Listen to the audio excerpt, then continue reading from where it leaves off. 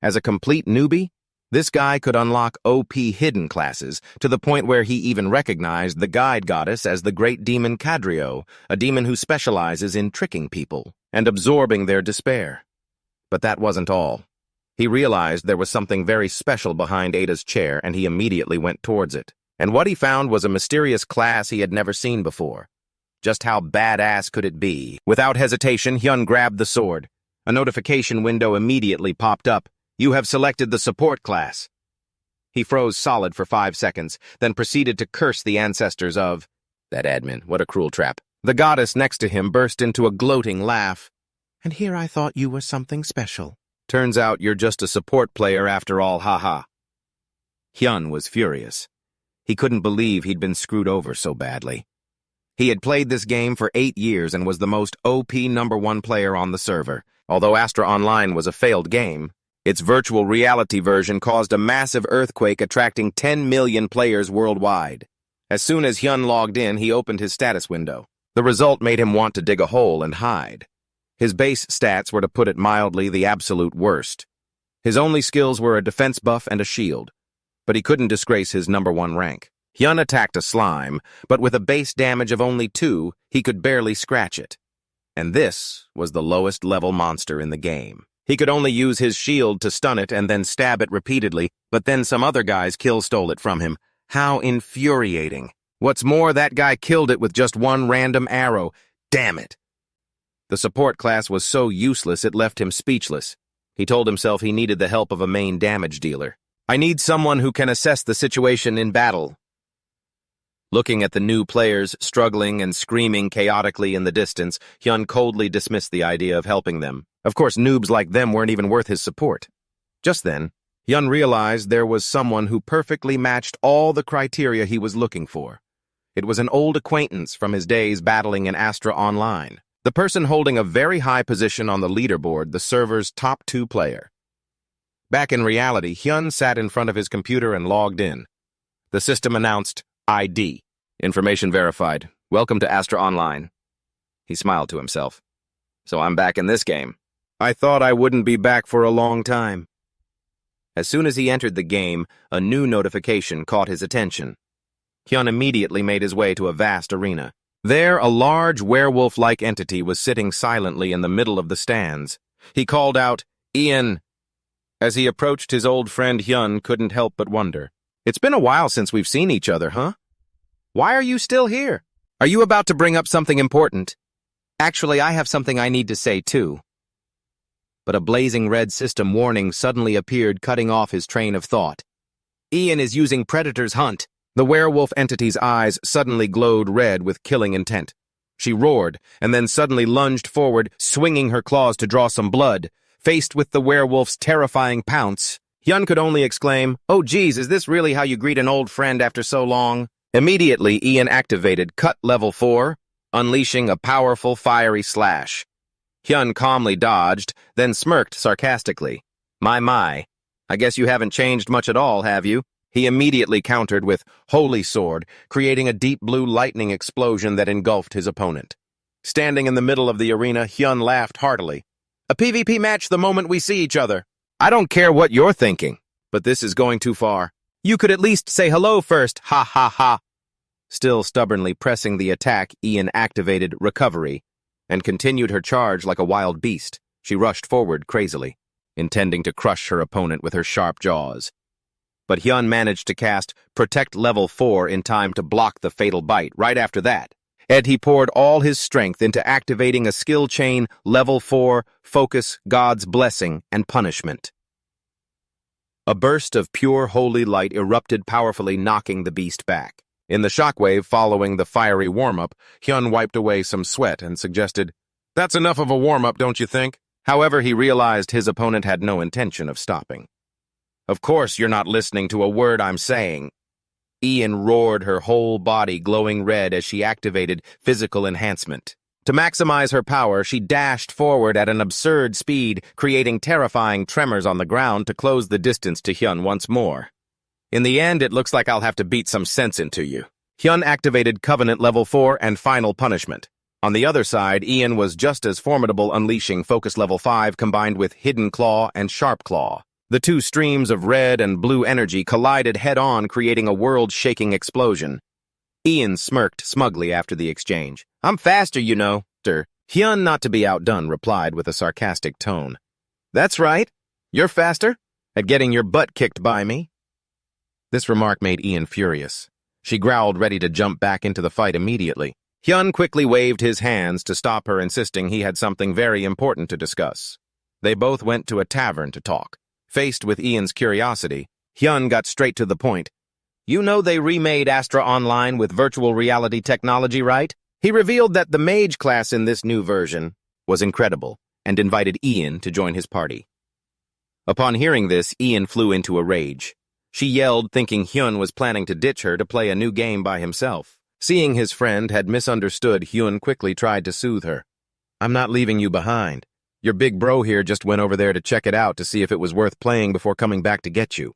When she pressed him about the big bro title, Hyun continued to persuade her that if they teamed up, they would surely become an unbeatable force just like they were now. Ian was still quite hesitant. She didn't understand why. Hyun was pushing her to choose the mage class instead of the high-damage berserker. Hyun was secretly sweating bullets, his plan having almost fallen apart.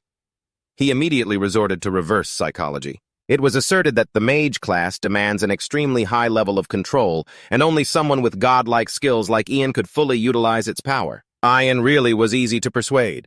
She laughed with delight and admitted she felt quite shy being praised as a control god. Hyun was secretly pleased that he had figured out how to handle his stubborn friend. But Ian also nodded and agreed to join. She admitted that while Hyun might be a bit physically weak, his mind is incredibly sharp. With the rank 1 and 2 players teaming up, they're going to dominate everything, guys. Hyun instructed Ian that from now on, she must absolutely follow his lead, especially when picking a class, because Cadrio would appear. Ian was curious, recognizing that name from their old game. Hyun explained that there were many similarities between the two versions. Ian, excited, decided she would go buy a new gaming console right away to replace the old one at home that frequently glitched. A few days later, at the bustling city gates of the Levia Kingdom, Hyun had arrived as promised. He stood amidst the dense crowd, muttering to himself, wondering why he still couldn't see any sign of his partner. Suddenly remembering Ian's instruction that she would place a single feather on her head as a recognition signal, Hyun hurriedly checked the system and realized he was the one who had forgotten. He quickly placed a blue feather on his forehead, thinking to himself that now his partner would surely recognize him right away. Suddenly, an excited voice called out from behind, "Ah, you're Hyun, right?" Hyun turned around in a daze and saw a tall, blonde-haired man. He was shocked, thinking, what the hell is going on? The man seemed incredibly excited to finally see Hyun's real appearance after so many days of interacting only through a screen. Hyun replied politely, "It's a pleasure to meet you, I'm Hyun." The stranger expressed his delight and revealed he had something very special to show him. Then another clear voice suddenly rang out from below. "Where are you looking? I'm down here." Hyun spun around stunned and was frozen by the sight of a petite girl with short brown hair and brilliant red eyes. She smiled confidently and declared clearly, "Nice to meet you. I'm Ian." Hyun was speechless, realizing that the true appearance of the legendary rank 2 monster was actually a cute girl, though she was a bit of a shorty. Hyun was still in disbelief. He raised a finger and asked one more question to verify. "All right, I'll ask one more thing. What is the werewolf Ian's main skill?" Ian confidently replied, "It's physical enhancement." She then wondered why he was asking about that. Hyun thought to himself that he really couldn't believe Ian was a girl, but then he sighed in relief, confirming this was indeed the Ian he knew. He pressed her, asking if she had really chosen the mage class, just as he had instructed. Ian firmly stated, "Of course it had to be a hidden class." To prove it, Ian excitedly opened her stat window for Hyun to check. Looking at the glowing virtual screen, Hyun was dumbfounded to see her class was Hidden Melee Mage. He froze, wondering, what the hell is a melee mage? Does she just whack people with a magic staff or something? Is she for real? Hyun quickly looked over the skill set of this bizarre class. First, the skill window appeared with only one skill, Fire Claw, which enveloped the user's hand in flames and dealt massive damage based on magic power, but it consumed a whopping 10 mana per second.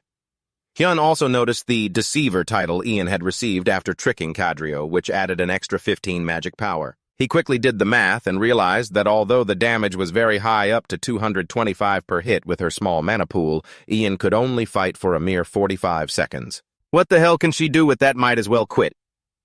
Hyun's face darkened as he realized Cadrio had played a trick on his friend, and he lamented that their party was as good as dead. Meanwhile, Ian was still carefree, showing off her fiercely burning hands, feeling no pain at all. Shortly after, the flames sputtered out, leaving Ian bewildered, while Hyun could only hold his head in his hands, completely helpless. Seeing her leader look so dejected, Ian asked worriedly if something was wrong, but he could only force a smile and brush it off. She excitedly urged Hyun to go hunting immediately to test out her new power. Hyun frantically stopped her, realizing they were in a level 60 area, and with their current level 1 stats, they'd be completely wiped out. Hyun pointed ahead and suggested they should use all their gold to travel to the next town, because staying here now was no different from suicide. Hearing this, Ian's face fell into a pout. She grumbled at Hyun, "You were the one who told me to come to this canvas castle. I'm only here because you told me to be." Right. Hyun thought things over.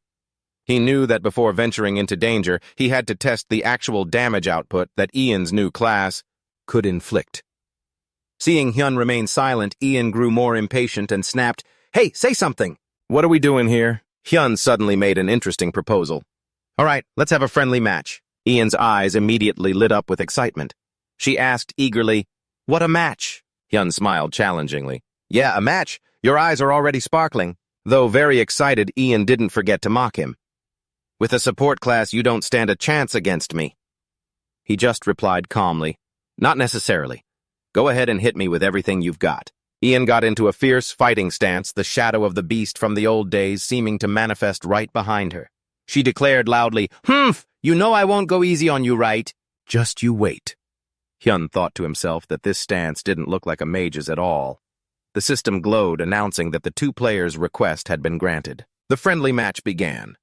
As soon as the command was given, Ian shot forward like an arrow, activating her fire claw skill, covering her hand in flames. She roared with confidence that Hyun could never beat her no matter what he did.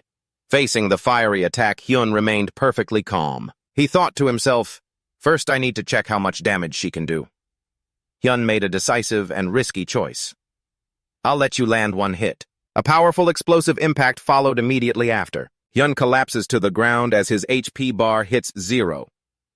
Seriously, trying to act tough when you're this weak is just asking for trouble. A system notification pops up congratulating Ian on being the winner. But Ian herself stands there dazed, not understanding what just happened. Hyun sits on the ground, clutching his wound and groaning in pain.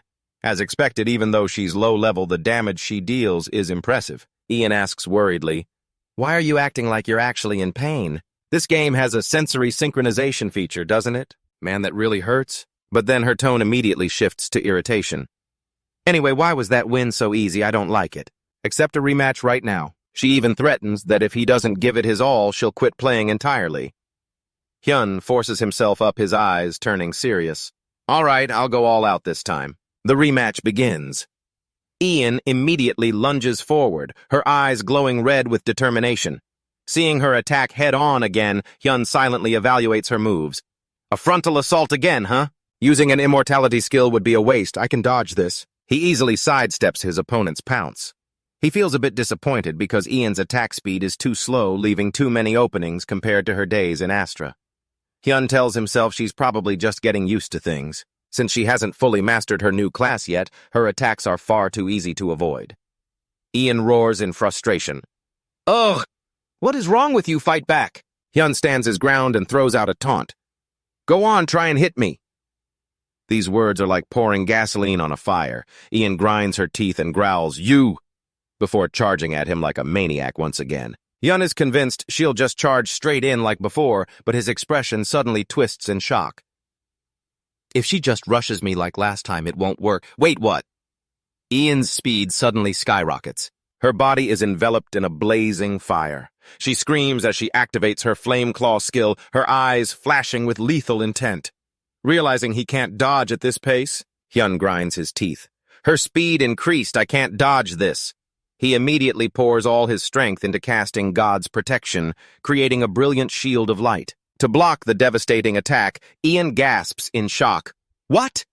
In the blink of an eye, Hyun activates the next phase. The system announces Hyun as the winner. This leaves Ian screaming in pure frustration. She sulkily demands another rematch right away. She really is a goddess of war, but up against him the odds are just too stacked. Ian grumbles in dissatisfaction. What kind of cheat skill is that? You're definitely not a normal support. If it wasn't for that, I would have won. However, she still asserts her confidence. Now I'm sure I can counter and break through it. Let's go again. Facing Ian's competitive attitude, Hyun just watches her quietly. She continues to emphasize, yeah, I have better control over my skills now. You're going to lose the next round? Hyun calmly replies, that was my trump card, you know. This makes Ian pause. Well, if you say so. She immediately brightens up. You're probably just flattering me. Anyway, she quickly changes the subject. When are we going hunting? Hyun flashes a mysterious smile and commands, follow me. The two of them stop in front of an ancient, gloomy castle in the dead of night. Hiding behind some rocks, Hyun whispers, if everything goes according to plan, then we can test out our classes and grind some experience points here. Under the crescent moon, a legion of skeleton soldiers equipped with swords and bows is guarding the city gates. In the dark night, the night demon fortress stands tall with a recommended level of 60. Huddled behind the rocks, Ian can't help but feel anxious. Hyun, I'm following you, but what exactly are we doing here? Looking at the skeleton army patrolling nearby. Hyun calmly replies, one look is enough to tell they aren't mobs, that we can actually hunt. Seeing Ian look worried, he immediately reassures her. Don't worry, we aren't going to fight them. Ian looks at him confused. Hyun chuckles and explains that they won't be lifting a finger, feeling completely lost. Ian snaps, you're making me so confused. Are you planning to use some kind of cheat or trick again? Hyun quickly apologizes, and then firmly declares, to put it simply, we aren't the ones hunting the monsters. He points toward the NPC guards standing on the castle walls. He reveals the real plan. Those NPC guards will do the work for us. The core strategy is to round up all the monsters and lure them right to the guards' position. We let the NPCs automatically wipe them out while we soak up the experience. It's a simple strategy from the Astra days that doesn't require much thought. Although later games blocked this exploit by not giving experience if NPCs joined the fight, modern players have gradually forgotten about it because of those changes. Ian asks skeptically, you mean a strategy from Astra actually works here? Hyun confirms, since Asrian uses the Astra engine, the basic mechanics definitely haven't changed yet. Ian cheers up instantly. All right then, let's get this started, big brother. Ahead of them, a squad of skeletons moves through the night, led by an imposing figure on horseback named the Phantom Commander Level 80. Hyun carefully instructs her, Ian, listen closely. The mage concentrates deeply. Blazing fire begins to gather in her hands, ready to explode as they begin this high-stakes hunt. Hyun explains that speed is the most important factor, so Ian will be the one to start the fight. He points out that the mounted monster is the commander, and she only needs to hit him. The entire undead army will immediately target her. However, due to the massive level gap, Ian might get hit with the fear status effect. But because of the sensory synchronization, and she must stay focused to control her body. Suddenly, Hyun shouts, run straight toward me. Ian begins to run frantically as a forest of skeleton soldiers chases right on her heels. She was horrified when she realized how dangerous that moment was because she couldn't lift her feet. Luckily, Hyun was there to warn her, otherwise, she would have been a goner. Ian understood that no matter how similar this game was to Astra, there were still many things to consider from a virtual reality perspective. When Ian brought the commander to the location, Hyun immediately called her name. Ian, panting, announced that she had provoked the commander and led them here. Hyun ordered them to split up the monsters to attack, which made Ian wonder how he could draw aggro without any long-range attacks to provoke them. Instantly, Hyun activated his shield. A swirling vortex of green energy exploded, knocking back the enemies and stunning them. Hyun stated, now I'm their target too. Everything was going exactly as planned.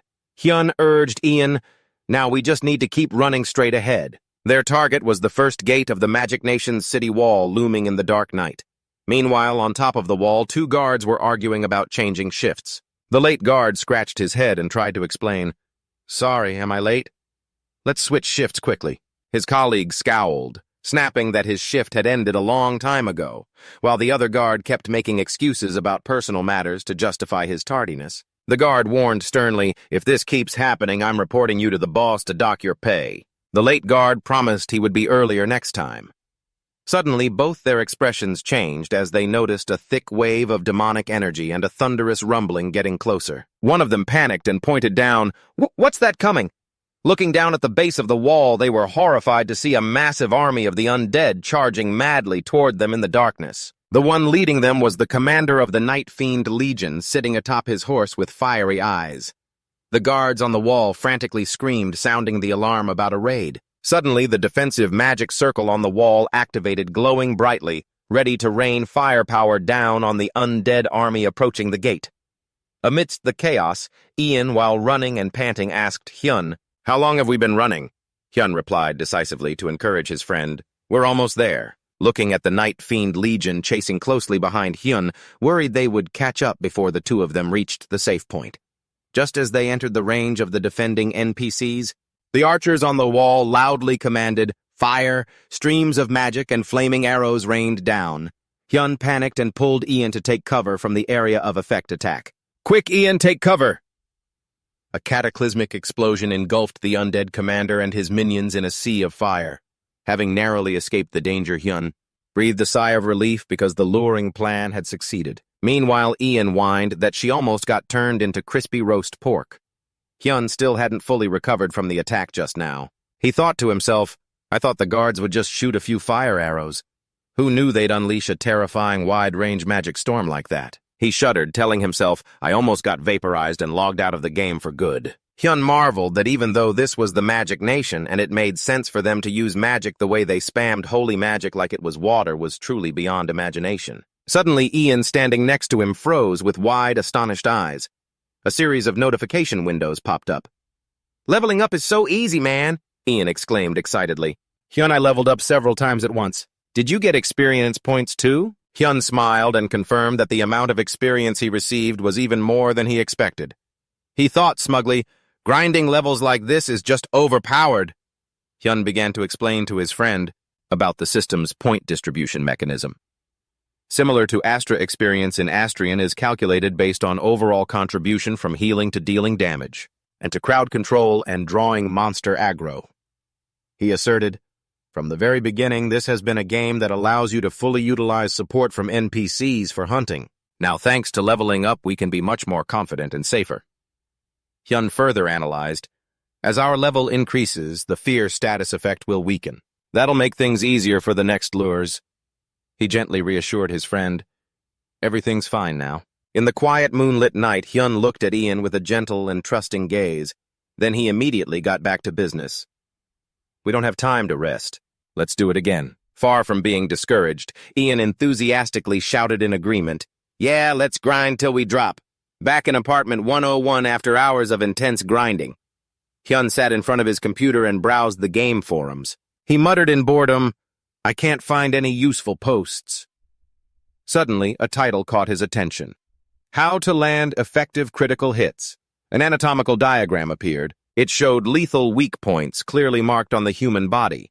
The head, heart, sternum joints, lower abdomen, and 11 other points. The author of the post emphasized that players needed to focus their strength to strike these points accurately in order to deal maximum damage. He immediately thought of Ian, who already had superb close combat skills. If she knew how to aim for these weak points, she could land a critical hit with every strike. Hyun narrowed his eyes, wondering, should I tell her about this? Back in the world of Astrian, he looked at his accomplishments. He thought to himself with satisfaction, "I've leveled up a lot. Let's check my stats." Just then a bright notification popped up. Ian has logged in. Hyun smiled faintly.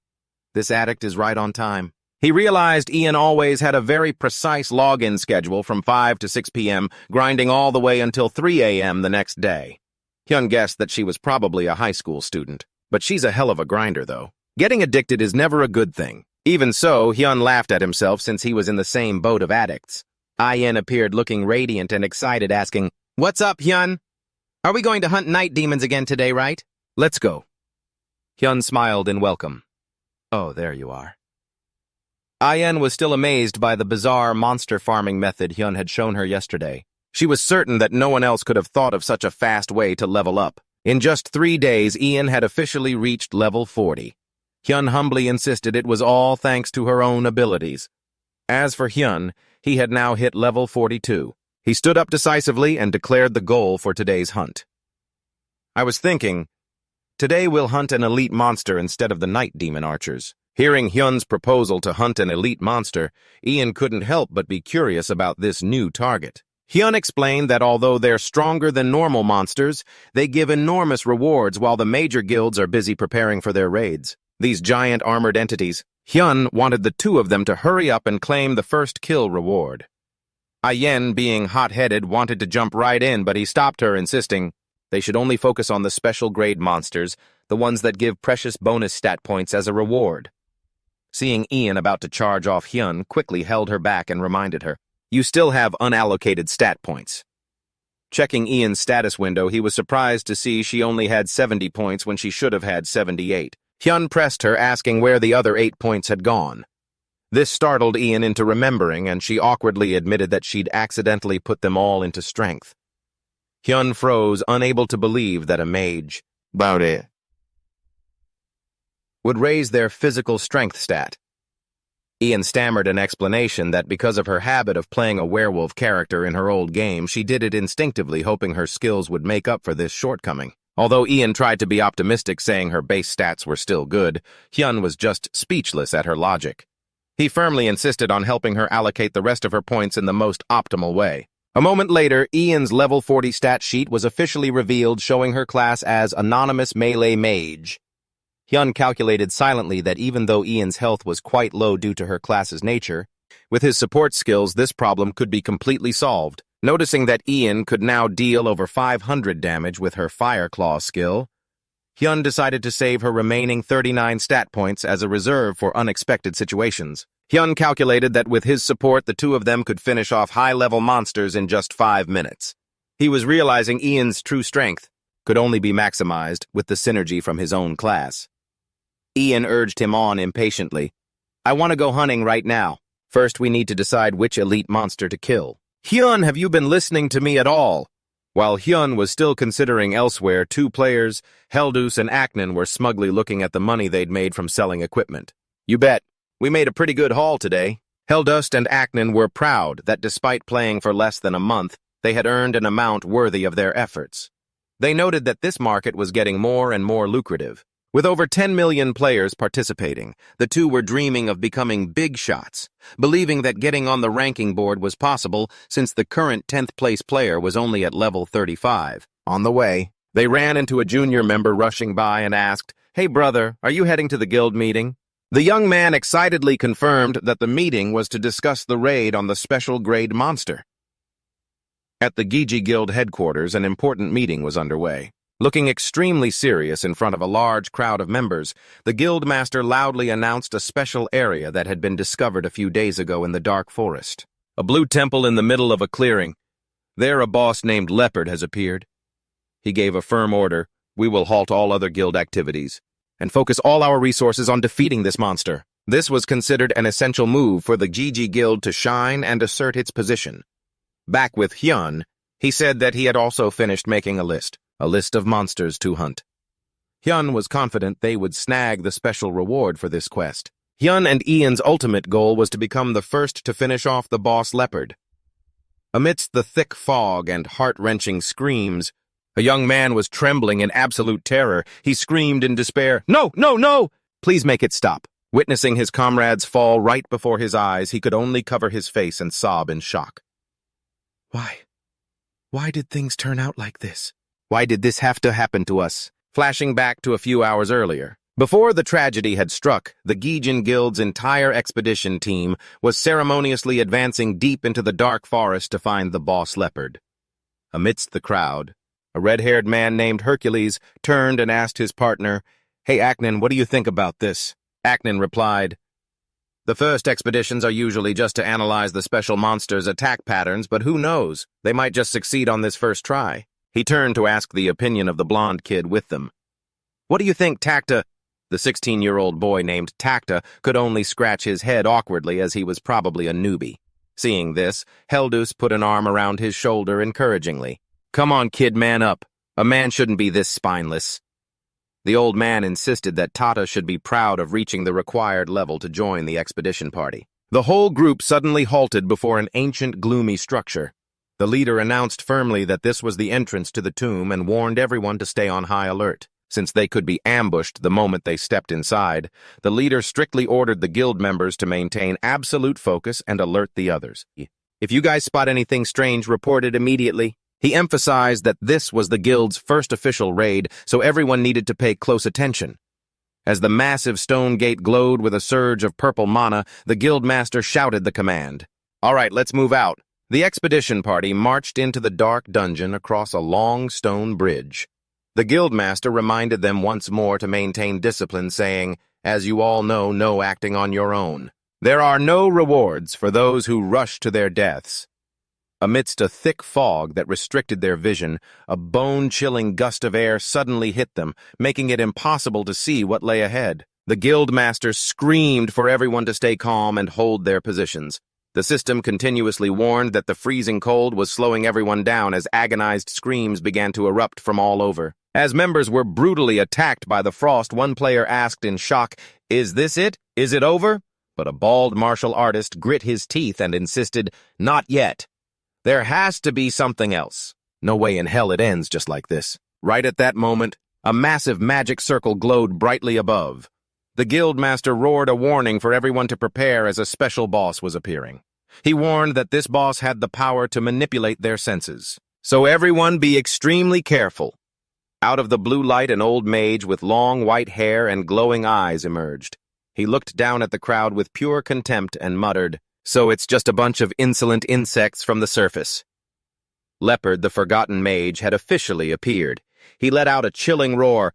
"Once you set foot in here, no one leaves alive." Faced with such terrifying power, the players were all paralyzed, unable to move a single muscle. Realizing the situation was critical, Aknin immediately ordered the guild to get into formation. He identified the enemy as an ice-type mage and warned everyone, "Be especially careful of those area of effect spells." With their movement speed slowed, Aknin urgently pushed the vanguard to attack as fast as possible. A cocky player named Piggybank charged forward with confidence, shouting, "Buff me, guys! I'll take this jerk down!" But before he could even finish his sentence, his body was impaled. The player death notification appeared. That's what happens when you start trash-talking too early. Seeing their leader fall in a single hit, the entire Gijan guild descended into absolute chaos and shock. From amidst the ruins, the vice-master screamed frantically. He demanded everyone stay focused and not let Aknin's sacrifice go to waste. Leopard narrowed his eyes, clearly annoyed by the useless noise. He coldly declared that this was only the beginning of the tragedy. The mage raised his staff, casting an ice spear skill that rained down sharp, freezing projectiles. They slashed into the army below. The expedition leader quickly commanded everyone to block it. "Tanks, get to the front, block this skill now. We must protect the main force at all costs. If we lose anyone else, we're finished." However, another teammate was quickly taken down, followed by a system notification. "Your heart has been pierced. You will be unable to log in for the next 48 hours. Your body has been impaled, and your internal organs are severely damaged." One by one, the expedition members were slaughtered. The game system warned that internal injuries cannot be healed until you return to the temple or die. The expedition leader closed his eyes in despair. He kept screaming for everyone to scatter and not bunch up, warning that the mage was using piercing magic. But a second after warning his teammates, he lost a finger. Looking down, the leader was stunned. "When did it—" He turned around to see all his comrades had fallen. Shaking, he asked himself, "What am I supposed to do now? Is it even possible to win?" He couldn't stop thinking. There was no way a level 30 could stand against this. After wiping them all out, Leopard grumbled about how boring it was. Meanwhile, the leader was still calculating 60 no. "It's at least level 70. We should have been much more careful before approaching it." Raising his staff, Leopard shouted again, "Behold my power, you mortals!" The leader quickly snapped out of it and tried to encourage the survivors to dodge the attack, his voice constant as he tried to coordinate the situation. "We have to stay alive to figure out its attack patterns." But then the leader was sent straight to the afterlife when he was hit a second time. Leopard watched them struggle and laughed with delight. "Ha ha ha! How entertaining, run if you can! Ha ha ha!" Then came more screams. Leopard, in high spirits, asked, "Are there any more little rats hiding?" "Ha ha ha! Tata, hiding in a corner, couldn't stop trembling. Damn it, what should I do? He squeezed his eyes shut, too terrified to look. Is everyone else really dead? Recalling the scene earlier, he was consumed by fear. He had bolted the moment he saw Aknan die. Being stabbed through the heart like that, it must have been agonizing. Tata huddled in the corner, thinking to himself, even if I survive this, and they'll just kick out a burden like me anyway. He peeked out constantly, wondering what to do. Should I just attack the boss and get it over with? Thinking that Tata tried to pump himself up.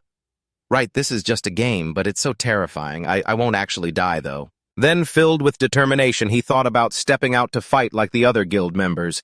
Peeking outside, Tata told himself, even if I'm weak,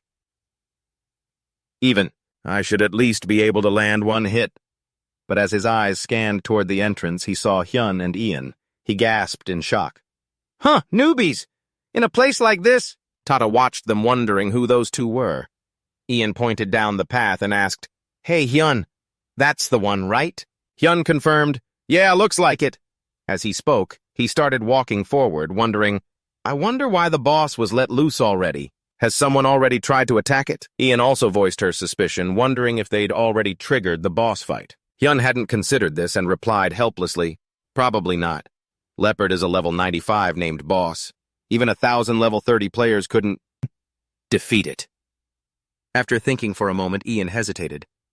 Well, if you say so, I'll do my best. Suddenly, Hyun switched to a whisper. Ian, come over here for a second. An indistinct figure stood with their back to them.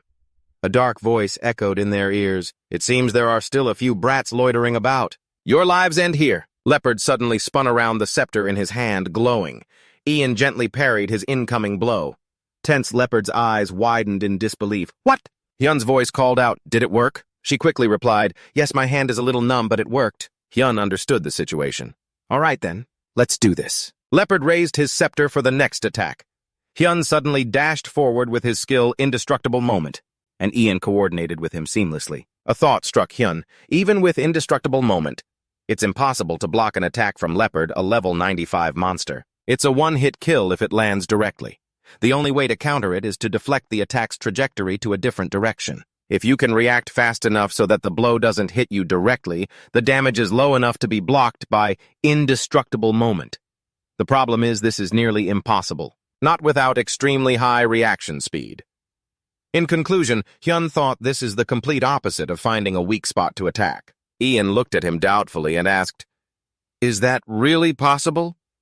He replied with confidence, Don't you trust me? I'm sure you can do it. Hyun was lost in his own thoughts. I came up with this plan because I know Ian's reaction speed is incredible. Being praised, Ian shyly turned away, trying to maintain a cool demeanor as she replied, If you say so, then you, on the other hand, have to aim for the weak spot in every attack. Got it. Having successfully communicated what they needed to, she chirped happily. All right. I'm starting to get the hang of it. I can keep this up. Seeing her full of life and excited to complete her task, he couldn't hide his happiness. I knew this would be the solution. Back in the present, Leopard taunted him. How dare you let your guard down while facing me? Do you truly fear nothing? Hyun didn't say a word in reply. He just leaped up and landed a palm strike. Indestructible Moment. Defending is a bit tricky, he mused, recalculating. It's hard to dodge and use a skill at the same time. My timing was a bit late. Before he could signal her to attack, Hyun noticed that Ian had already lunged forward, slamming down a fire claw attack. She spoke to Leopard seriously. I think you're the one who needs to pay more attention. Caught by surprise, he failed to dodge in time and took the full force of Ian's punch. Leopard roared in pain. Furious, he slammed his scepter on the floor, cursing. You wretched mortal, how dare you? His eyes glowed red as his voice boomed. I will erase you from this world. He used his scepter to cast Ice Shield. As he summoned it, his taunts didn't stop. Feel the might of a grand sorcerer. Seeing Leopard's power spike drastically, Ian's face went blank. She asked, Hyun, what do we do now? He reassured her. Just a moment, I've got a plan. Hyun gave a smug smile, having come up with a good idea. He turned to her and said, Rush to my position when I give the signal. Leopard was dumbfounded, unable to figure out what he was planning. Hyun shot towards him. Leopard couldn't react in time.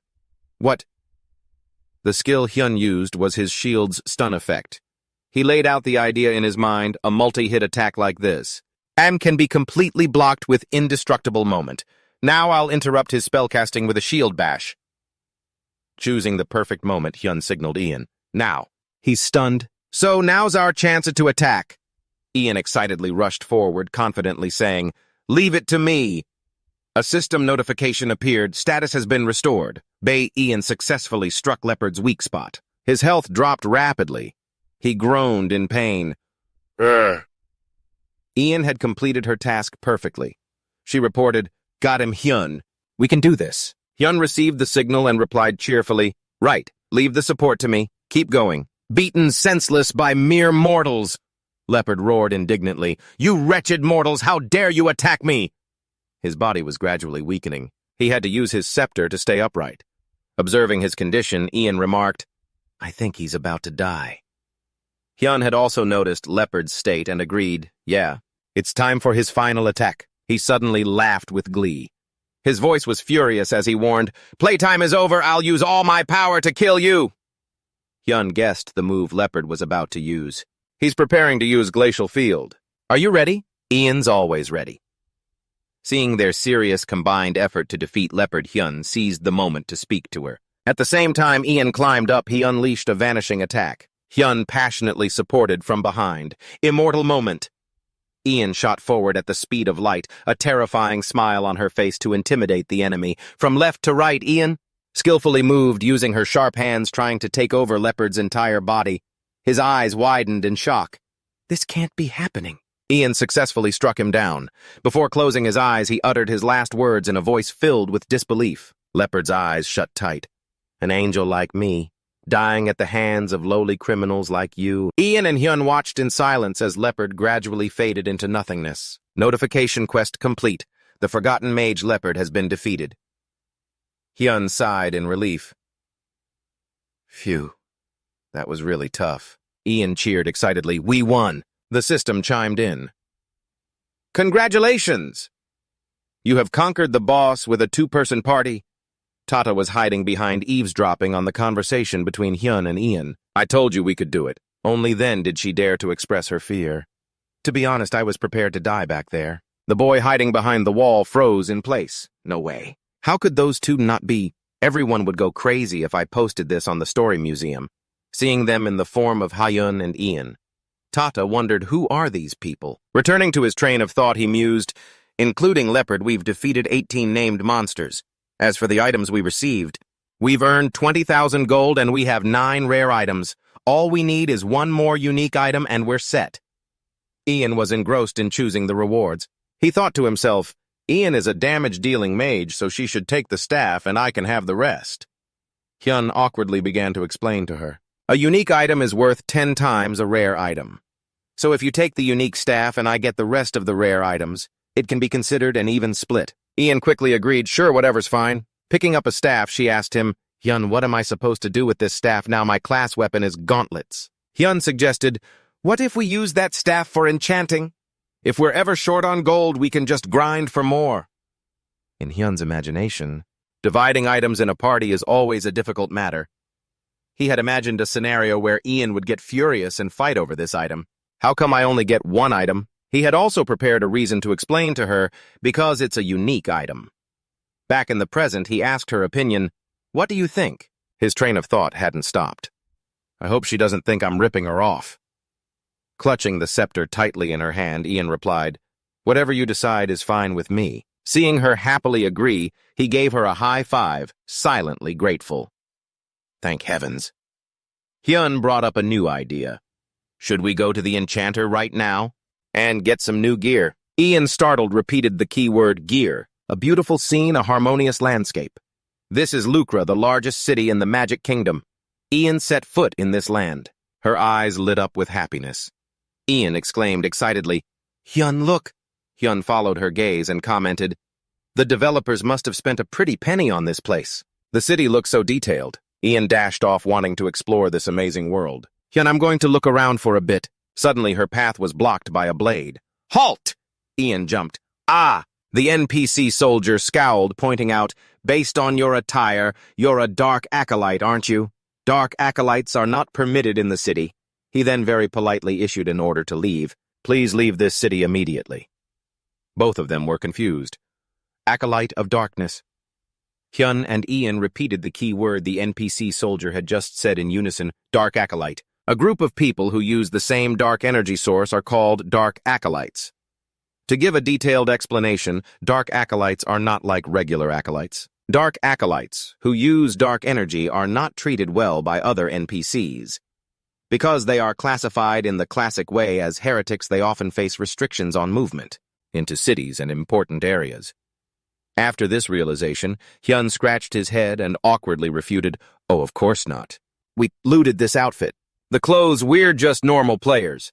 The NPC soldier was a bit hesitant, unsure whether to believe them or not. In the end, he chose to agree, but didn't forget to warn them. "All right, I'll let you pass, but don't cause any trouble." Hyun successfully passed through the gate, awkwardly thanking him. "All right, have a good day." On their way, Hyun and Ian didn't have an easy time due to the whispers and gossip about them. He heard every single unkind word clearly. Are they dark acolytes? Oh no. Are they allowed to be here? Right now, Hyun couldn't help but wonder why on earth they designed these outfits like this. Hyun and Ian successfully located the item shop. He pushed the door open and stepped inside, where a high-level NPC greeted them warmly. "Hello there." Before they could start trading, the NPC handed over a list of regulations. The price for charms is 500 gold each, 200 gold for magic items, and 8,000 gold for special items. For higher-tier items, the price will vary depending on the situation. Furthermore, enchantment success rates are strictly based on probability, so we do not offer any compensation for failures. Hyun's face went blank for a moment. Is this some kind of warranty agreement? The high-level NPC maintained a professional demeanor. Please hand over the items once you are ready. After finding what he needed, Hyun quickly looked for a place to try the items on. He spoke up and asked, "Is this the fitting room?" Still welcoming and attentive, the high-level NPC replied, "I will send you there immediately." In an instant, Hyun and Ian were transported into a teleportation space. Experiencing the sensation for the first time, Hyun was intrigued by the long-range teleportation spell. That girl must be a high-level NPC. Ian was just as excited. She kept shouting, "I can't believe it." Hyun moved quickly, stripping off his clothes to change items without any hesitation. His boldness left Ian in a state of shock, her hair practically standing on end. "Now let's put on the gear we bought." After finishing, Hyun politely gave her some privacy. He thoughtfully added, "I'm heading out first. Come out as soon as you're done, okay?" Still feeling a bit shy, Ian muttered a soft response. "I know." As Hyun walked out, Ian instinctively glanced at the remaining clothes left on the chair. He went outside to settle the bill.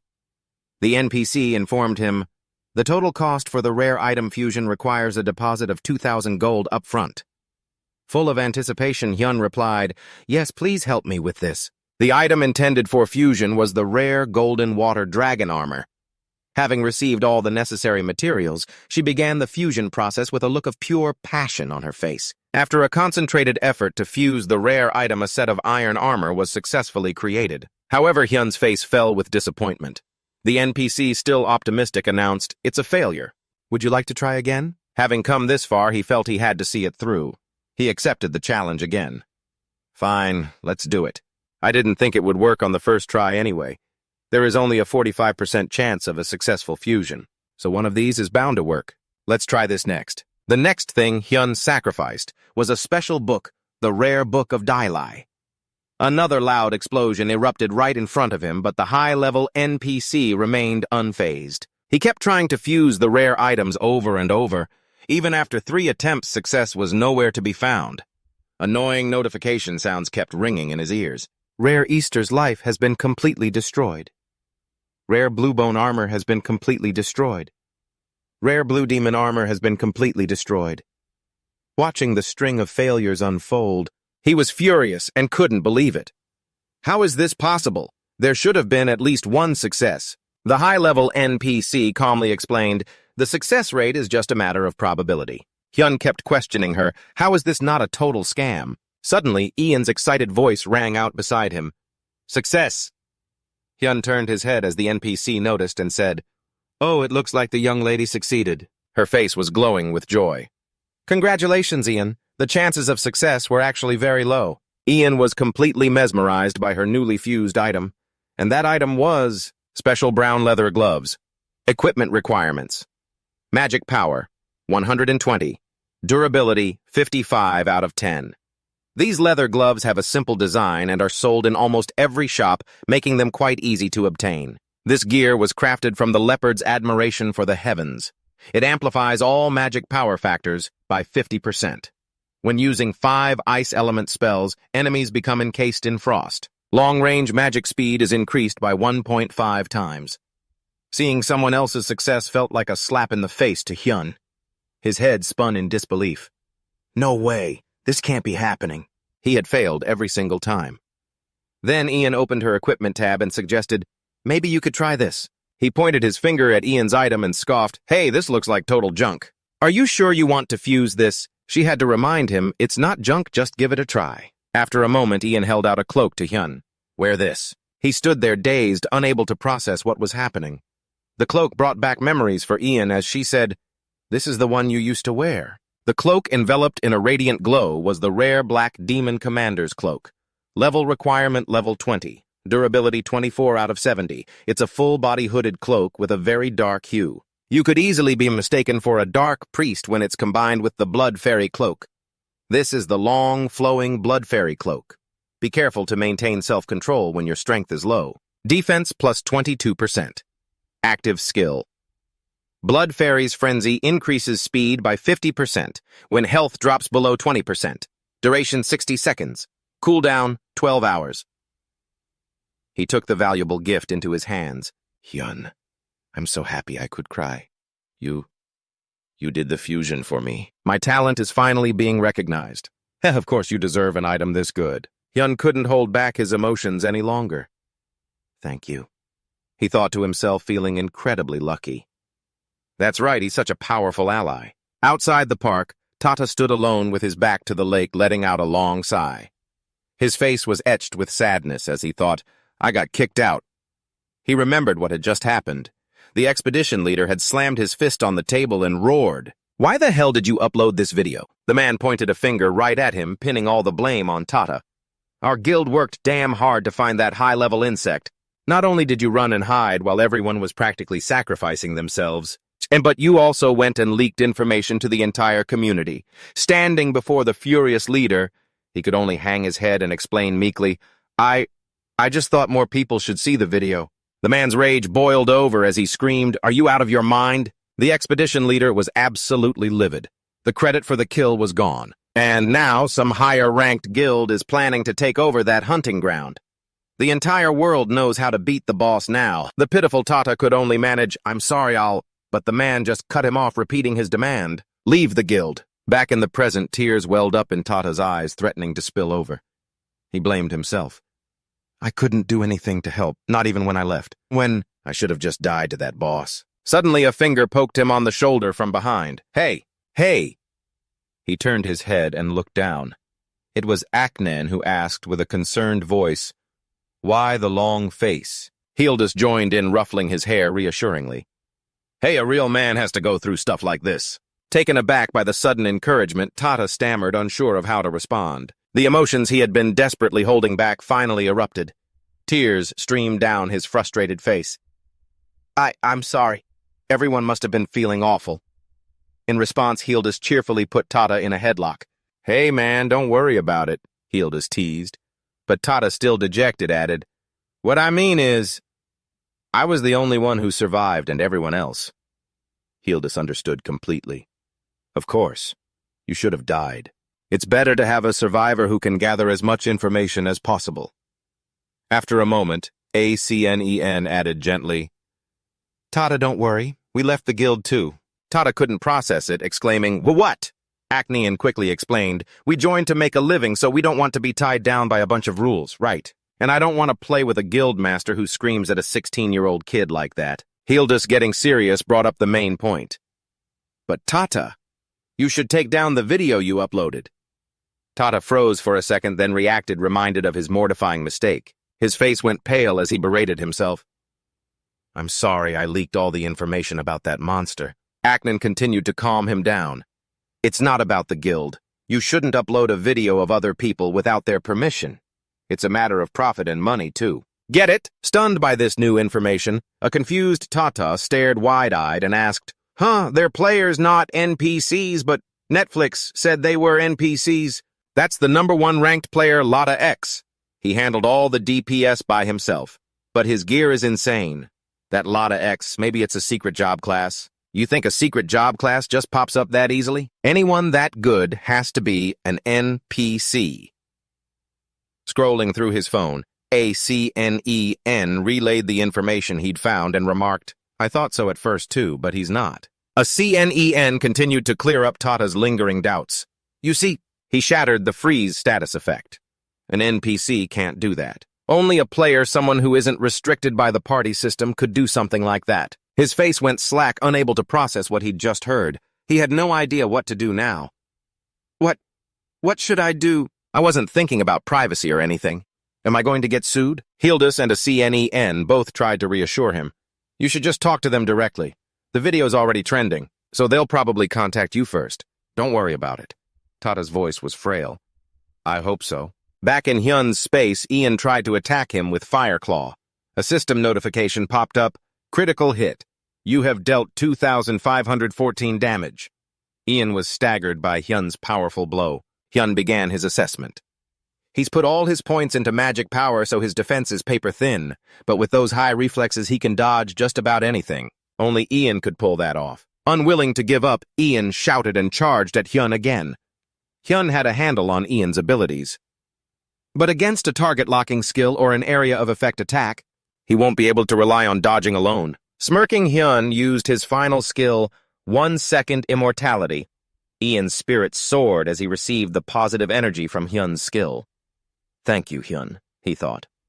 Meanwhile, Hyun was already calculating his next move. With my skills, I can perfectly support any plan.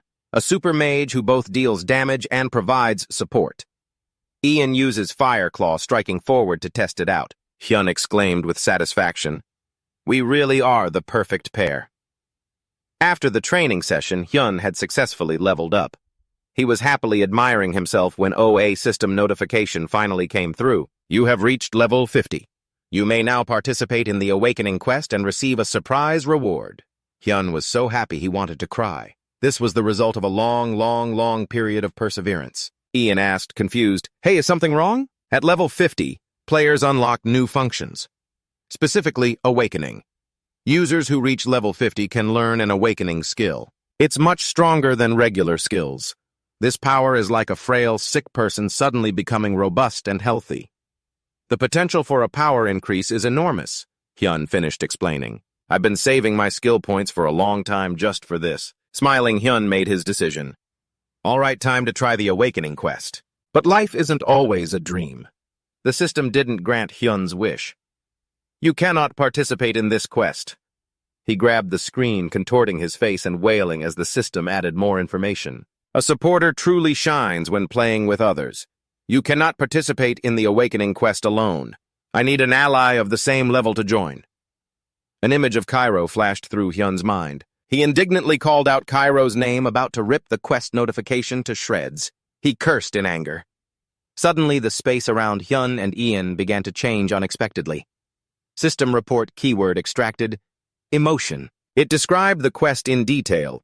To awaken your maximum potential, you must reach the deepest part of your subconscious. The deeper you delve, the more powerful the awakening skill you will receive. However, the deeper you go, the more likely you are to be swallowed by the abyss of your own mind. Watching everything unfold in a matter of moments, he was astonished. Wow! The system wasn't done sending signals yet. Fortunately, you have one single opportunity to turn back time. She looked around, fascinated by every nook and cranny.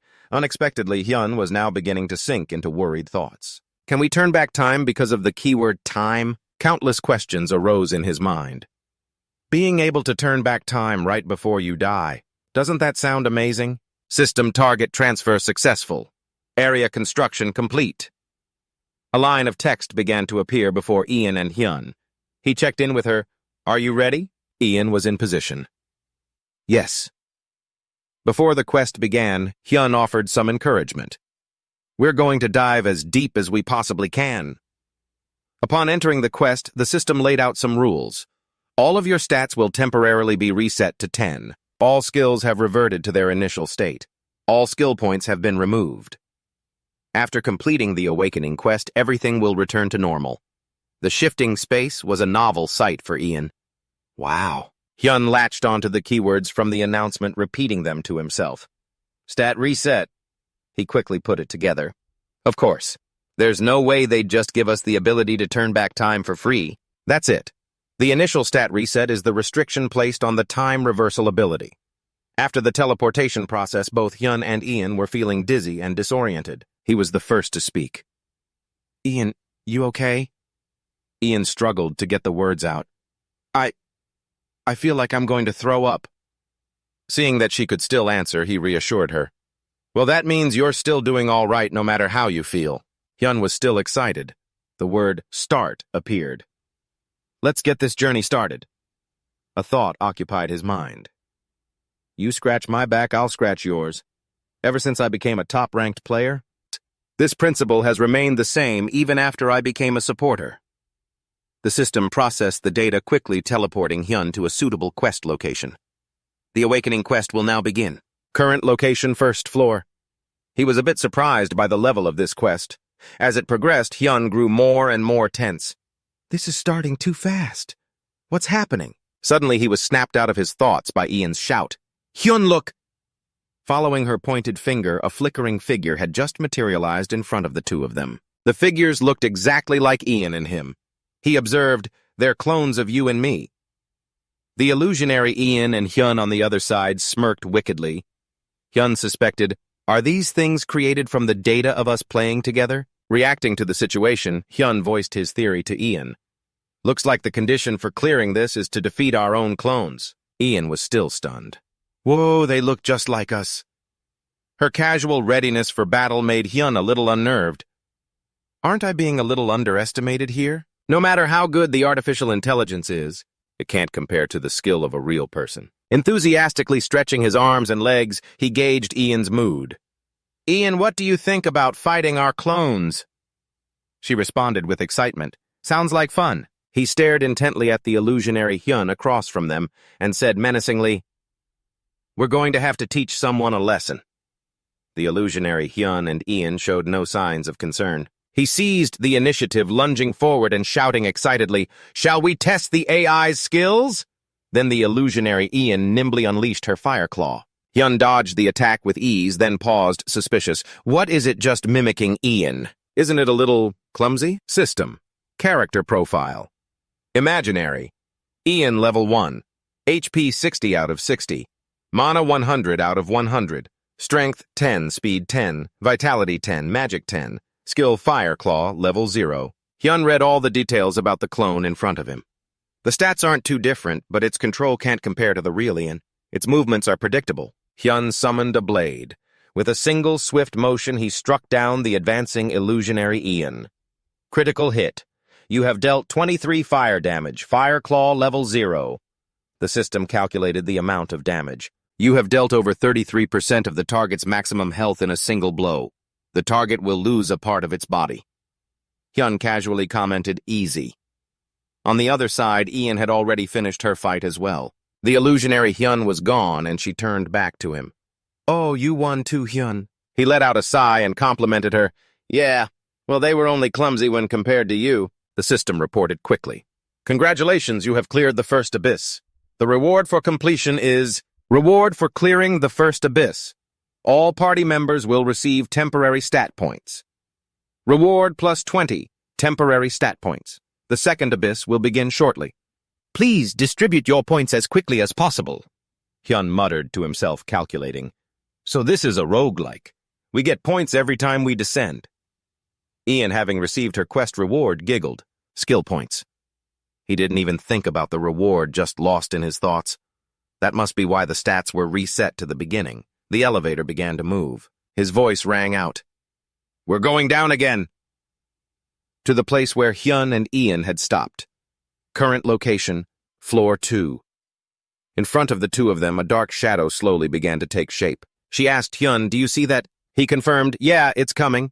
The illusions of Hyun and Ian successfully formed. Emitting a dark energy, it landed on the ground. He announced, "Floor 2 has begun." Looking at the Ian in front of him, not much had changed. She didn't look very different from before. It even copied Ian's laugh.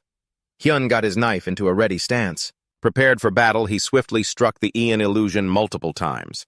The damage points ticked down continuously, even though the combo attack dealt over 33% of its maximum health. Watching the Ian illusion writhe in pain from the attack, he silently observed and compared it to the real one. This was too simple. The fight ended quickly and easily. Hyun asked in disbelief, "So this is all there is to floor 2. Reward for the mission received. Reward for completing the second abyss. All party members will receive temporary stat points. Reward temporary stat points plus 40. Temporary stat points plus 20. The third abyss will begin immediately. Please distribute your points as quickly as possible." Ian then returned completely unscathed. Hyun asked, "That was great. Ian, you're okay, right?" Full of energy, she replied, "No problem." The colors in the space shifted. In front of them was a portal. Ian exclaimed, "Look, it's blinking." The illusions of Hyun and Ian were being formed. He warned, "Here it comes." The Ian illusion calmly stepped out, its deep smile growing more and more terrifying as it stared at him. System Character. Introduction. Imaginary Ian Level 3. Health 450 out of 450. Mana 600 out of 600. Strength 10. Speed 35. Vitality 30. Magic 60. Skill list Fire Claw Level 2. Question mark Level 0. Hyun started to lose his composure. The stats have increased. Those question marks must be additional skills.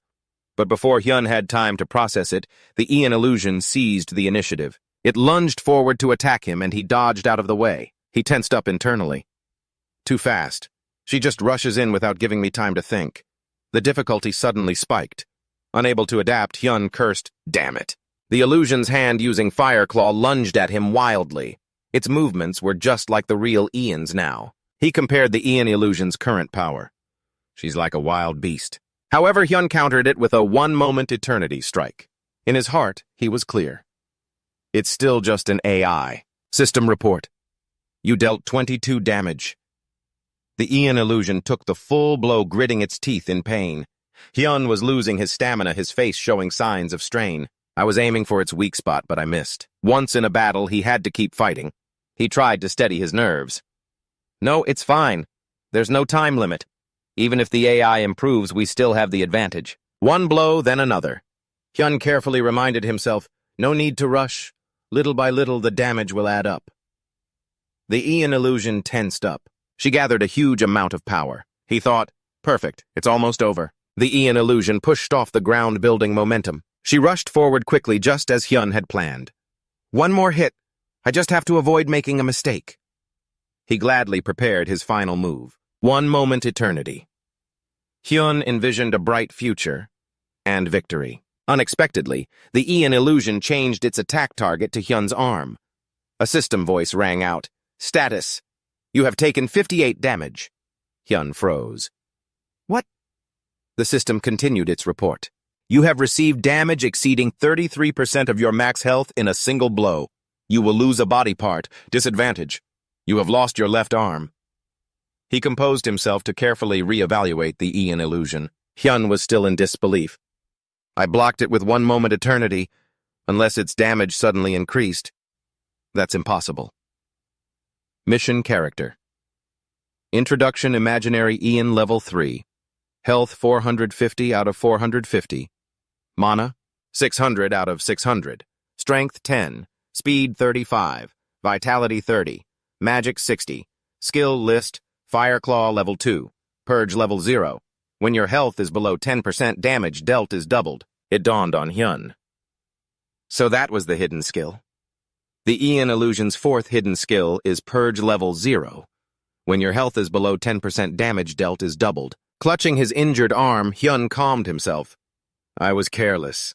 It was a mistake not to consider the effect of a passive skill. If this keeps up, even if I complete this, I won't be able to clear the next floor." Suddenly, a system notification rang out, making his eyes widen in disbelief. "Your teammate Ian has died." The system added, "Resurrection is possible. She cannot be revived until time is reversed. After a while, he still couldn't process the situation. Ian lost. To a support type 3, new notifications appeared about the character Ian had to face. Imaginary Hyun, level 3. Health 112 out of 300. Mana 108 out of 200. Strength 10. Speed 25. Vitality 20. Magic 20. Intellect 40. Skill list. God's Protection. Level 8. Increases the defense of all targets within a 20-meter radius by 100 points for 1 second. Can create a phantom sword that attacks with power equal to the amount of damage absorbed. Mana. Cost 50. The phantom sword's duration is intellect, divided by 100 seconds. Cooldown 10 seconds. The Hyun illusion successfully restrained Ian in the palm of its hand. Hyun was baffled by its power. A phantom sword. A series of questions lingered in Hyun's mind. The phantom sword. Is it a weapon summoning skill? The system received the information and relayed it to him. God's Protection. Level 8. Increases the defense of all allies within a 20-meter radius by 100 points for 1 second. You can create a phantom sword with attack power equal to the total amount of dam.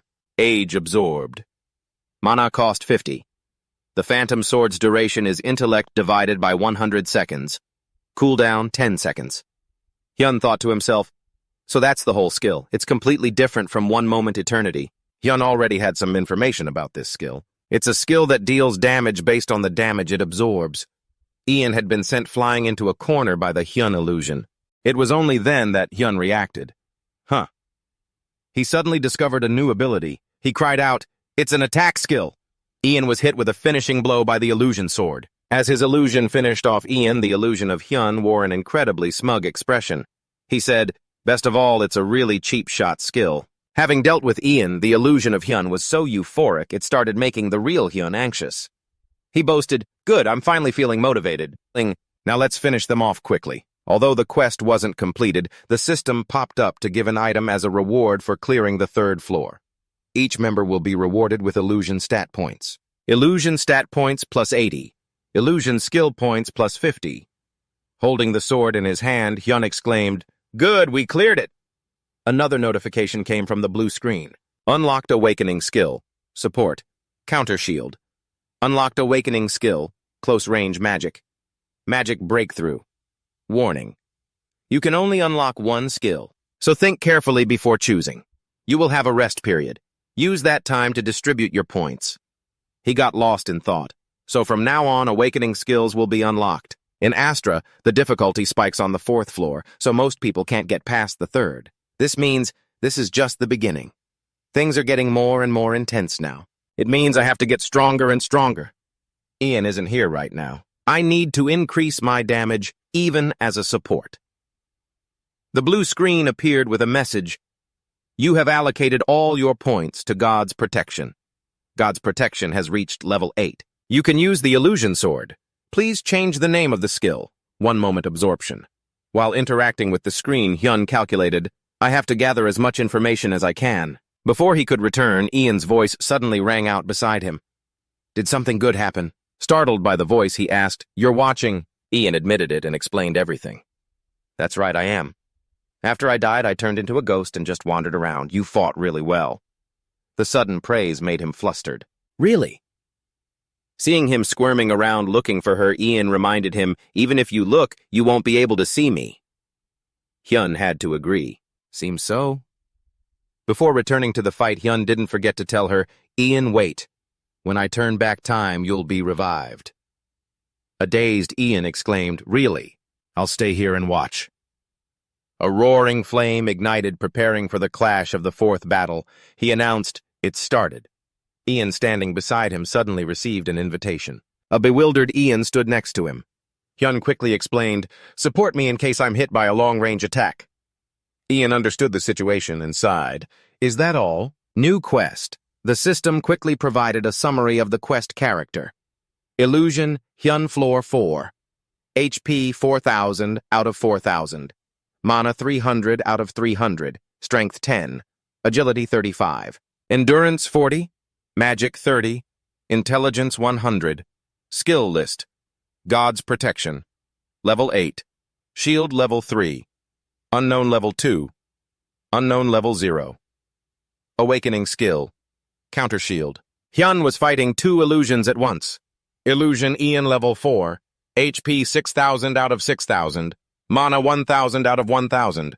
Strength 10. Speed 50. Vitality 60. Magic 100. Skill board Fireclaw level 4. Purge level 2. Unknown level 2. Unknown level 1. Awakening skill. Ruin explosion. Art level 0. The higher they went, the stronger they became to a degree Hyun could hardly imagine. I can't believe they're this strong. Ian agreed with his assessment. Yeah, it's really tough. Hyun, you'll have a chance if you use the illusion sword right. Looking thrilled, Hyun accepted the quest. I know even without you telling me. Across from him, Illusion Hyun initiated a strange technique. Ian wondered, wait, what's he doing? As illusion. Ian charged forward. He too was dumbfounded, not recognizing the skill. Ian quickly asked, Hyun, do you have a skill like that? A memory flowed into his mind. Hyun said, I remember. It's a support skill that magnifies magic. The magic attack range increases by 1 meter if the opponent is within range. They'll take 1.5 times more damage. It's a skill that increases both range and damage. This energy is very powerful. Hyun shared all the information he knew. I'll take extra damage if I try to avoid it. I need to go in to get the range increase. Illusion Hyun's eyes turned cold. He used 1 moment absorption after re-examining the move. Hyun decided on a counter-move use, the absorbed damage. He flew straight up, combining it with the illusion sword attack. Illusion Hyun landed on the opposite side. He grew tense and cursed under his breath. Damn it! Even though the illusion sword is as strong as I thought it was, it should have dealt damage. I heard the breaking effect, so the attack was probably successful. He just used 1 moment invincibility and reduced the damage. A stray thought entered his mind. I fought one-on-one on the 3rd floor, so I forgot some things about the enemy. Ian kept shouting reminders, Hyun, be careful! Hyun couldn't find an opening to counterattack, dodging his continuous blows. He suspected he was planning to use the absorbed damage, like the illusion sword. They're coordinating with each other too. Suddenly, Hyun zipped backward to dodge. Illusion Hyun stood still and scoffed before speaking. You were almost dead from the start! He was trying to calm himself when, from out of nowhere, Illusion Ian charged and slashed at him. Ian urgently warned, behind you. Luckily, he wasn't hurt. Hyun tried to be more careful. Tisk, damn it, they're not giving me any openings. If I let my guard down for a second, they'll defeat me. He hadn't had a moment's rest when Ian's voice rang out again. Hyun, be careful. Hyun flinched and reacted, ah. Unable to dodge in time, Hyun took a direct hit from the surprise attack. He cried out in pain. Ian's voice grew more worried. Hyun. The system registered the situation and displayed a notification. You have taken 52 damage. Scratches appeared on Hyun's face. Ian asked, Are you okay? Hyun managed to tough it out, replying, Yeah, somehow. He can reflect damage with his hands. He voiced his disbelief. Damn it, that support has a long-range skill. A general introduction to Illusion Hyun's skill appeared. Flame Illusion, Support, Level 0, throws an illusion dagger at the enemy and deals damage equal to 3 times intelligence. Cooldown, 30 seconds. Hyun's confident expression vanished. This helplessness in his voice, everything is getting worse. Finally, Ian urgently made a choice. Hyun, we have no other choice. Let's turn back time. Hyun stopped her. Wait. The Hyun illusion seemed tireless. It was about to charge and attack again. Hyun knew there wasn't much he could do. He was gradually starting to accept reality. So Hyun smirked and warned it. And watch closely. 1 moment absorption. As 2 immense powers clashed, they created an explosion. The skill's force seemed weaker, but Hyun still took a massive amount of damage. You have taken 784 damage. He hissed in pain. Ugh. Taking damage was necessary. This just proved Hyun's prediction was correct. Just as he'd thought, the damage was from the edge of its attack. A message appeared on the blue screen. You have recovered 33% of your total HP from the damage of a single massive attack. A series of system notifications echoed out. Your body has been severely burned. You cannot recover HP until the burns are healed. It was a frantic call from Ian. Hyun! She was worried about his condition. Are you okay? Let's turn back time. He successfully activated a new skill. Your HP has dropped below 20%. The fairy's blood cloak effect has been activated. Quickly using the power he just received, he spoke. I told you to watch closely. The illusion stared wide-eyed at the strange sight that had just appeared. Hyun continued slowly, his gaze sharpening as he fixed his eyes on his opponent, a silent warning. I'm faster now. The system reported your speed has increased by 50% for the next 60 seconds. Hyun successfully drew the illusion's attention, causing it to charge forward, ready to strike. He calmly began to strategize. Right now, Hyun had only one goal: catch it. The calculations were all part of his plan. If it removes its defensive skill from its skill set, it still used a familiar move, Illusion Sword. Just as he predicted, every attack was anticipated. The Hyun illusion remained stubborn, with no intention of giving up. He thought to himself, it's not enough to kill it. Not enough damage. Counting down the seconds, the skill would wear off soon. He was tense. Illusion Sword only had a few seconds left. His unyielding will and power urged Hyun to do it one more time. Attack again! Suddenly, he felt something strange in his body. The Hyun illusion also sensed something new and automatically moved away as Hyun's body was gradually enveloped by a layer of power. He was stunned. It was the system introducing a skill. Awakened skill. Counter shield level 0. You receive 95% less damage for 5 minutes. Cooldown 24 hours. Suddenly getting such a huge buff, Hyun shared. Amazing, isn't it? Ian asked in disbelief. Hyun, you did it? He confirmed. That's right. But it's not over yet. Hyun had grasped its weakness, calculating in his head. It's gotten stronger. But I've finally figured out all its support skills. There won't be any exceptions. Ian and the Hyun illusion both chose to attack at the same time. Ian shouted, Hyun, be careful. He observed carefully. 1 moment absorption. I've been waiting for this. Shield. Hyun carefully calculated his every move. If I counter both of their attacks at the same time, the system notified abnormal status weakened. Gripping the sword tightly in his hand, he spoke. They won't be able to defend against this. The system announced the power he was using, Illusion Sword. Consecutive slashes rained down. Time to end this, he said. Once again, the blue screen lit up. Using a single continuous attack on one part of the body, dealing damage equivalent to 33% of its HP. After the fierce struggle, he landed on the ground, letting out a breath. Phew, that was tough. Skill notification. The fairy's blood cloak effect has expired. Hyun stared intently at his opponent and began to speak, but it's not over yet. However, the Hyun illusion seemed to be gradually losing its power. Didn't they say its ultimate only lasts for 5 minutes? I can't take it down instantly. Ian was by his side, providing support. The assistant has dispelled the exhaustion effect. He told Ian, you don't need to say anything else. She looked confused. Huh. He gave her a confident look to reassure her. I can do this alone. I already know all of its skills. There's nothing interesting. It doesn't have any hidden cards either. The Hyun illusion's expression quickly changed. Once the 5-minute effect is gone, as he spoke, he rushed forward again, intending to land another blow. It will have nothing left. A series of notifications echoed out. Reward for defeating the first enemy. All party members will be rewarded with illusion status points. Illusion status points plus 250. Illusion skill points plus 150. Hyun fell to his knees, sighing, Whoa, that was tough. Ian's spirit floated down beside him, praising him. Well done, Hyun! He had once again successfully unlocked new skills.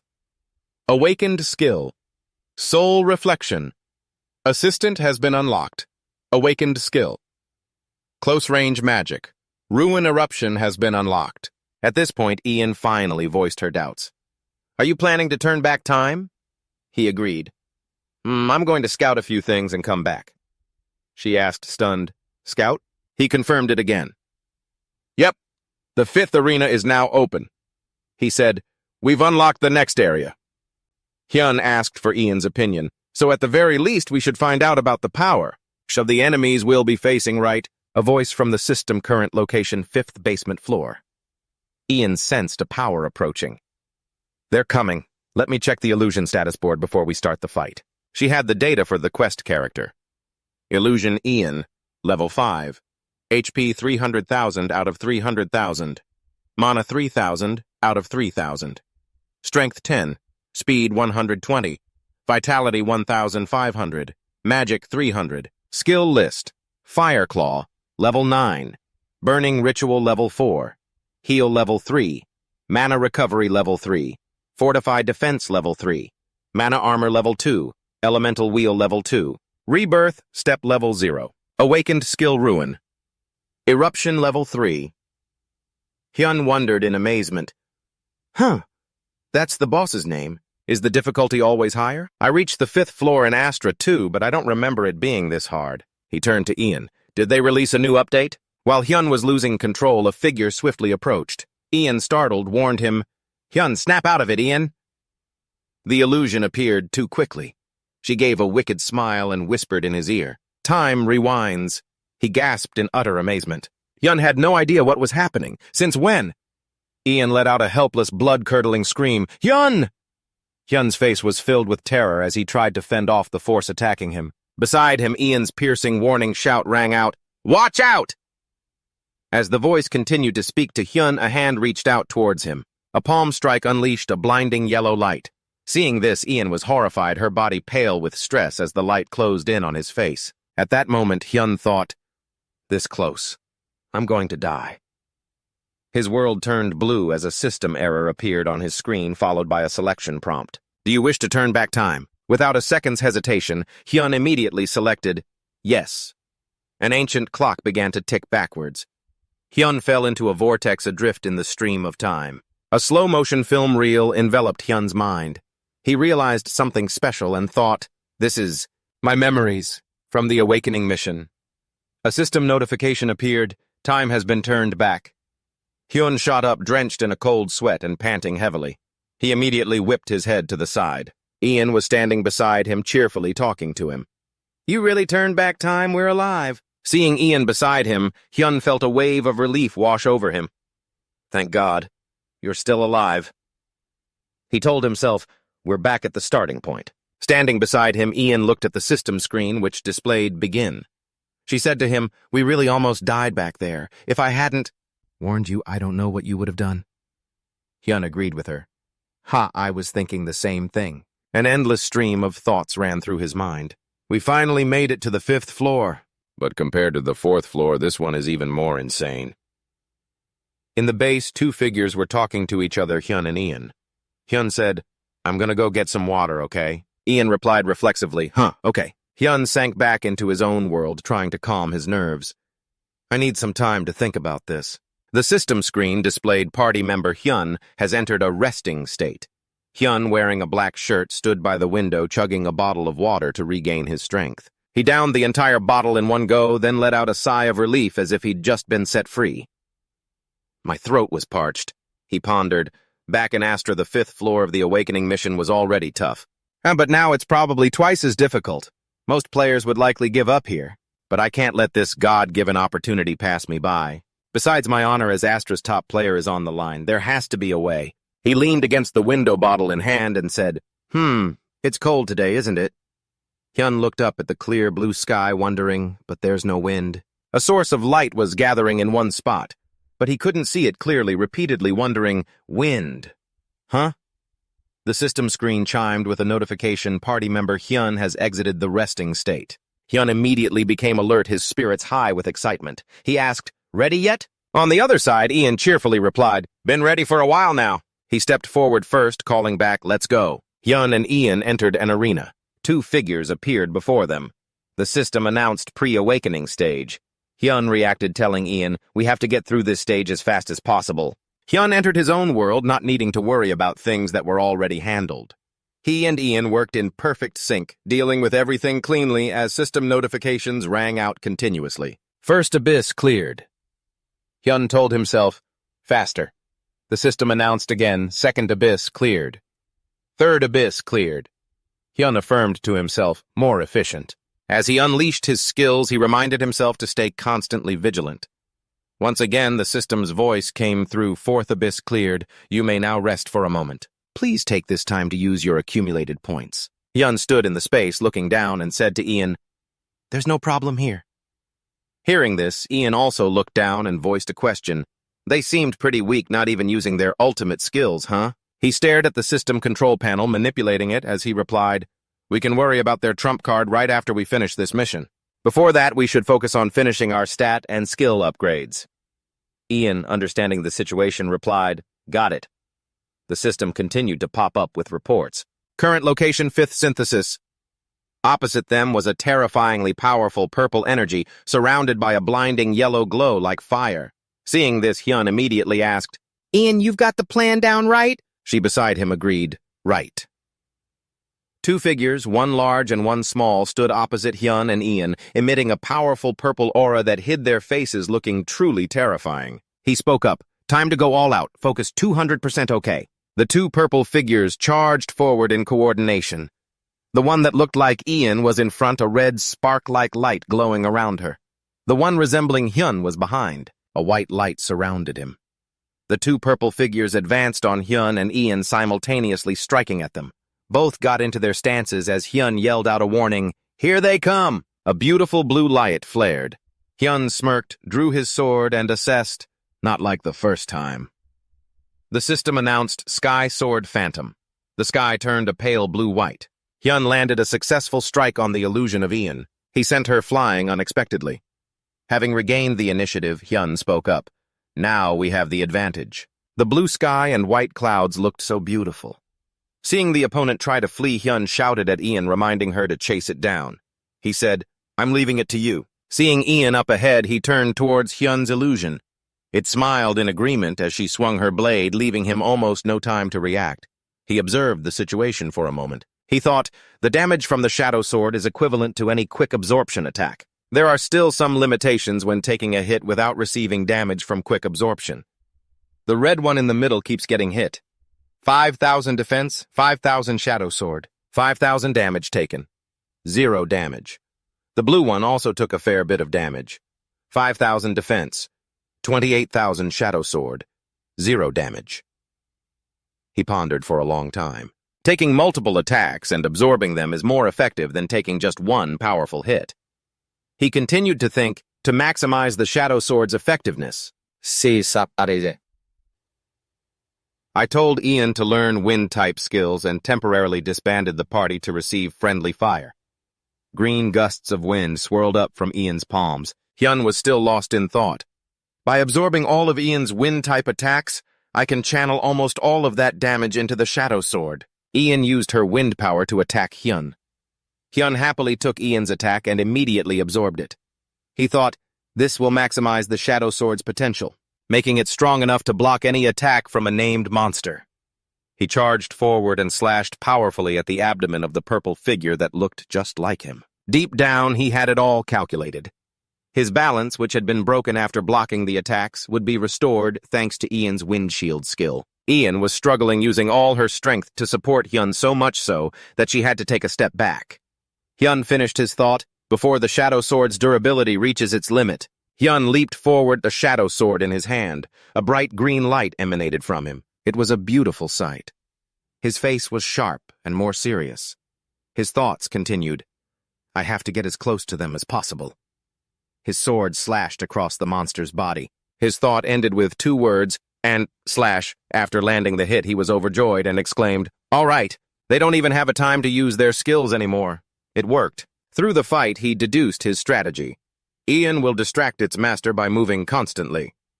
Over on her side, Ian was moving nimbly. Just a blur to distract her illusion.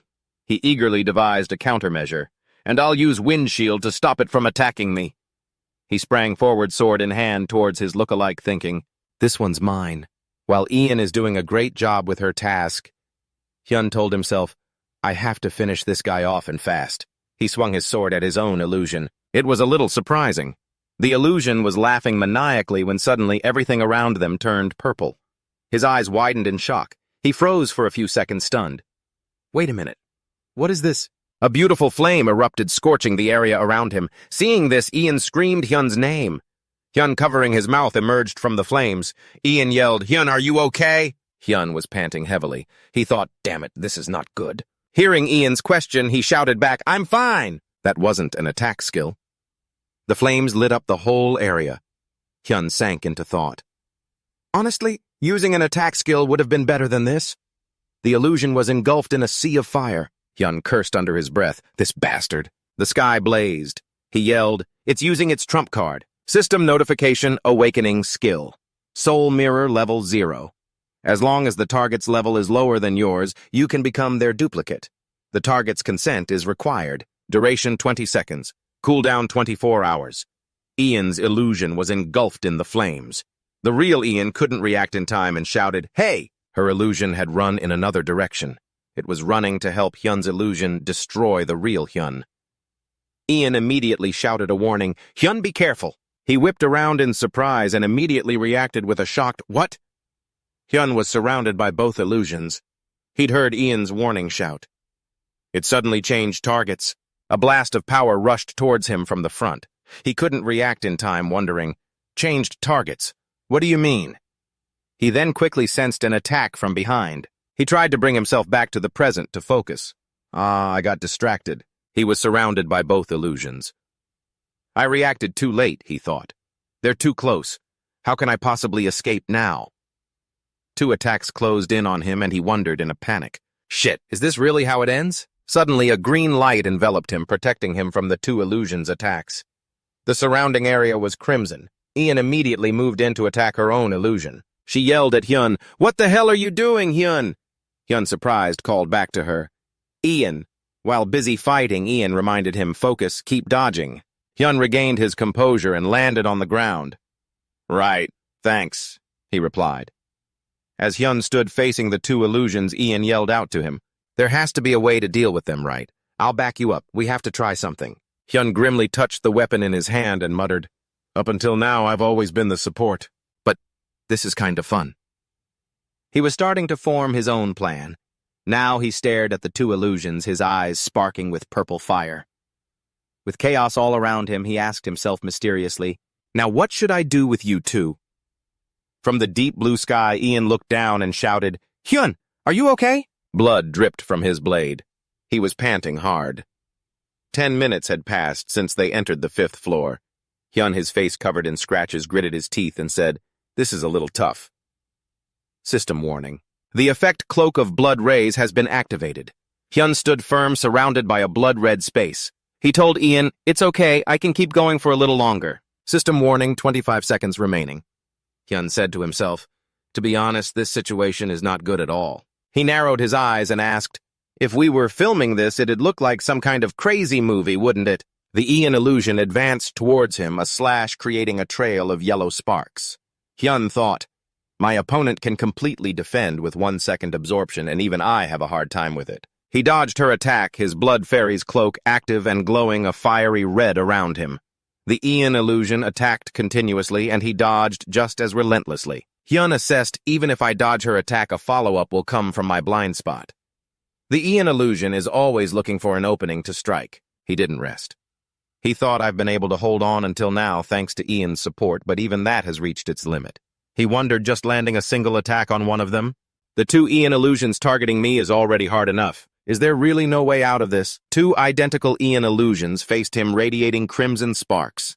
Hyun and Ian stood side by side, facing the 2 illusions as if they were standing in a sea of fire. He said, "Anyway, at least one of them," which made Ian look confused with question marks over his head. An Ian illusion's hand moved slightly. Ian immediately noticed and said, "Hyun, look." The Ian illusion raised its palm towards the 2 of them. Ian didn't understand what the illusion wanted to do and asked, "What is she doing?"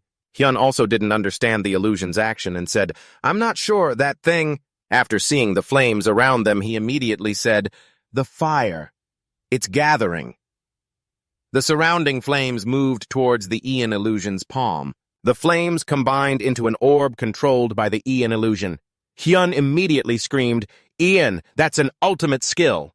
He thought everything starts from a single point and spreads throughout the universe. But in the end, everything returns to the void. This is the power of a god that can erase existence. Hyun immediately shouted a warning, "Dodge it!" A system notification appeared. Explosion trace level 3, gathers all residual mana used in the area and fires it forward. The more mana gathered, the larger the beam. Cooldown 120 hours. A powerful beam of fire shot out from the two Ian illusions, tearing through the entire area and heading for Hyun and Ian, forcing them to dive to opposite sides. Hyun jumped up to avoid the flames, saying, What? He thought, what kind of skill has such terrifying destructive power that it could destroy an entire game arena? Suddenly Ian shouted, Hyun, look ahead! He immediately looked in the direction Ian pointed. His face turned pale as if he couldn't believe his eyes, and he asked, What? He leaped up and landed on the ground, his eyes fixed on the two Ian illusions as he shouted. That's another ultimate, they're using it again. The sky turned black and white. He thought it's a skill with damage proportional to the amount of mana already used in the area. The system's voice echoed. His train of thought continued. If we add the mana from the first ultimate and the second ultimate, how much bigger will it be? Hyun gripped the sword in his hand and thought on. Defending is impossible. I doubt I can even block it. He reaffirmed to himself this is the only way. He said to himself, I have to do it now. He threw his dagger forward with incredible force. His thoughts continued, I have to change the direction of her attack at any cost. The dagger he threw immediately lodged into the Ian illusion's right hand, distracting her at that moment. The Ian illusion realized something and panicked. Fiery red flames exploded everywhere. The Ian illusion's attack went wild. Hyun used his arm to shield himself. Seeing this, Ian shouted his name loudly, Hyun! Red sparks shot out everywhere. Hearing Ian call his name, Hyun warned him, Get back, Ian! As he tried to shield himself and hold on, he thought such incredible destructive power, if an attack like that was fired straight ahead. A purple hole appeared in the ground right where the Ian illusion was standing. Hyun shouted, What is she doing? He immediately screamed, It's going to collapse! The large hole was trying to suck the remaining Ian illusion in with its force. A system warning. The floor has collapsed and energy from the abyss is leaking out. The remaining Ian illusion let out a desperate scream. The system announced again, Caution! A normal person! Hyun leaped backward. The system announced, Cannot resist the energy of the abyss. Time remaining for the Blood Fairy's cloak, 10 seconds. Ian landed right beside Hyun. She asked, Hyun, is she dead? Hyun answered seriously, Probably. He looked at the gaping hole and the Ian illusion struggling not to be pulled in, thinking we were lucky to get one of them. But we don't have the short sword anymore, and the Blood Fairy's cloak is about to run out of time. I don't want to use a strategy like that again. Hyun said seriously, Ian, this is our chance. Follow me. Hyun immediately leaped up, leaving Ian behind and heading towards the Ian illusion ahead, thinking we have no other choice. I don't want to admit it. But this is our limit. The Ian illusion saw Hyun behind her and panicked. Hyun continued to think all the strategies I prepared have failed. And this is my limit, 1 second absorption. Hyun got close to the Ian illusion and shouted, 1 second absorption, then yelled, Ian, push me! Ian reacted from behind. He struck Hyun from behind. Hyun held the Ian illusion in his hands, thinking I thought we would still get through this. Somehow. But I didn't want it to end like this. He and the Ian illusion jumped down below. He thought that's why. If we meet again, things will be different. The system announced, You have cleared the 5th abyss. A shout echoed, Wow, that was insane! 2 hands were clapping loudly in praise. The voice continued, They did it! Another person confirmed, They've beaten the 5th floor. A doctor in a white coat offered praise. Oh my God. A disbelieving guest said, How is that possible? At the Astrian Mary Lab Observation Center, a man said, Hey Kang, what happened, model? You said they'd never get past the 5th floor. Kang Sung-cheon, trembling and biting his nails in a cold sweat, spoke up. Is it because of the environment? Was I wrong? I didn't factor in the map breaking as a variable, Mary Lab said, looking at the screen where 2 characters appeared. She continued looking at Hyun and Ian. So what do you think about the awakening skills they'll get now? Kang Seong-cheon replied, I don't know. Ultimately, it all depends on how they use them. Robert Connor raised a hand and said, Putting aside the awakening skills, isn't the Phantom Sword just too overpowered? Mario Wataru replied, it has too many limitations to be called overpowered. Robert Connor responded, Is that so? At that moment, a half-shadowed face emerged. It was Fretges. He calmed everyone down. Asrian is a completed game. We cannot touch it. Only that person has the authority to touch Asrian, Fretges continued, which is why we should simply watch them. He then turned his gaze back to the screen. On the screen, Hyun and Ian appeared. Just then, Ian was wailing, "No, this isn't fair!" A system announcement chimed. "The vestige of the past has been destroyed." Ian's voice carried on. "We worked so hard and finally beat the 5th stage." The system announcement continued. "You cannot view skills of other attributes." Still unhappy, Ian complained, "How is that even fair? We don't even get to choose our awakening skills just because the floor broke." The system announced, "The awakening skill has been automatically selected." The two of them stared in surprise at the notification. Ian wailed and shouted, "I wanted to pick my own skill." As Hyun watched helplessly, he turned to comfort her. "There's nothing we can do about what's happened, so let's just check the skill first." Hearing that, Ian sniffled and agreed. They both opened their status windows to check their skills and were both stunned by what they received. They joyfully turned to each other. Hyun, Ian.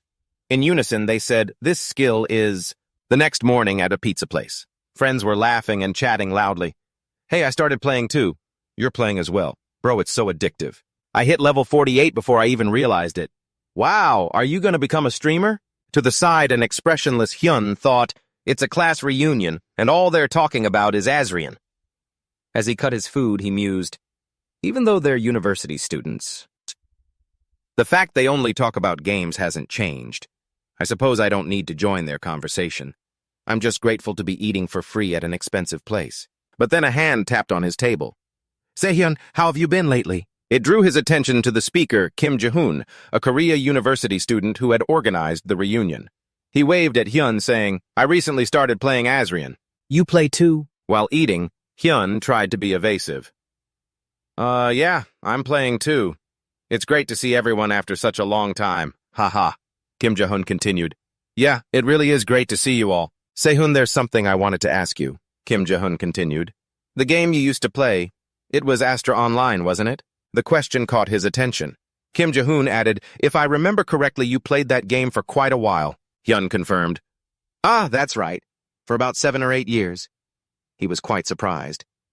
"That's impressive."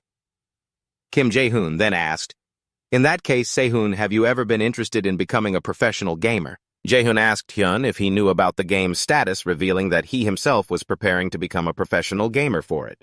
He said that status was aggressively looking for experienced players from Astra, because knowledge from that game is an extremely powerful weapon in Asrian. Hearing that, Hyun thought to himself, well, obviously. That dying game only has around 300 players left anyway. When Jae-hoon invited him to join, Hyun immediately refused. "Sorry, I can't right now." An offer like that was rarer than finding an active player during Astra's peak hours. Although slightly disappointed, Jae-hoon cheerfully respected his friend's decision and told him to just contact him if he ever changed his mind. In return for the expensive meal and the kind offer, Hyun smiled and decided to tell his friend some information about a hidden quest. "This is the best way I can repay him right now," he thought to himself. The scene changes to the magical kingdom of Rabia with its grand and magnificent architecture. Dressed in his familiar robe, Hyun strode through the busy streets. He told himself that while becoming a professional gamer had its benefits, he much preferred this feeling of freedom. He remembered Jae-hoon's ecstatic expression. After he received the hidden quest info, Hyun felt that meeting up once in a while to talk about Asrian might be a good idea since Jae-hoon seemed like a good person. Ignoring the scrutinizing gazes of the surrounding guards, he calmly walked forward. Pushing aside those extraneous thoughts, Hyun reminded himself that the most important thing right now was to test the ultimate skill he had just learned. Before Ian could find him, he walked into a shop and said, "I want to rent a mannequin." With the owner's permission, Hyun entered the display area to find a target to test his attacks on. It had to be humanoid and sturdy enough. Hyun pointed to a small dummy in a red and black outfit and made his decision. "I'll take this one." The shop owner bowed quickly in gratitude and made sure to mention that it would automatically dissipate into magic after 3 hours or once it was destroyed. This was the red tumbling doll. Immediately after, Hyun took the doll to a rocky field near the Magic Kingdom where giant beetle-like creatures were crawling all over the arid ground. Wasting no time, the tumbling doll shot down from the sky like an arrow. It activated its neutralizing wave skill, creating a powerful shockwave. The wave spread across the ground, causing the monsters to falter. The doll then spun relentlessly, delivering sharp slashes that consecutively cut down the surrounding targets. At such a dizzying speed at a glance, it looked more like a circus performance than combat.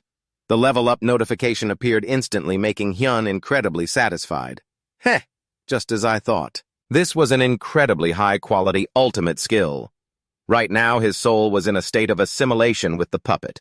This skill allowed him to possess a target within range, 20 meters, allowing him to co-pilot the body while significantly boosting the host's stats based on his own power. The acrobatic puppet under Hyun's control had now reached level 55, boasting superior strength. He continued to analyze his level 2 skill, Neutralizing Wave, which could reduce an enemy's defense by a flat value based on his attack power.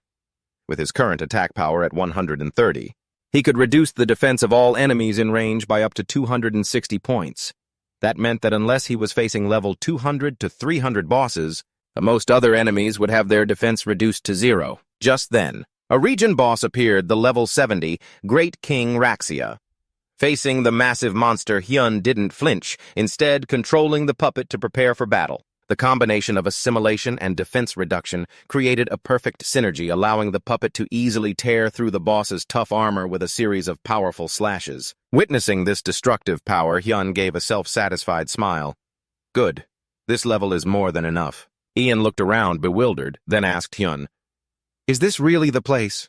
Hyun calmly confirmed, "Yeah, this is it. Look at that monster over there. That's how you know we're in the right place."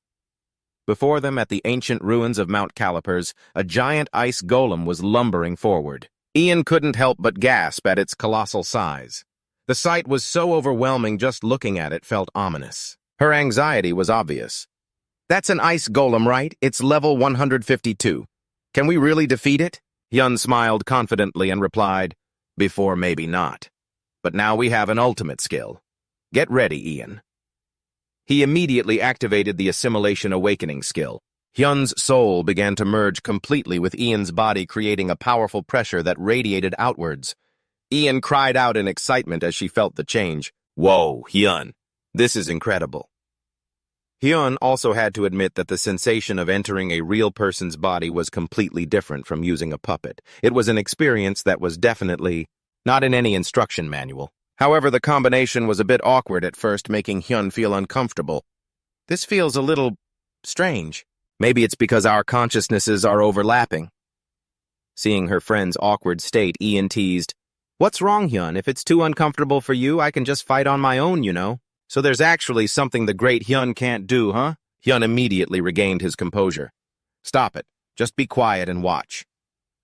He controlled Ian's body, held out a hand, and activated Neutralizing Wave, causing the ground to tremble violently.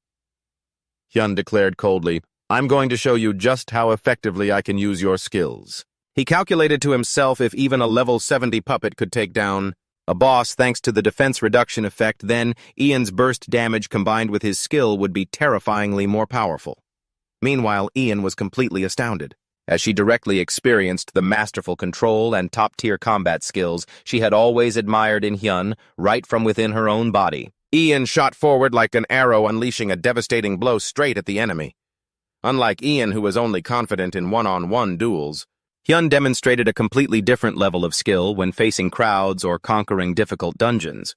While directly experiencing Hyun's power, from within her own body, Ian thought to herself that this could be her chance to discover the true secret behind his transcendent skill, which seemed to surpass all limits. Under Hyun's masterful control, a terrifying fire explosion was unleashed, creating colossal pillars of flame that engulfed everything.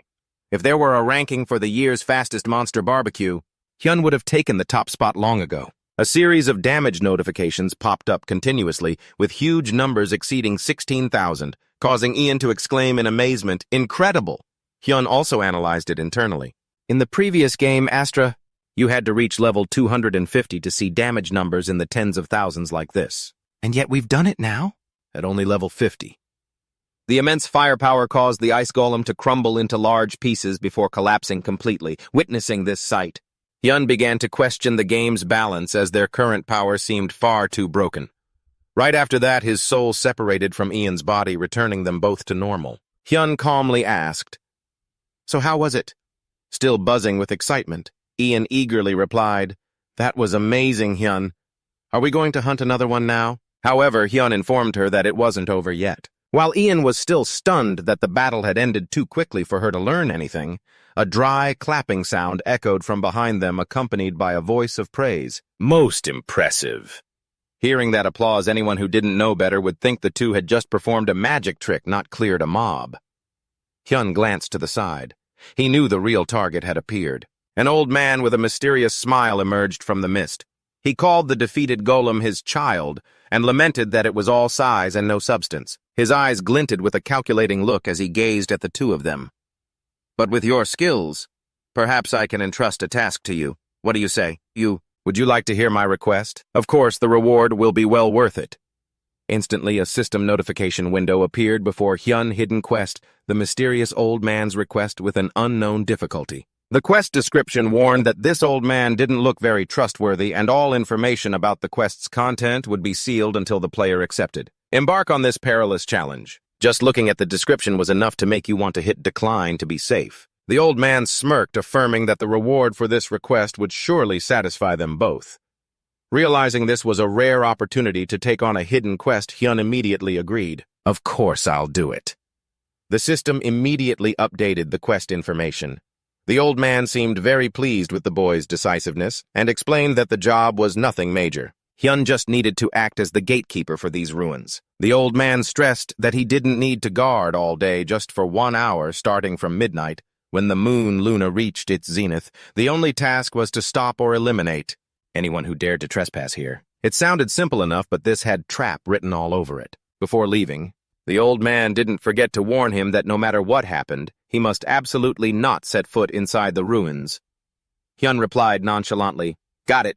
As soon as the old man's figure vanished into the mist, Ian curiously asked if quests like this also existed in Astra, and how Hyun knew so much about it. He explained that a former guildmate had told him. Ian's expression suddenly changed as she pressed him, asking who it was and whether or not it was a girl. Hyun answered awkwardly, I don't really know. When we were playing Astra, I thought you were a boy too." Ian, her mood soured, urged him to get ready, leaving Hyun bewildered and wondering what he had said wrong. The first day of the quest began. In the dead of night, a giant pillar of light suddenly shot straight up into the sky from the mountaintop, astonishing the nearby soldiers on guard. In contrast to Hyun's caution, Ian was incredibly excited. "Whoa, that's awesome. It looks like a laser show." If they were selling tickets, Ian would have been in the front row cheering. To Hyun, however, the sight looked as if someone was using an ultimate skill from the 5th level of the awakening. Despite the strange phenomenon, the first day ended, without a single intruder appearing. Ian began to get bored and demanded a duel with Hyun, who had to struggle to stop her.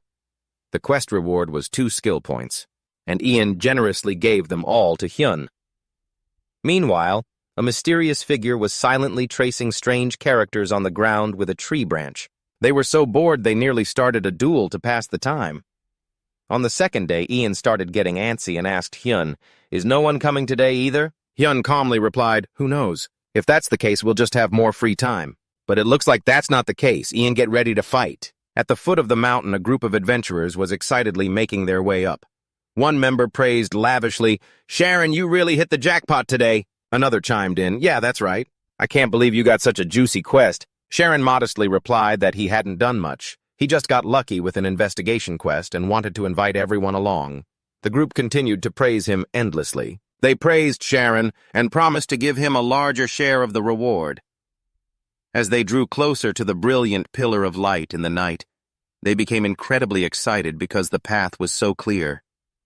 "We're here, right? That pillar of light is beautiful." However, Sharon suddenly stopped short when he noticed something unusual. "Wait, over there." Another member wondered nervously if it was a monster or a human, since the silhouette looked very much like a person. The figure blocking their path was none other than Ian. She coldly declared, "You're not going through here." While the adventurers were still bewildered, Ian began to radiate a fiery killing intent, along with a challenging smile.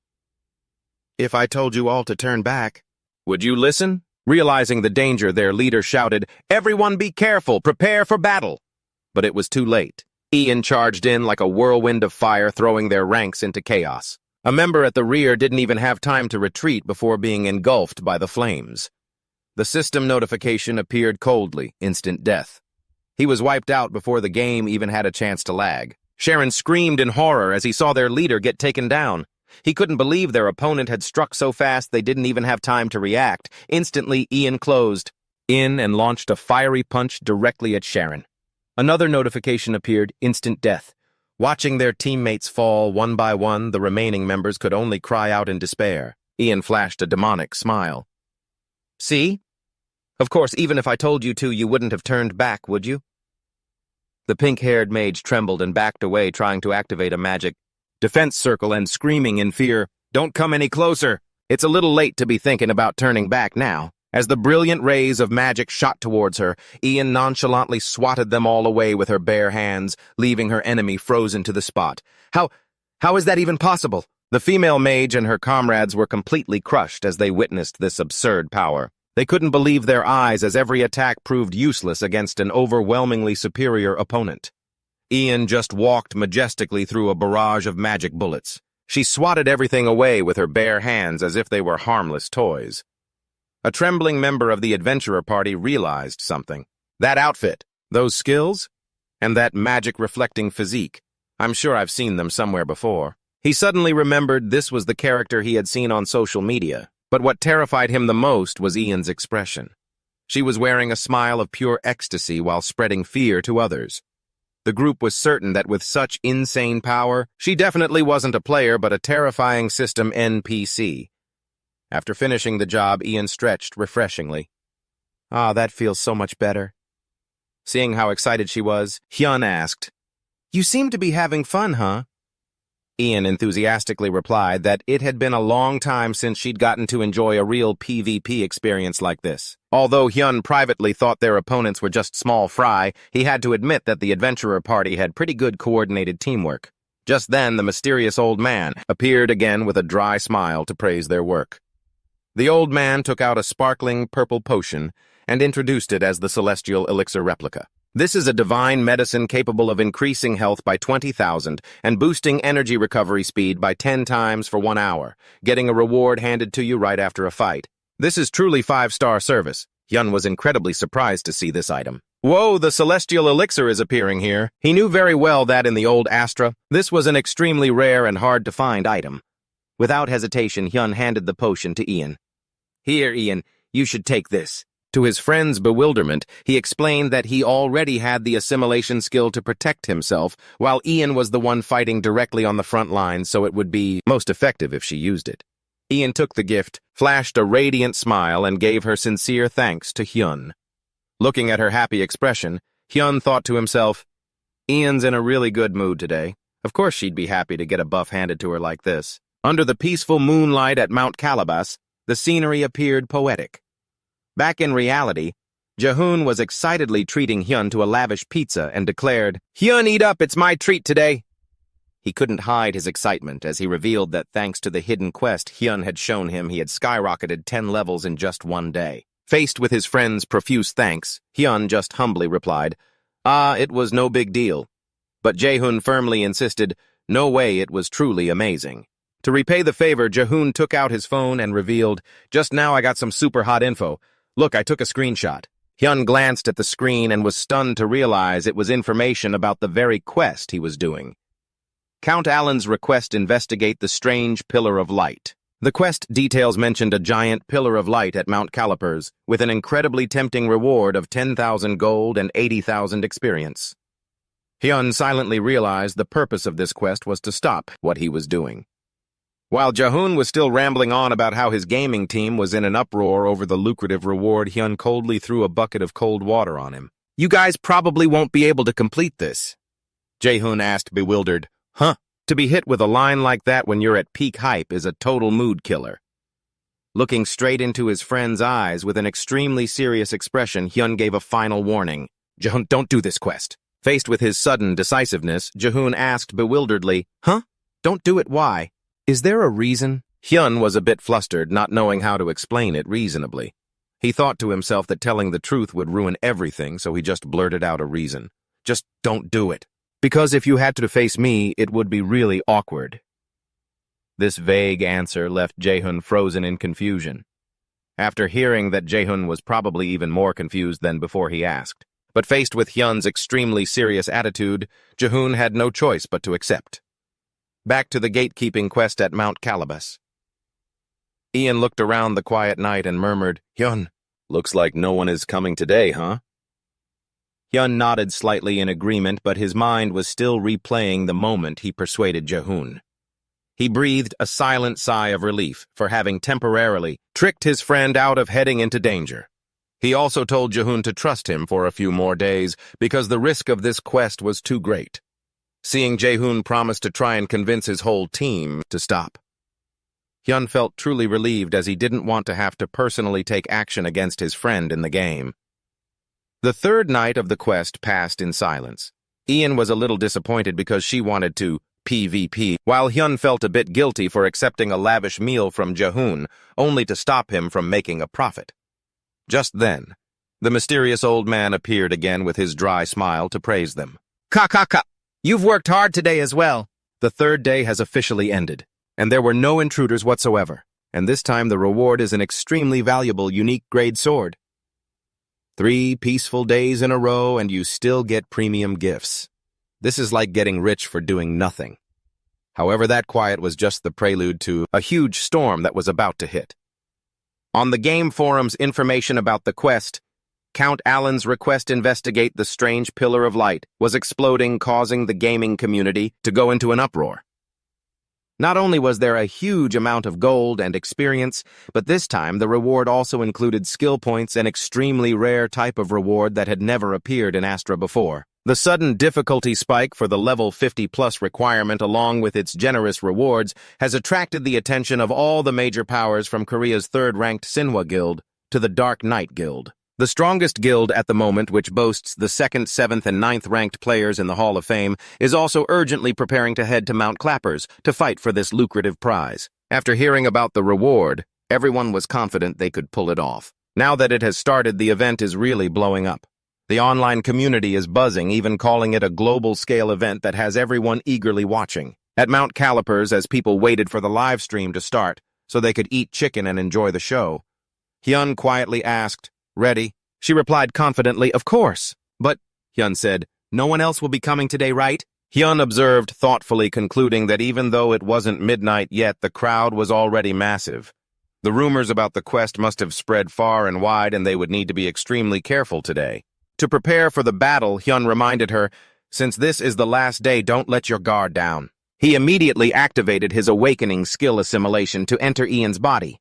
At the same time, the hype surrounding the quest had reached the media. The Game TV station began its live broadcast of this sensational event. Hosted by announcer Lim Sung-jun and expert commentator Kim Soo-yeon from Team Status.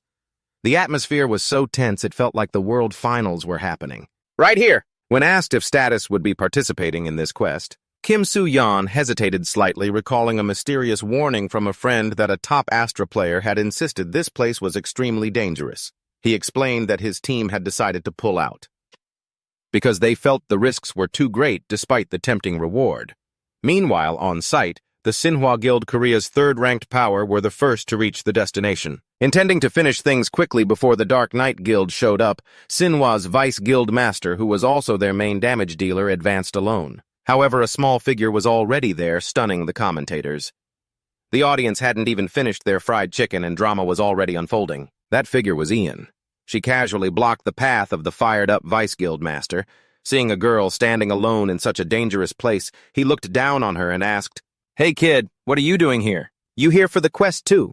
It's dangerous to be here all by yourself." Ian looked up coldly and asked back, "And who might you be, mister?" His pride stung. The man sneered and began to boast, Hey, who am I, kid? Have you ever heard of the Manhwa Guild ranked 3rd in all of Korea? Well, I happen to be its vice guild master." Still oblivious to the danger, the Manhwa vice guild master smugly declared that he intended to enter the ruins and even arrogantly demanded she show him the way. "If you know how." But before he could finish his sentence, a terrifying beam of light tore through the air and struck him, causing the vice guild master to spit blood and collapse instantly. To the astonishment of his guildmates, Ian stood amidst a glowing aura and coldly declared, "No one is permitted to enter this place." At the same time, the system displayed an ultimate objective: protect the entrance to the ruins for a limited time. Surrounded. Ian flashed a demonic smile as she saw the crowd seething, determined to get past her. Right now, she looked exactly like a final map boss, waiting for players to throw their lives away to meet her quota. The quest timer began its countdown 60 tense minutes. Seeing their powerful vice guildmaster get taken down, in an instant the members of the Sinhwa Guild began to panic. Screaming, they charged forward in a frenzy to get revenge. Within their shared consciousness, Hyun calmly asked if Ian could handle it. She replied with excited certainty, earning his absolute trust. The moment Hyun activated the skill Neutralizing Wave, Ian shot forward like a crimson flash. A terrifying fiery explosion erupted, swallowing the vanguard in a sea of flames that lit up the sky. The scene looked no different than a free server reset, but these players wouldn't get to respawn. Despite their numbers, the adventurers began to tremble. They yelled at each other to focus ranged attacks, realizing that their opponent, though just one person, possessed overwhelming power. Some began to wonder if she was a notorious assassin sent by a rival guild to stop them from completing the quest. Ian's speed was too fast for the naked eye to follow, terrifying the crowd. They wondered how any player could possess such impossibly powerful combat skills. She casually deflected every ranged attack and charged in, tearing the enemy formation apart with powerful slashes.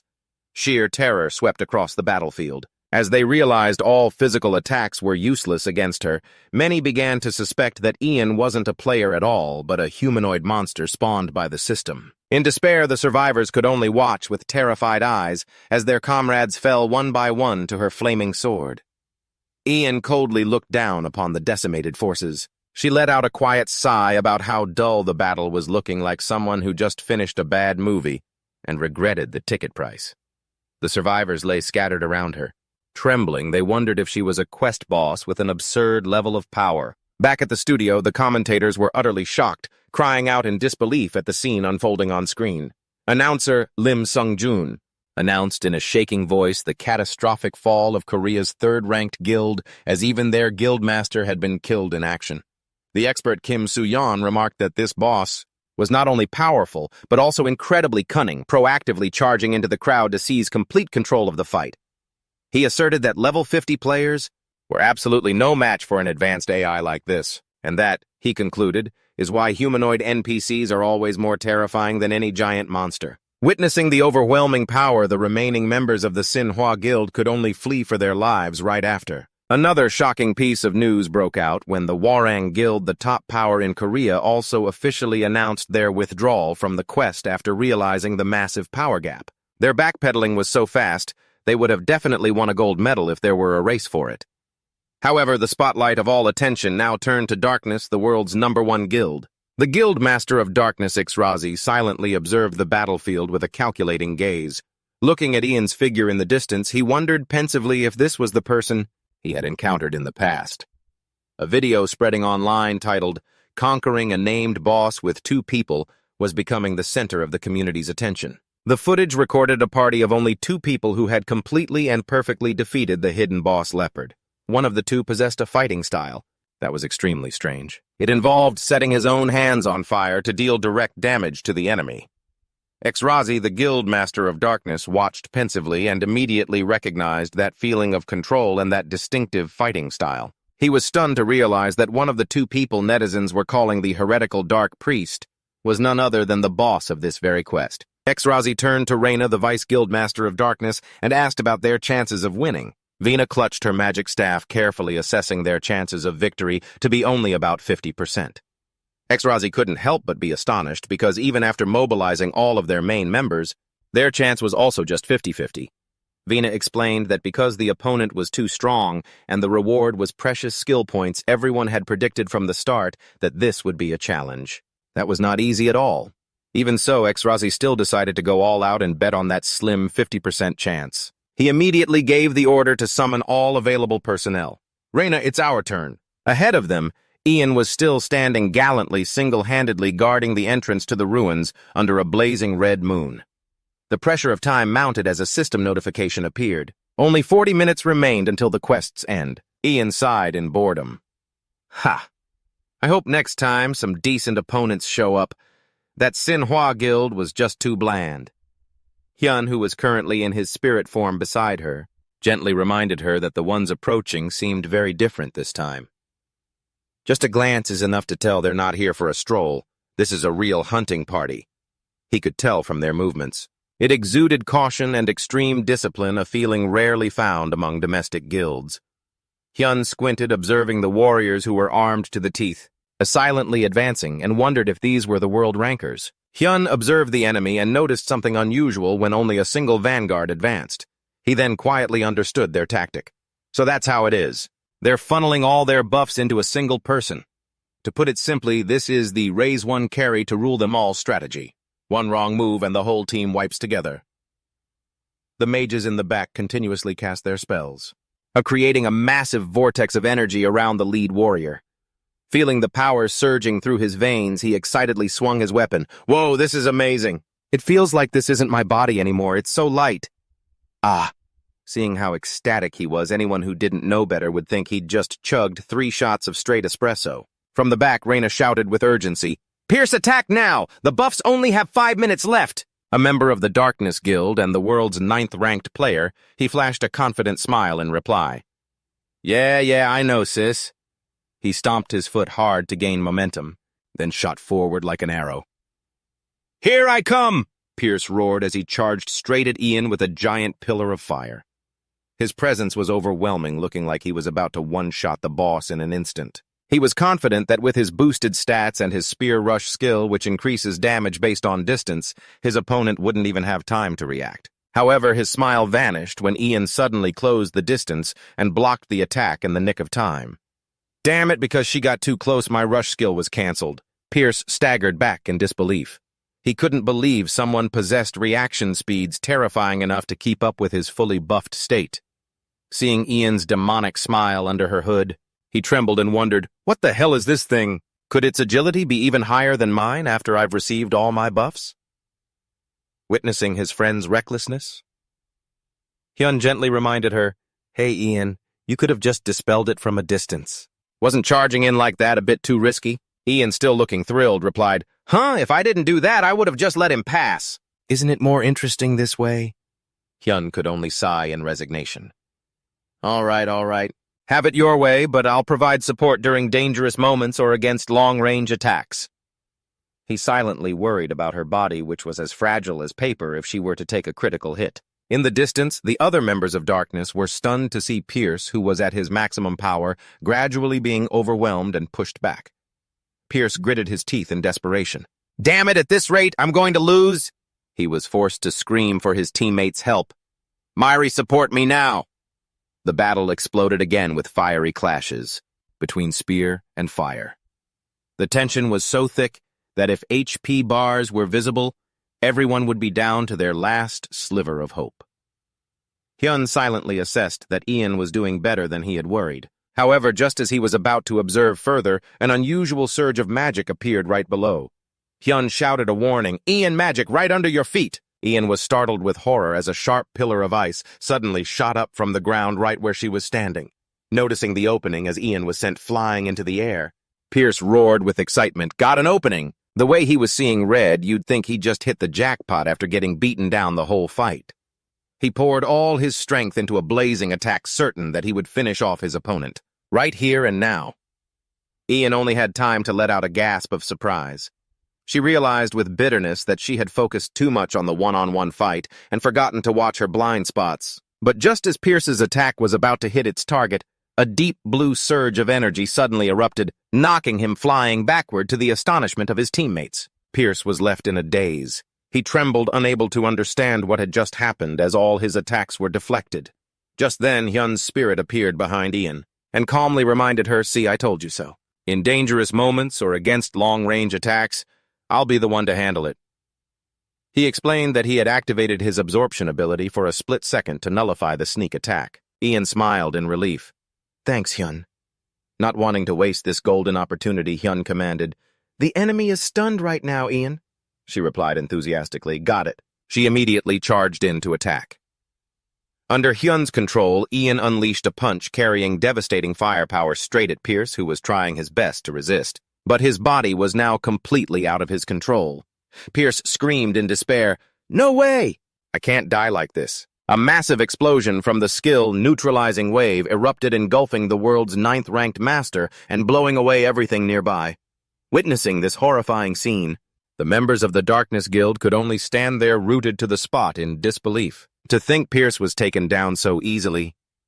In the midst of the chaos, a commander shouted to rally the troops. "Everyone hold your positions. This isn't over yet." He asserted that the Darkness Guild was still going strong and ordered them to immediately deploy their next plan. Right after a giant shield-bearing warrior stepped forward, supported by a series of buffs from the mages. This formation was designed for a battle of attrition. Too bad their opponent wasn't playing by those rules. Hyun narrowed his eyes and observed, "Here they come again, Ian.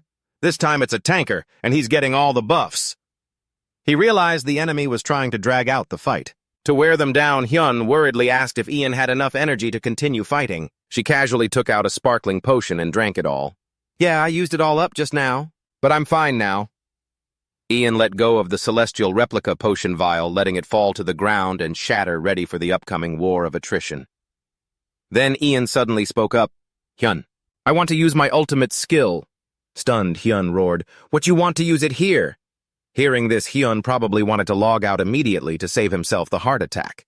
He quickly reminded her that they had both agreed to save it for the boss hunt after this mission was over. But Ian just chuckled. "Did I say that?" Ignoring Hyun's pleas, the mage, her red eyes blazing with excitement, declared, "But Hyun, I think this is way more interesting right now." Under the effect of the elixir, Ian's health shot up by 20,000, and her energy regeneration speed increased tenfold. She shot forward like a giant fireball, leaving Hyun to scream helplessly. On the other side, the members of the Darkness Guild still believed that no matter how strong she was still alone and must be exhausted after the fight with Pierce. The next person to step forward was Bersyud, the world's 7th ranked player. He was confident in his solid defense, but the moment they clashed, Bersyud realized with horror that his opponent hadn't even been using her full power until now. An earth-shattering pillar of fire erupted, engulfing the 7th ranked master, to the utter shock of everyone watching. The moment happened so fast that before the viewers could even process it, they were already thinking, "Wait, this wasn't part of the plan." The crowd trembled as they saw Bersyud, who had received the highest-level defensive buffs, taken down in a single blow. They couldn't believe the absurd power unfolding right before their eyes. Amidst the sea of blazing flames, Ian emerged looking like a majestic fire goddess. Seeing that powerful aura, no one would argue if you called her the final boss. This was her awakening skill, Determination of Ruin. When activated, she transforms into a fire god in the form of a wolf. It triples the damage of all her fire-type attacks and increases the level of all her fire skills by 1, though it comes at the cost of continuously draining her life force and preventing her from receiving healing from teammates, all for a single hour. But this destructive power was turning Ian into a true nightmare on the battlefield. At the broadcasting studio, commentator Lim Sung, Jun couldn't hide his astonishment at seeing such a seasoned master fall so quickly. All eyes were now on Ian, who was striding majestically towards the main darkness forces, looking like an all-powerful god of fire. Expert Kim Soo-young stated that, just as players often save their ultimate skills for the very end, this boss has also kept his secret skill hidden until now.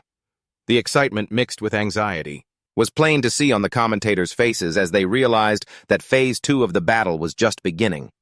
And at that moment, Ian was flashing a sinister smile. Smoke and fire engulfed the battlefield as explosions erupted one after another. Amidst the rubble, the members of Darkness yelled, reminding each other to stay focused and maintain their formation. They had to avoid being wiped out.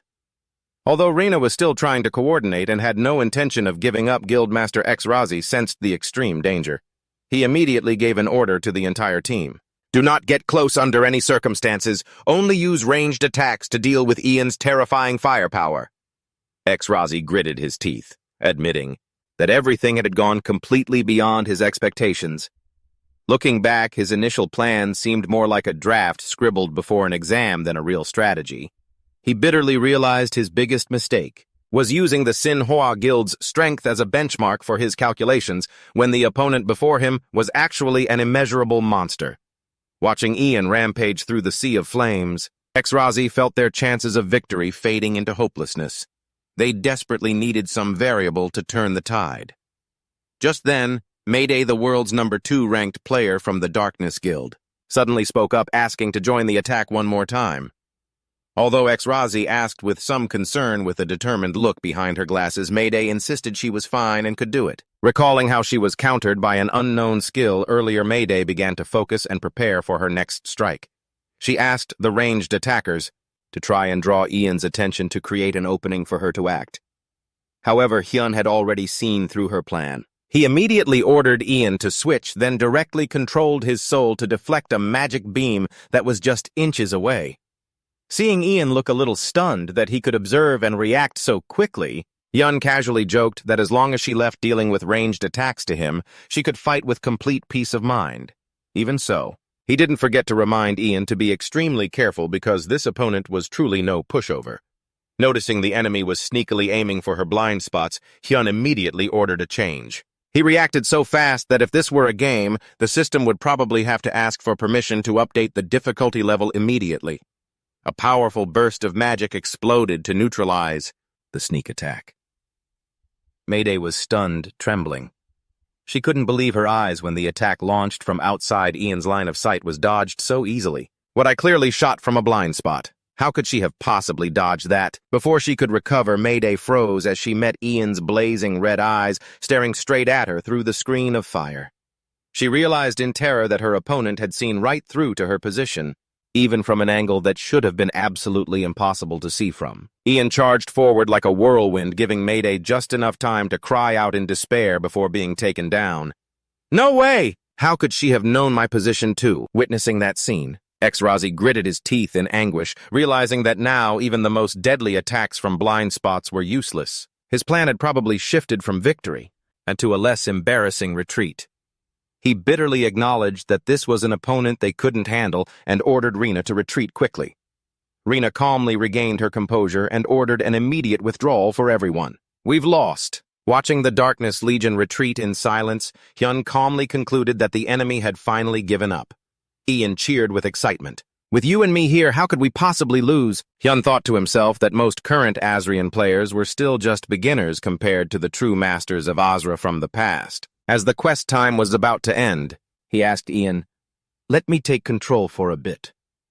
Hyun revealed that this hidden quest had another completion route that he had heard about, and now was the time to do it. Just then, the mysterious old man suddenly appeared, laughing wildly. "Wahaha! It's finally complete!" The old man roared with joy, seeing the fruits of his 4 days of effort finally about to be realized. He could feel his body gradually being cleansed by the light of the heavens, but his smile vanished the moment he saw Ian's silent figure approaching. He roared in anger, "Who's there, you kids? Didn't I tell you to guard the entrance? Do you want a taste of suffering, huh?" Seeing the opponent continue to advance silently, the old man began to panic. He tried to both threaten and entice them, promising an extra 10 skill points if they would back off immediately. He screamed in desperation, realizing he was just a little bit away from achieving his grand goal. But Hyun and Ian's body coldly unleashed a fiery attack. The old man only had time to let out a hateful scream before being swallowed by the torrent of fire and vanishing completely. It was such a swift end that he was gone before he could even get out his last words. Ian looked around bewildered and asked, "Did he run away?" Hyun calmly confirmed that it was all over. Just as planned, the quest timer stopped with 5 seconds remaining. Before them now was a deep blue crystal fragment hovering and radiating pure magical energy in midair. That was the sky fragment. It was the true objective Hyun had been aiming for from the very beginning. He asserted that this was the most important item, and that he was probably the first person in Asrian to obtain it. Hyun was sure they were the first ones to get their hands on this treasure. That moment would have been enough to make the entire server jealous if they knew. The instant the sky fragment merged with his body, a tremendous surge of electrical energy flowed through him, causing Ian to groan softly in pain. The system continuously displayed the notification, "You have obtained the sky fragment." As the power seeped into the body, an unexpected variable occurred. The system detected 2 souls coexisting in one body, leading to both Hyun and Ian simultaneously receiving the celestial being title and the protection of the heavens. Witnessing the blue light enveloping them both, Hyun smiled smugly. It worked. Feeling the new power surging through his veins, Hyun couldn't hide his excitement and let out a hearty laugh. Seeing his friend using his own body to laugh so mindlessly, Ian could only blush with embarrassment and demand that he stop immediately. With the celestial being title they just received, They both now possessed a permanent 50% resistance to ice and lightning attributes. At the same time, their bodies would no longer feel the cold. What's more, the system even hinted at other special things that might happen in the future thanks to this noble title. While the battle was stirring up the online community, a man with a sharp gaze quietly watched the live stream. He looked so calm it was as if he were watching a highlight reel, and not a server-breaking combat. That was Kang Cheon 5AKY, a veteran player of Astra nicknamed Steel Rock. Watching the endless stream of praise-filled comments for the mysterious dark priest on screen, he silently assessed he fights well. Not only is his damage insane, but his movement skills are also really impressive. However, Cheon VKI felt skeptical about his opponent's class. He noticed that these movements felt incredibly familiar.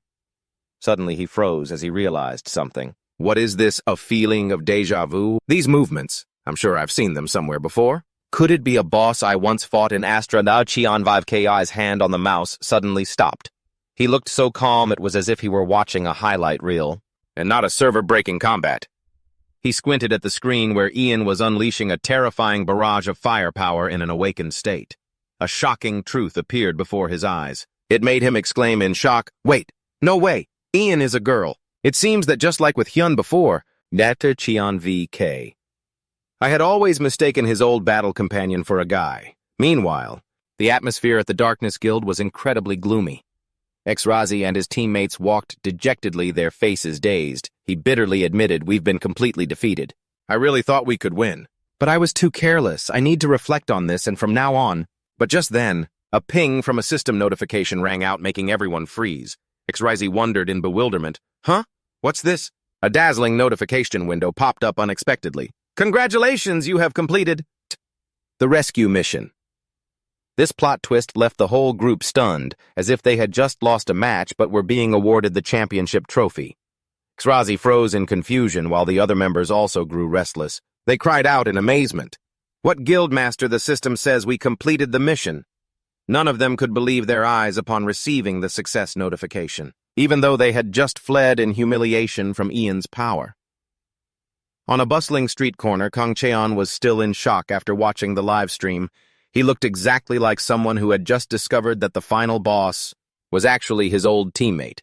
Seeing this Berat, another former Astra player, spoke up to check on him. Kang Cheon firmly stated that he had recognized Ian immediately, because he had thoroughly memorized all of his opponent's movements.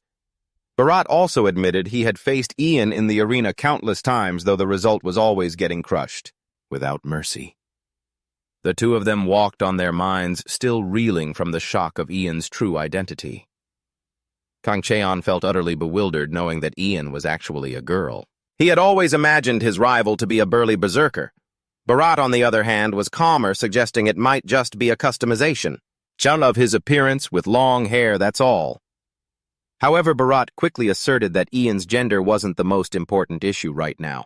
He observed that the players who had fought in Astra were leveling up their power at a terrifyingly fast rate, and Ian wasn't the only one. There are many other hidden masters who are also taking full advantage of the wealth of information from the old game to get ahead in this new world. Berat emphasized that this difference in information had created a massive gap in growth potential between groups of players. Kang Cheon pensively acknowledged that truth. He saw that even though they started at the same time, Ian had already reached a far superior level. Suddenly, a name popped into his head, making him curious. In that case, what level is Hyun at right now? Hearing that name, Berat jumped in surprise and asked back, "Is that legend playing Astrian too?" Kang Cheon confirmed it with certainty. Of course, someone like Hyun, who held the absolute #1 rank throughout the entire era of Astra, would never pass up a masterpiece like this. He wondered to himself just how monstrously strong that king would become upon entering Astrian. Kang Cheon 5. K. I thought to himself, if Ian and Hyun, that fearsome duo from the old days, were to fight side by side once again in this world, just how terrifying of an earthquake would that combination create? The mere thought of it was enough to make other top server players want to log out for their own safety. Watching the video, he let out a temporary sigh of relief, seeing they were still working separately. But the crushing pressure wouldn't let him sit still. With a tense expression, he urged Berat, "Let's go hunt." He immediately understood that he had to quickly increase his own power before he was left too far behind. Meanwhile, Jaehun was still glued to his computer screen, relentlessly analyzing every single frame of the Dark Priest's battle. He was staring so intently that if the monitor could talk, it would probably ask for a day off. He wondered, what exactly is that player? How could they perfectly dodge attacks from blind spots like that? Even though the expert Kim Soo-yeon claimed on television that those movements were beyond human limits and could only be performed by an artificial intelligence. But Jaehun had a different hunch. He thought deeply, no matter how I look at it, something still feels strange. According to his analysis, the way the opponent bravely used psychological warfare even during risky close-quarters combat was just too human. While their ability to handle long-range attacks was perfect, they would occasionally reveal the tiniest openings. Jaehun realized that if you ignored their overwhelming attack power, then this character's tactical thinking and their method of controlling the battle were the most valuable things to learn from.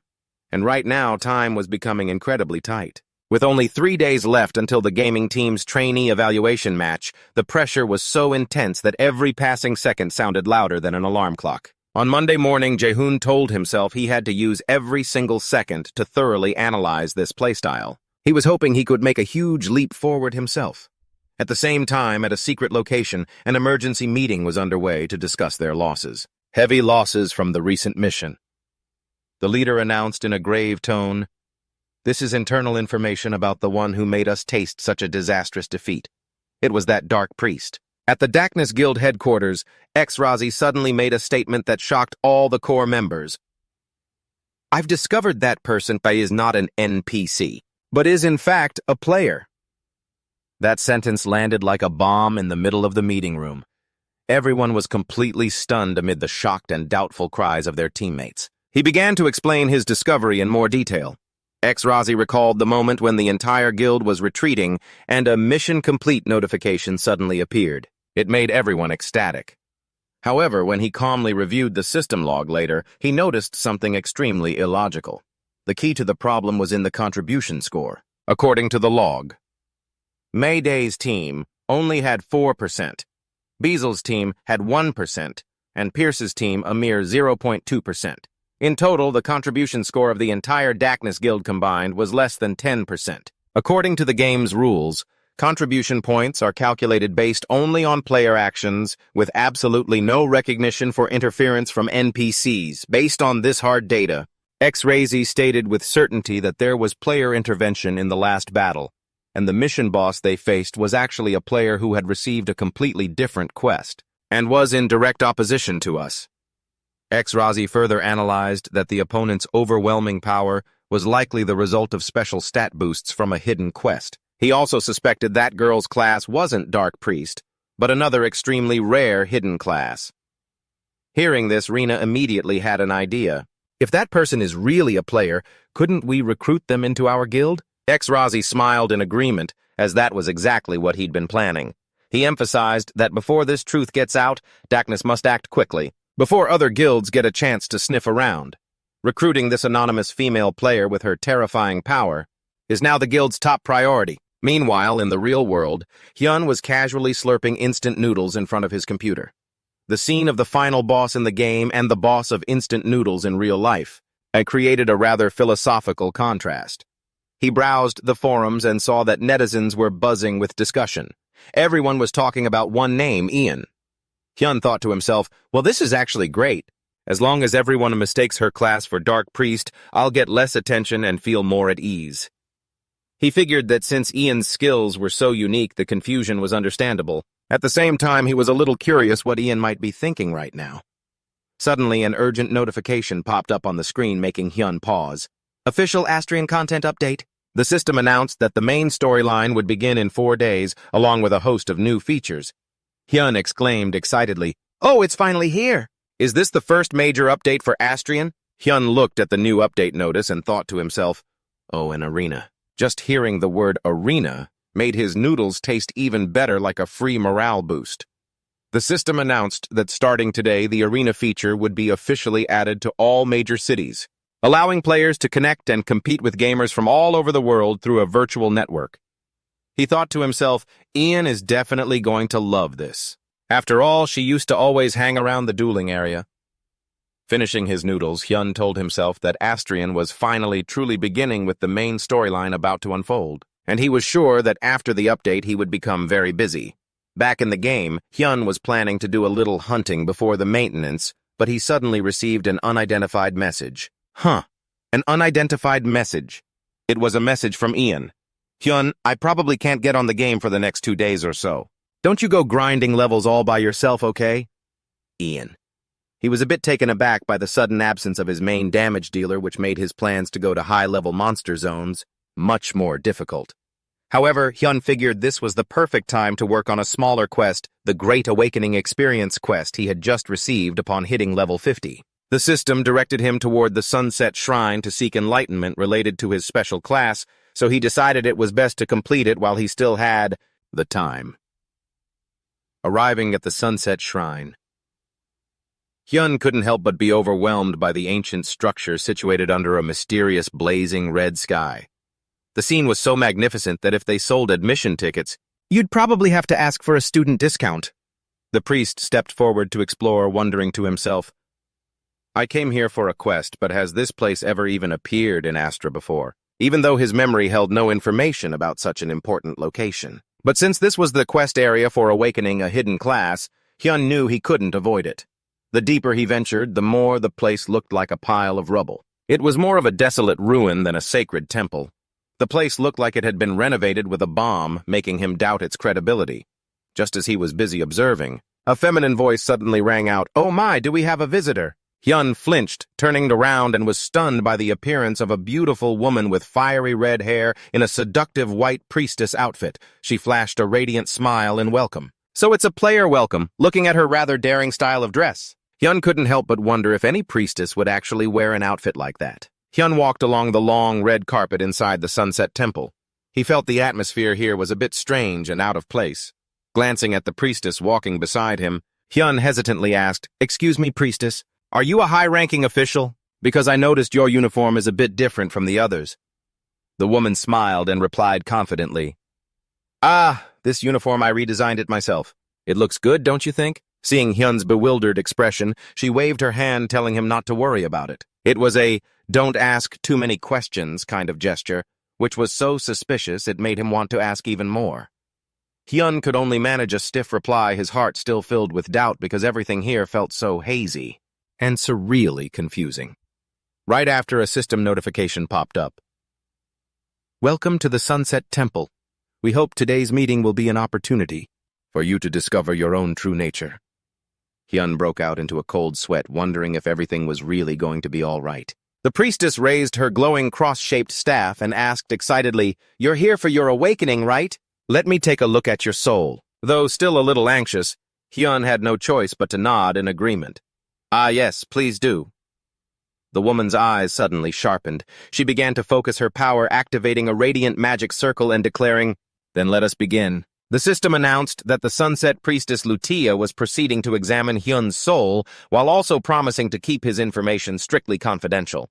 A powerful crimson surge of magical energy erupted, enveloping them both within the magnificent temple. Lutia closed her eyes, observing thoughtfully, while Hyun was filled with anticipation. After all, this was a hidden class. Surely there had to be something special about it. He was even prepared to hear the announcement of some ultimate future class, but unexpectedly Lutia's eyes flew open in shock as she exclaimed, "Oh my goodness!" A supporter. Seeing her over-the-top reaction, Hyun was startled and asked worriedly, "Is something wrong?" Lutia immediately changed her tune, laughing loudly and waving her hands to explain, "Oh, it's nothing. It's just my first time seeing this class. How very peculiar." Ha ha! Seeing the priestess's mocking expression about his class, Hyun was speechless and replied, "I'm leaving." Seeing Hyun about to leave, Lutia hurriedly stopped him. "Wait, we're not done yet." She gave a mysterious wink and asked in return, "Don't you want to know what the power of empathy really is?" Hyun froze, thinking.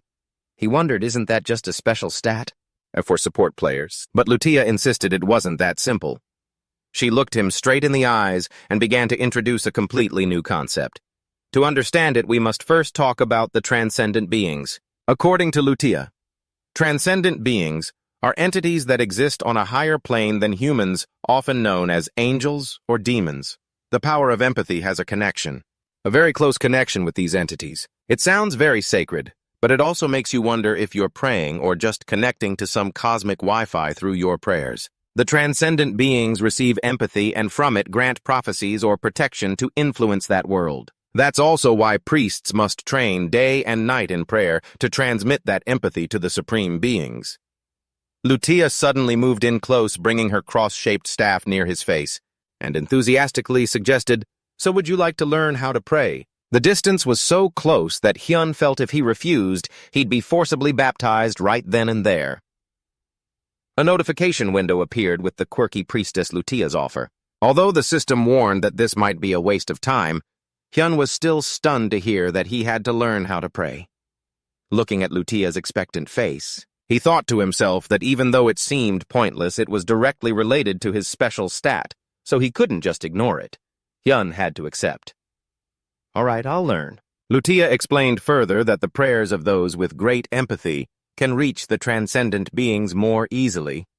She emphasized that this stat is normally innate, and even priests have to strive to their absolute limits just to increase it by a tiny amount. Therefore, the fact that Hyun could increase his empathy stat like a normal technical spec was an incredibly great privilege.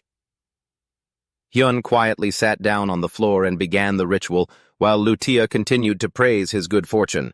Hyun seemed rather skeptical about a support player who just stands in the back praying. He told himself that he wasn't a real priest anyway. Lutia smiled mysteriously, asserting that once his prayer proficiency increased, Hyun can summon anything from angels to demons. She started by leading with a story about a priest so lost in his faith that all he did all day was pray, until one day he accidentally fell asleep from exhaustion. When that priest opened his eyes, the surrounding scenery had suddenly transformed into an incredibly strange place. Lutia appeared amidst wisps of hazy black smoke. She asked Hyun with amusement if he found that interesting, and she suggested they both try going to that place once. Immediately, a pitch-black energy enveloped Hyun, causing him to let out a gasp of surprise before being sucked into an endless void. Waking up amidst the ruins, Hyun wondered if he had just fallen asleep. He stared in shock at the surrounding area, which was once a solemn temple. Now there were only cracked walls under a blazing red sky and a bizarre jet-black sun. The scene looked like a glitched update of the world where everything was suspiciously inverted. While Hyun was still bewildered, not understanding what world he was in, Lutia suddenly appeared right behind him, making him jump. She calmly continued the story, revealing that the priest from long ago was actually hiding a shocking secret. That secret was that he wasn't worshipping an angel at all, but was serving a demon. Because he prayed and achieved empathy with the demon he surpassed, the boundaries of normal rituals to enter the world closest to the demon realm. After hearing that, Hyun could only wonder if this was an awakening or if he had just accidentally accepted a side quest, a horror-themed one at that. Lutia explained that if there was a space close to the celestial realm, then there must also exist a symmetrical place close to demons. She asserted that where they stood was the point of intersection, closer to the demon realm than anywhere else, and here all prayers would reach the ears of demons. Hyun, shocked, wondered if a symmetrical world like this had ever existed in Astra before. He worriedly asked Lutia if he could return to his own world, and received a very reassuring answer, "Oh my, of course you can." "Then let's go back, shall we?" Right after a brilliant flash of blue light, Hyun found himself back in the normal temple in a state of bewilderment. "I'm back already." Seeing that Hyun had regained his composure, Lutia smiled and asked if he was more interested now. He nodded in agreement because a new path to a mysterious world was opening right before his eyes. It was the kind of thrill that, despite knowing the danger, you still want to experience. Lutia began to teach the principle of prayer. Empty your consciousness, but don't let it fall into unconsciousness. Hyun started to practice, but soon realized its difficulty. Damn it, this is hard. While trying to maintain a state of being half awake and half dreaming, he wondered about Lutia's true identity. Who is she really, a demon worshipper? Lutia just left with a mysterious smile and departed. "I'm just a priest. I've taught you everything, so I'll be going now." Hyun began to wonder if Astra and Astrian were truly one and the same world, or if that symmetrical world was a completely new creation within Astrian. Hyun focused all his mind on praying, causing a stream of dark purple energy to surround his body. System notifications continuously appeared. "Congratulations, proficiency has reached 100%. and the prayer skill has leveled up to level 2. The leveling speed was so fast that if there were rankings, he would have just broken the record leveling up in a single go. However, he started to feel his chest tighten, and his breathing became ragged. What is this? Suddenly it's so hard to breathe. The frighteningly fast leveling speed caused Hyun to gradually lose consciousness. Just then, a shocking notification appeared, empathizing with a nearby transcendent being. In the dead of night, Hyun walked alone in the silent temple. He just kept walking, as if compelled by an invisible force. Unaware of when or from where he started walking, his feet automatically led him through the dark corridors until he stopped in front of an old wooden door. Hyun gently pushed the door open and stepped inside. It was a dark, mysterious room. His gaze froze when he saw an iron chain locked tightly around someone's skinny ankle. Going deeper inside, Hyun was stunned to realize it was a little girl with long white hair sitting quietly on the bed. He thought to himself, a little girl. The girl slowly looked up, revealing large, round, sorrowful red eyes and a small, pretty face. They looked at each other in astonishment. The girl let out a soft "ah," as if she had been waiting for this moment for a very long time. Hyun was stunned, realizing he had truly met her amidst a space filled with sparkling motes of light. The moment was so fateful that, if there were background music, the crescendo would have already played. Hyun stared at the little girl, his mind filled with questions.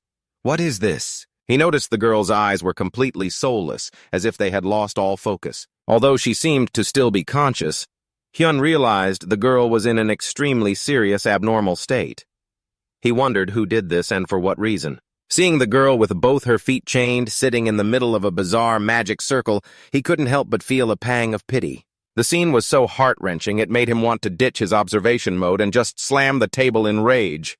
He was even starting to doubt why he had accidentally wandered into this gloomy hellhole. Suddenly the sound of heavy, hollow footsteps echoed from outside, making Hyun jump. Damn it, I need to see what's happening first. He quickly scrambled to find a place to hide. Just as two strange priests entered the room, Hyun wondered to himself why people who called themselves holy officials were even appearing in a place like this. What the hell was going on anyway?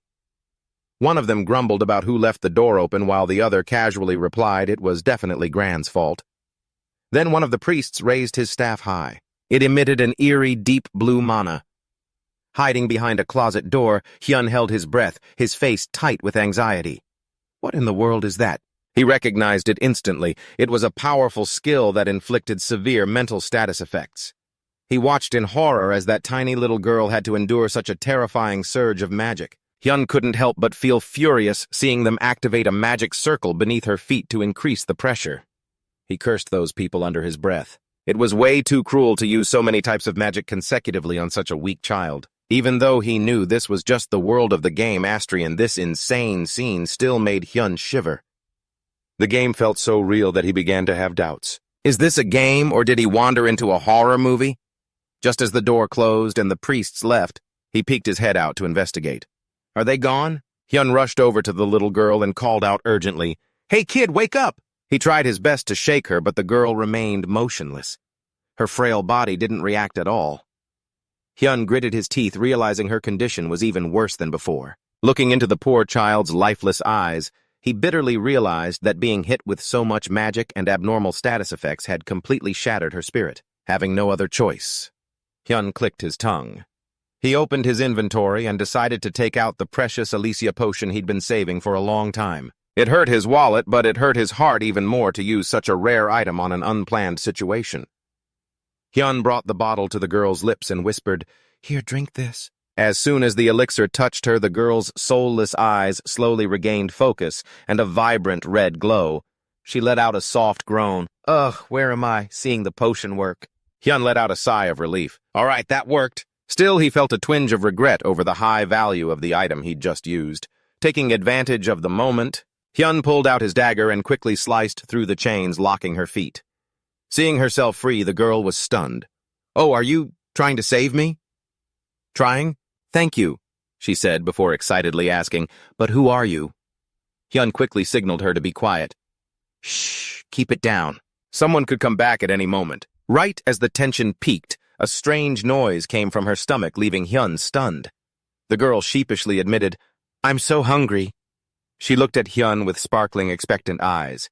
"Could you sell me something to eat?" Hyun asked back blankly, something to eat. He searched through his bag and found a piece of basic bread for beginners. Seeing the food, the girl cheered happily. "Oh, how much is this?" Hyun just threw out a random price. 10 gold?" "10 gold is nothing," the girl declared confidently and started searching her person. However, her smile quickly vanished as she realized the harsh reality. "I'm sorry. I don't have a single coin." Looking at the 0 gold balance that popped up, Hyun thought to himself, figures. Where would someone imprisoned here get any money? It was a negotiation where the seller hadn't even made a profit before the buyer went bankrupt at the wallet check stage. Flustered, the girl suggested, "How about we trade an item? For example, the necklace she was wearing." But she immediately clutched it tightly and cried out in tears, I absolutely cannot give this to you. I won't let you steal it." Faced with the kid's overreaction, Hyun waved his hand. All right, forget it. I won't take it. You can pay me back later. Just eat." Hearing that the girl happily wolfed down the bread. "It's so good. This is delicious." Watching her, Hyun concluded that if she was imprisoned here and still kept that necklace, it had to be an incredibly special item. At the very least, its value was proven by the fact that she'd rather starve than let it go. Hyun watched her eating happily and asked for her name. Chewing on the bread, she replied, "My name is Louis." The name made Hyun pause because he'd never heard it in Astra before. He handed her a cup of water and said, "This is a free service." Louis looked confused and asked, "Free?" Hyun noted that the name sounded like a noble's, and he was wondering how to handle the situation, when a notification suddenly appeared. It was a main quest, Rescue Louis. The quest details stated she was being held captive by unknown individuals and desperately needed help. Even though the current reward was still 0, Hyun was stunned because this was a main quest. Furthermore, the system had sent it automatically before the NPC even had a chance to ask. He looked at Louis, certain she wasn't just some ordinary background NPC. Hyun looked straight into her eyes and asked, "Louis, do you want to get out of here?" Louis's eyes lit up with hope. She asked back, unable to believe her ears, "Yes. Can you really help me for real?" With that, Louis started sobbing. Tears streamed down her cheeks as she choked out her thanks to Hyun for agreeing to save her. It was such a touching scene that if there were an audience, they'd probably be wiping away tears too. Looking at her pitiful state, Hyun thought her way of speaking and her situation were truly unique. He calmly stated, "I'll help you escape. I've got plenty of time on my hands anyway." Louis nodded slightly in agreement. Hyun told himself that even if the system hadn't given the quest, he would still want to help this child. Immediately after accepting the quest, Hyun scooped Louis up and under the cover of night took a decisive leap off the high temple balcony. His decision was so quick it was like he was squeezing in a world-saving mission before bedtime. Hyun was glad it was dark, so there were no guards around. He observed his surroundings carefully and realized he hadn't been transferred to another world. As long as he stayed hidden in the shadows, he could avoid any sudden attention. Suddenly, 2 glowing red dots like a demon's eyes flashed in the bushes, making Hyun jump. He growled, "Who's there?" But when he looked back, there was no one in sight. He wondered if he was just being too sensitive and had imagined it. Shaking off his suspicion, Hyun turned to ask the little girl he was carrying in his arms, "Hey kid, can you run fast?" Louis stared blankly and asked, Are you talking to me?" Hyun replied coldly, "If not you, kid, then who else would I be talking to?" Louise quietly revealed that she could use wind magic to move faster. Hyun immediately signaled, "Good, let's go." The two of them started to dash through the night. Hyun was amazed to see that this small girl could keep up with his speed without showing any signs of fatigue, even knowing she had magical support. But Luisa's incredible stamina was a huge relief to him. However, another serious problem began to surface even after they had been running at full speed for 10 minutes straight. Hyun realized with a shock that the temple was still looming right behind them. Suspecting they had fallen into a spatial barrier, he quickly shouted, "Louis, stop for a second." They both stopped short in the middle of the temple grounds. Hyun concluded that they were stuck in an endless loop. Louise, trembling, also confirmed that the path ahead seemed to stretch on forever. There was no end in sight. Just then, a mysterious voice suddenly echoed, asking them where they were heading. It was a situation where no matter how fast you run, you can't escape the same spot. A blinding flash of light suddenly erupted from the temple, causing Hyun to shield his face in terror, afraid that their movements had been exposed. But then that mystical voice whispered in his ear. It urged him to open his eyes. Hyun was stunned to see the space around them begin to transform magically. Louise squealed with excitement as she spotted a path leading through the deep forest. It had just appeared brilliantly before their eyes, shattering the barrier that had trapped them. Hyun quickly urged the little girl, "All right, let's go now." He couldn't help but be shocked by the appearance of a path that hadn't existed just moments before. A series of questions about the mysterious person who was secretly helping him escape flooded Hyun's mind. He really had no idea what the hell was going on. The feeling was like getting a free power-up, but not knowing who activated it.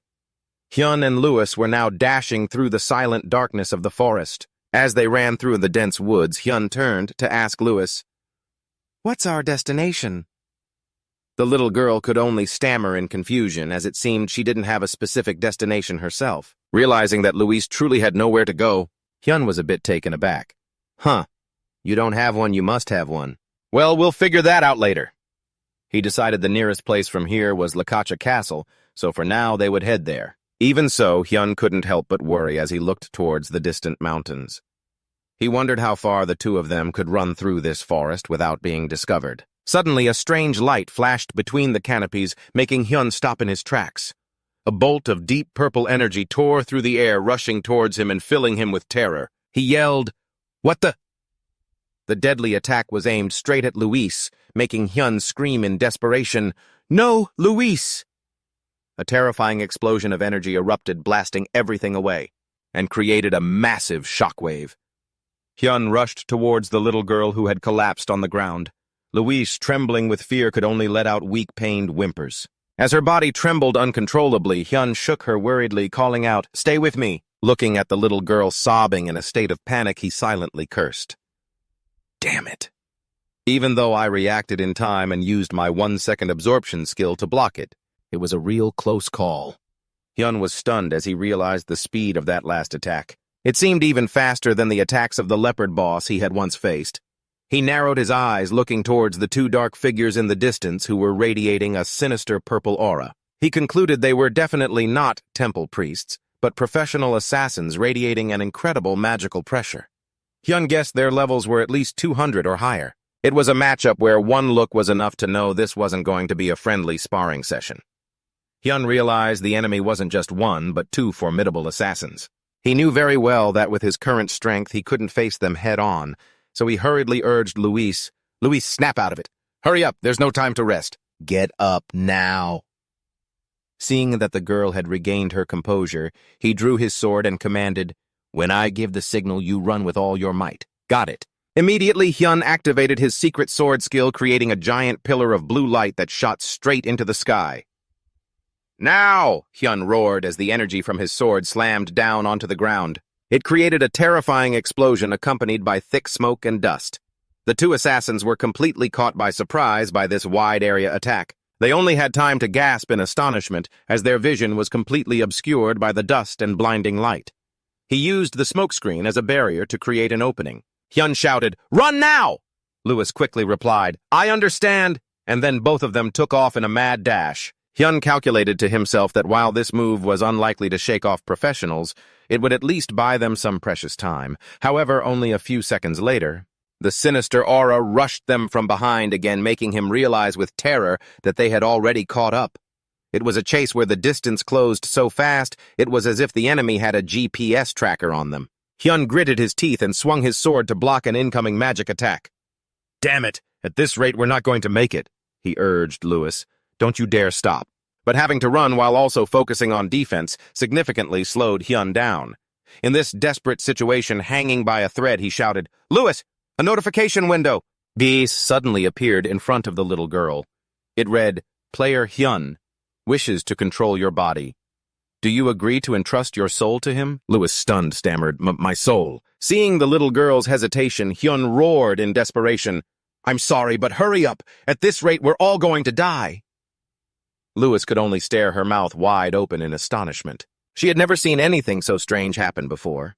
It was an offer that sounded terrifying, but under the circumstances, like the last emergency rescue button left, Luis nodded firmly. "I understand. I'll entrust my soul to you. The system immediately confirmed the subject's consent. Hyun smirked victoriously. Well done. Now he could use the assimilation skill on Luis. A deep blue energy surged as Hyun's soul merged completely into the girl's body. Luis's status window popped up. The kid was only at level 35 with a rather modest health pool. Hyun skimmed through her skill tree and realized Luis only possessed support moves like Wind Walk or Tiny Fire Spark. He thought to himself, as I suspected, she doesn't have any attack skills, but that's fine. Immediately, Hyun took control of Luis's body, dodging the razor-sharp blades of the two assassins closing in. Hyun analyzed the situation. If the two moved separately, he'd have to fight, while protecting Luis at the same time, which would create fatal openings. But now that he'd assimilated, he could completely eliminate that delay. Under Hyun's masterful control, Luis's body became incredibly agile, performing continuous somersaults and narrow escapes that left the enemies stunned. He felt confident that with his skills, all of Luis's abilities would be pushed to their maximum potential to break through the encirclement. It was a true carrying the team moment where one person controlling was as effective as two people combined. However, Hyun also realized he couldn't maintain this state for long. At the current rate of mana consumption, Luis would soon collapse from exhaustion, and they'd both end up in a desperate situation. He reminded himself that they had to find a way to lose them before the girl's mana ran dry. The two of them sped through the canopy, heading straight for the giant lung abyss. Suddenly, Hyun noticed the male assassin was lagging slightly behind his partner. Seeing a once-in-a-lifetime opportunity, Hyun decided now's the time. He aimed straight for the nearest assassin and suddenly canceled the assimilation. Hyun's soul separated from Luis's body, lunging forward like an arrow. He gave a defiant smirk as he blocked the enemy's path.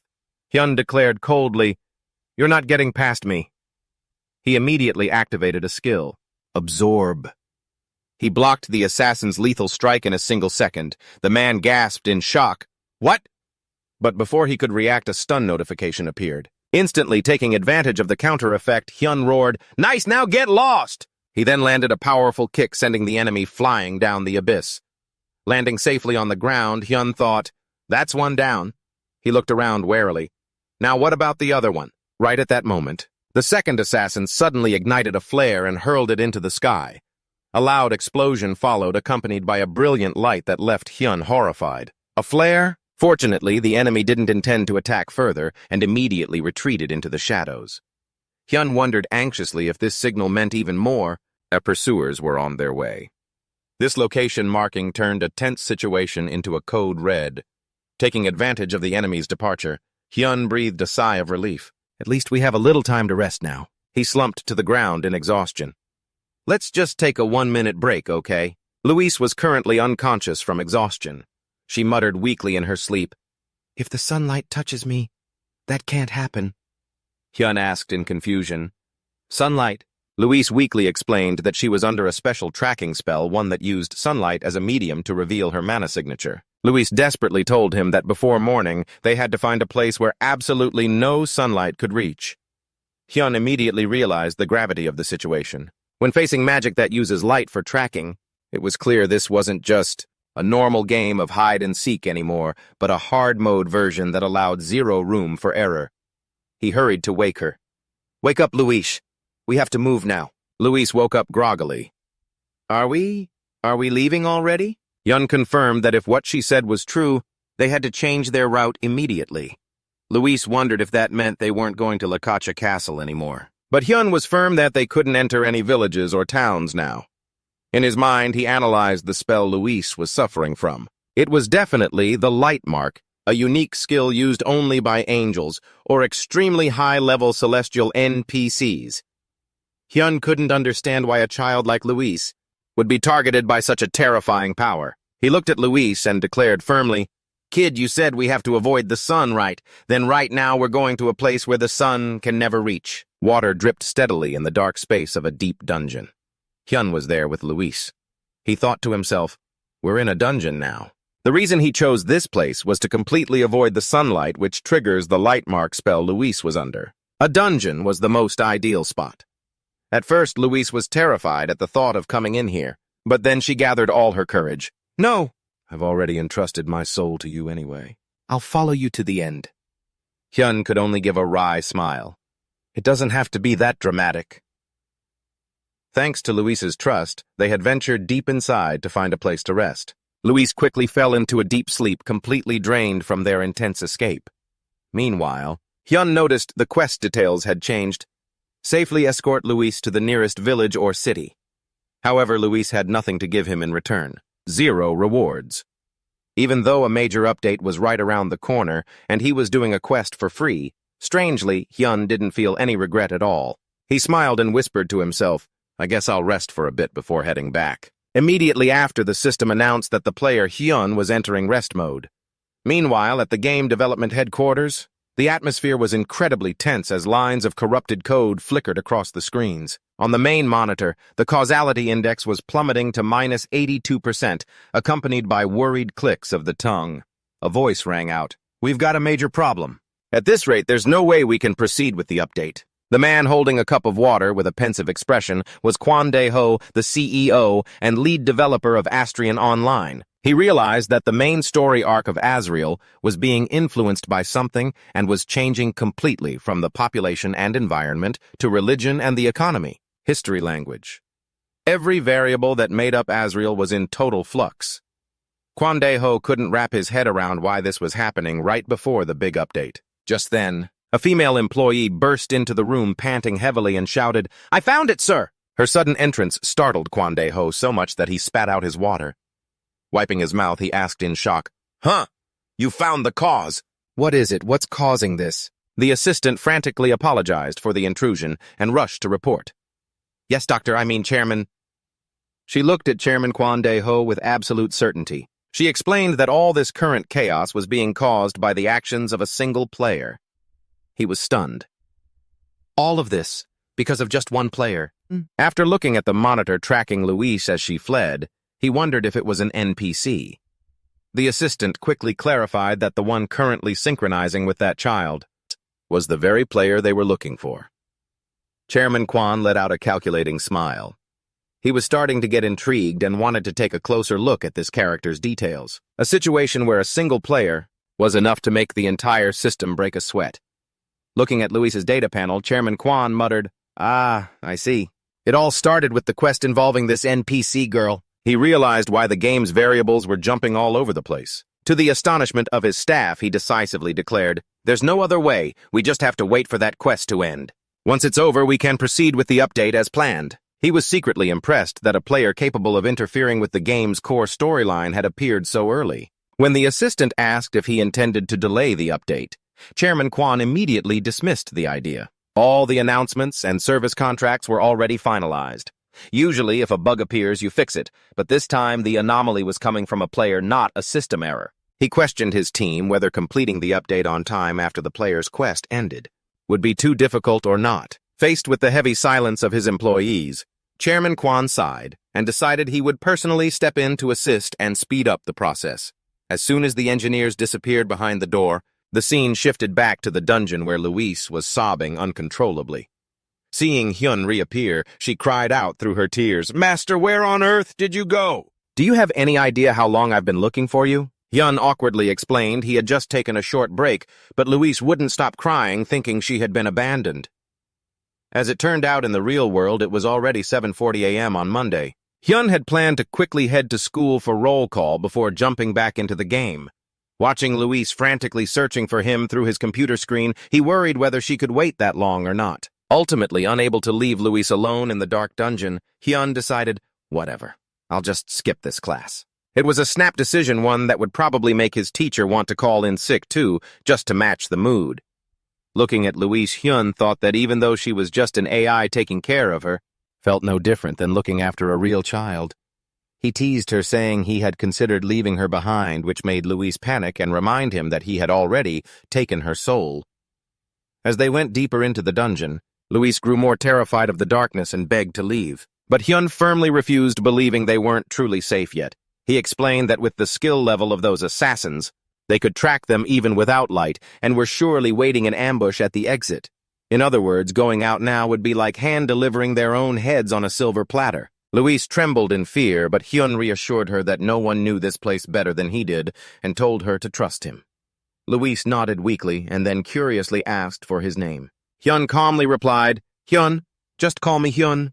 Noticing Luis used a rather strange, archaic way of speaking, Hyun wondered if it was just a habit of hers. Luis blushed and explained it was a habit from childhood, making Hyun realize she wasn't even consciously aware of it. As they reached a precarious cliffside, Luis began to feel uneasy and doubted the path ahead.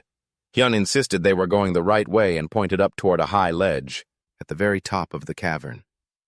Luis was shocked, wondering how they could possibly climb up there. Hyun asked her, Do you know what centrifugal force is? Seeing the little girl look confused, thinking it was some kind of magic, he immediately activated his assimilation skill. He explained he would use the cylindrical structure of the cave to propel them both upward using centrifugal force. Hyun briefly explained that they were going to run directly up the walls to get out. Luis was absolutely horrified and screamed in protest, No, absolutely not. I'm absolutely not doing that.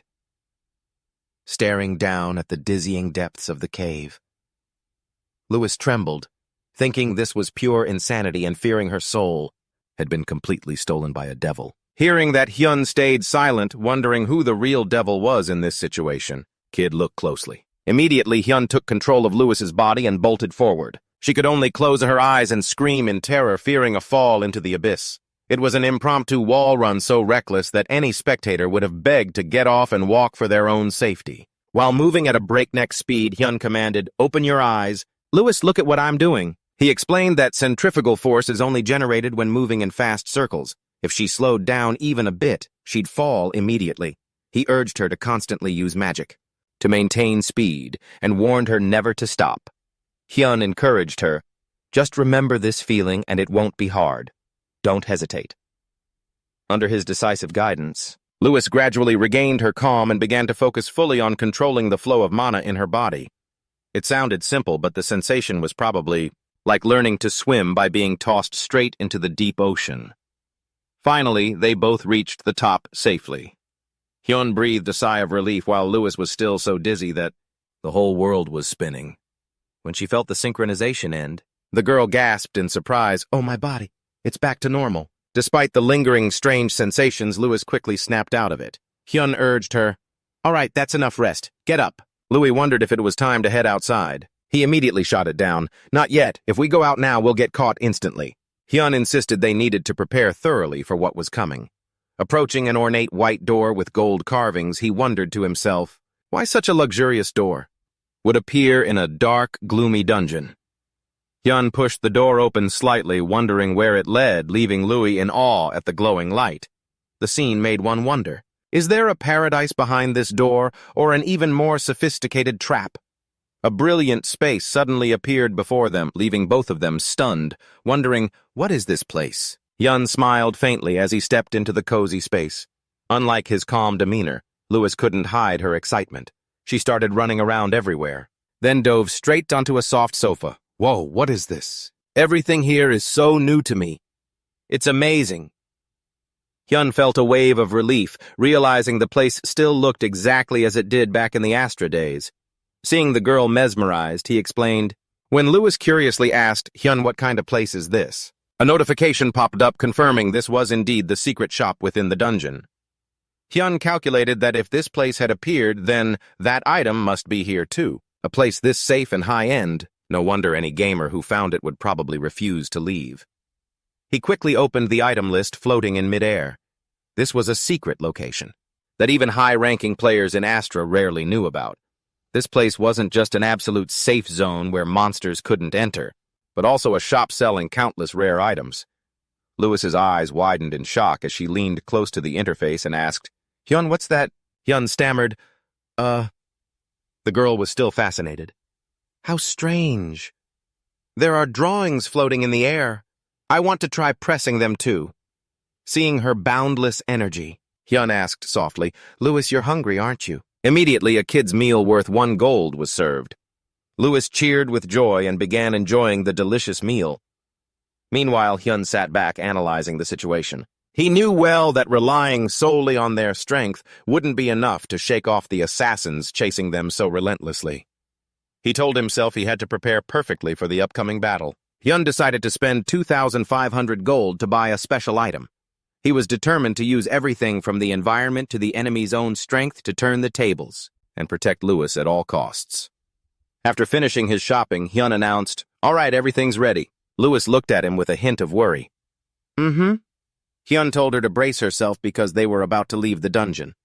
When Lewis asked if they were leaving right now, he shook his head and explained, "No. If we leave while the sun is up, we'll be tracked immediately. We'll move when it's dark. Rest until then." Hyun looked at the girl, silently promising to get her out of here safely. The two rested quietly in the cozy room until night fell over the cave. Leading Lewis forward, Hyun asked quietly, "So do you understand what I told you?" The plan sounded smooth on paper. The only thing left was to pray that no unexpected variables decided to show up out of the blue. Hyun assured Louis that if she followed the plan, she would definitely be able to escape.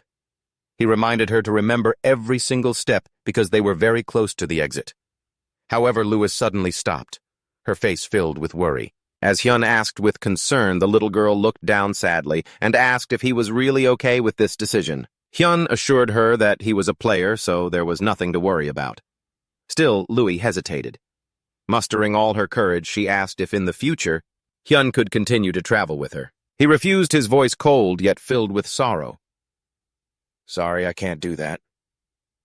The brief reply was enough to make the air drop colder than the dungeon's temperature. Wiping away her tears, Louise sadly realized she had asked for the impossible. Hyun appeared in his spirit form and offered a sincere apology. He thought to himself, "As long as we're alive, we'll definitely meet again someday, but I can't make a promise I can't keep." According to a system notification, the main storyline update was about to begin. The game would be down for maintenance for 3 hours. More importantly, once the maintenance was over, the world of Astrian would leap forward 5 years. That meant Hyun and Luis wouldn't be able to see each other for 5 long years. 5 years, Louis repeated, her voice hollow with disappointment. Louise wondered to herself what would happen after those 5 years passed. She looked ahead and asked, "Where are we?" Hyun explained that this was the staircase leading straight to the dungeon exit. Staring into the bottomless abyss with its spiraling steps, with no end in sight, Louise shuddered in fear. Hyun warned her that the place was full of traps, so she had to be extremely careful. Just looking at it was enough to make one wonder if this was a staircase or a test of courage with no way to pass. Suddenly he yelled a warning. Louise looked up just as a barrage of bombs rained down from the cavern ceiling. Louise stared in shock at the strange falling objects. "Move, Louise!" Hyun roared. A series of terrifying explosions erupted along the staircase. Thick smoke and fire filled the air. From high above, 2 masked assassins with glowing eyes coldly observed their cornered prey. Just as the situation became critical, the system suddenly announced the activation of the Blood Fairy's cloak effect. A brilliant blue light enveloped Louise. It gave her a sudden burst of speed, allowing her to escape the trap to her enemy's astonishment. The tables turned so quickly that the 2 assassins probably had to wonder if they were seeing things. "I can't block that with 1-second absorption anymore. Start the plan now." Although terrified to see the assassins closing in at Hyun's fierce urging, Luis was forced to focus. He commanded, "See that pedestal up ahead, step on it." The moment her feet touched the trigger, the entire staircase behind them crumbled and fell apart. Hyun calculated that this trap would at least stall the assassins for a moment. He reminded Luis not to stop for any reason and to keep moving while he would focus all his energy on blocking attacks from behind. Luis charged forward frantically through swirling torrents of violent magic. She made a silent resolve. "That's right. I can't stay with Hyun forever. From now on, I have to do this on my own. I have to do it now." But the pursuers were faster than he had anticipated, shocking Hyun. He yelled as he sensed a murderous aura drawing near. "They're faster than—" "I thought they're about to attack again. Here it comes!" Witnessing the perfect dodge, Hyun praised her. "Good, great dodge, on to the next step now." Luis replied firmly, "Yes, I know." Hyun thought to himself that destroying the floor earlier had just been a setup to lure the enemy into position. His real target was the trap lying just ahead. The moment Luis's hand touched a hidden mechanism on the wall, a volley of sharp arrows shot out from the darkness. Hyun roared, "Jump down!" Without a moment's hesitation, Luis leaped into the brilliant, surging light. It was a plan to run headfirst into a trap, but a trap that he himself had prepared. Hyun revealed that out of the hundreds of items for sale in the secret shop, he had painstakingly searched for this one particular item. He knew that when the dungeon's trap was sprung, thousands of arrows would fly out like rain. To harness all of them for a counterattack, he needed a special equipped item. On Luis's small finger, the executioner's ring suddenly shone brightly, releasing a powerful, deep purple energy that enveloped the entire space. The executioner's ring's special effect activated instantly, creating an intense gravitational pull that drew all airborne objects within a 5-meter radius toward Luis. Thousands of arrows from the dungeon's trap were pulled into a massive vortex of energy. Hyun calculated that even though this volley of arrows would only be enough to slow the pursuer's advance, it was more than enough for the next step. The two assassins stood stunned, unable to believe their eyes as they watched thousands of arrows converge on a single point. It was a sight that would make any onlooker wonder if they were watching a battle or a last-minute sale. Hyun's plan was to gather thousands of arrows at once, use his sword secret to absorb all their damage in a single second, and then unleash that power in one devastating attack. A colossal pillar of blue light erupted. It tore through the darkness, swallowing everything around it. Luis was thrown back screaming as she skidded painfully across the ground. Dazed, she whispered, "Hyun?" At that moment, Hyun decided to cancel his synchronized state, separating his soul and returning to his own body. Trembling, Luis asked, Did it work?" Hyun stood up silently, his figure a steady silhouette against the fiery darkness. He replied calmly, "Yeah, you did great, Luis." Hyun privately concluded that the situation was now perfect, and there was only one final thing left to do. Model. "I'll hold them off here. Go, kid, run." Actually, Hyun had planned this from the very beginning, even when Luis worriedly asked if it was really necessary. He had resolved to sacrifice himself to buy some time. Hyun understood the cruel law of Asrian: if an NPC dies, they can never be resurrected. But as a player, even if he falls, he can return to this world countless times. This was the only way for Luis to escape safely. The girl executed every instruction perfectly. Her ultimate secret sword technique didn't just take down one assassin. It was powerful enough to leave the rest in a daze. It was a heartbreaking strategy, but it was so logical that there was no other way around it. Hyun kept urging her, "Go now before the sun comes up. You'll definitely find a place to hide from the sun." Louis whispered a reply and trudged away, filled with regret. Hyun calculated that as long as she found shelter, everything would be fine. He muttered a soft goodbye. "Well, I'm off then." But Luis suddenly stopped. She turned back to look at Hyun's silhouette and choked out his name, "Hyun." Seeing her hesitation in such a life-and-death situation, Hyun roared, cutting her off sharply. "Kid, don't you get the situation? Stop stalling and get out of here right now." He stood in the middle of the path, taking a combat stance to guard her escape route. Louis looked back through tear-filled eyes and sobbed. Are you really ready to die?" Thinking of the long 5 years ahead, she cried out in despair, "5 years! You said 5 years! If you're still alive by then, I read that secret shop. I definitely want to see you again." With that, she turned and bolted deep into the forest, away from the pursuers. Hyun smirked to himself. This is ridiculous. Why am I risking my life for an NPC kid I just met a day ago, especially when there's no reward at all? Why am I trying this hard? If Ian found out, she'd be shocked for sure. He still couldn't stop worrying about her. That kid Luis. I wonder if she took off the ring yet. It'll be dangerous if she keeps wearing it.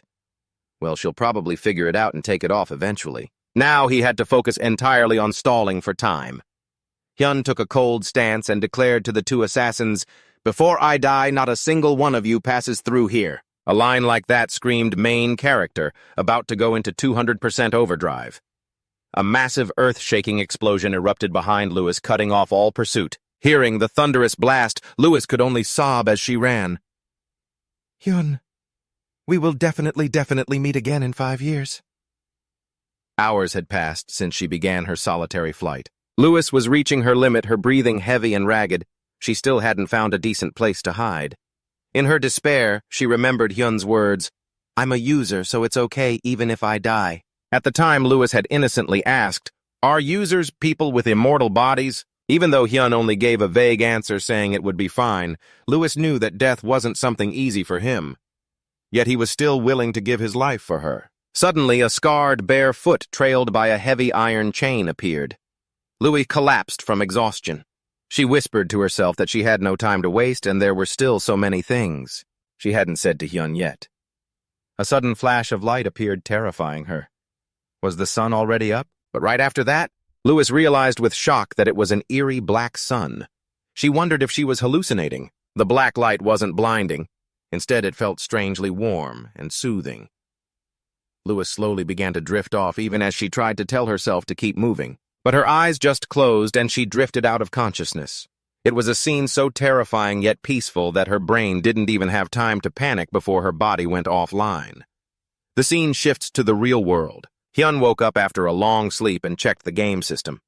He saw he was under a 48-hour death penalty with 28 hours left before he could log back in. Hyun thought to himself that he'd really lost out by taking on a quest with no reward, but he couldn't stop worrying if Lewis had made it to safety. He remembered the life-or-death struggle against the assassins where he'd exerted all his strength to stall them until he was mortally wounded and collapsed.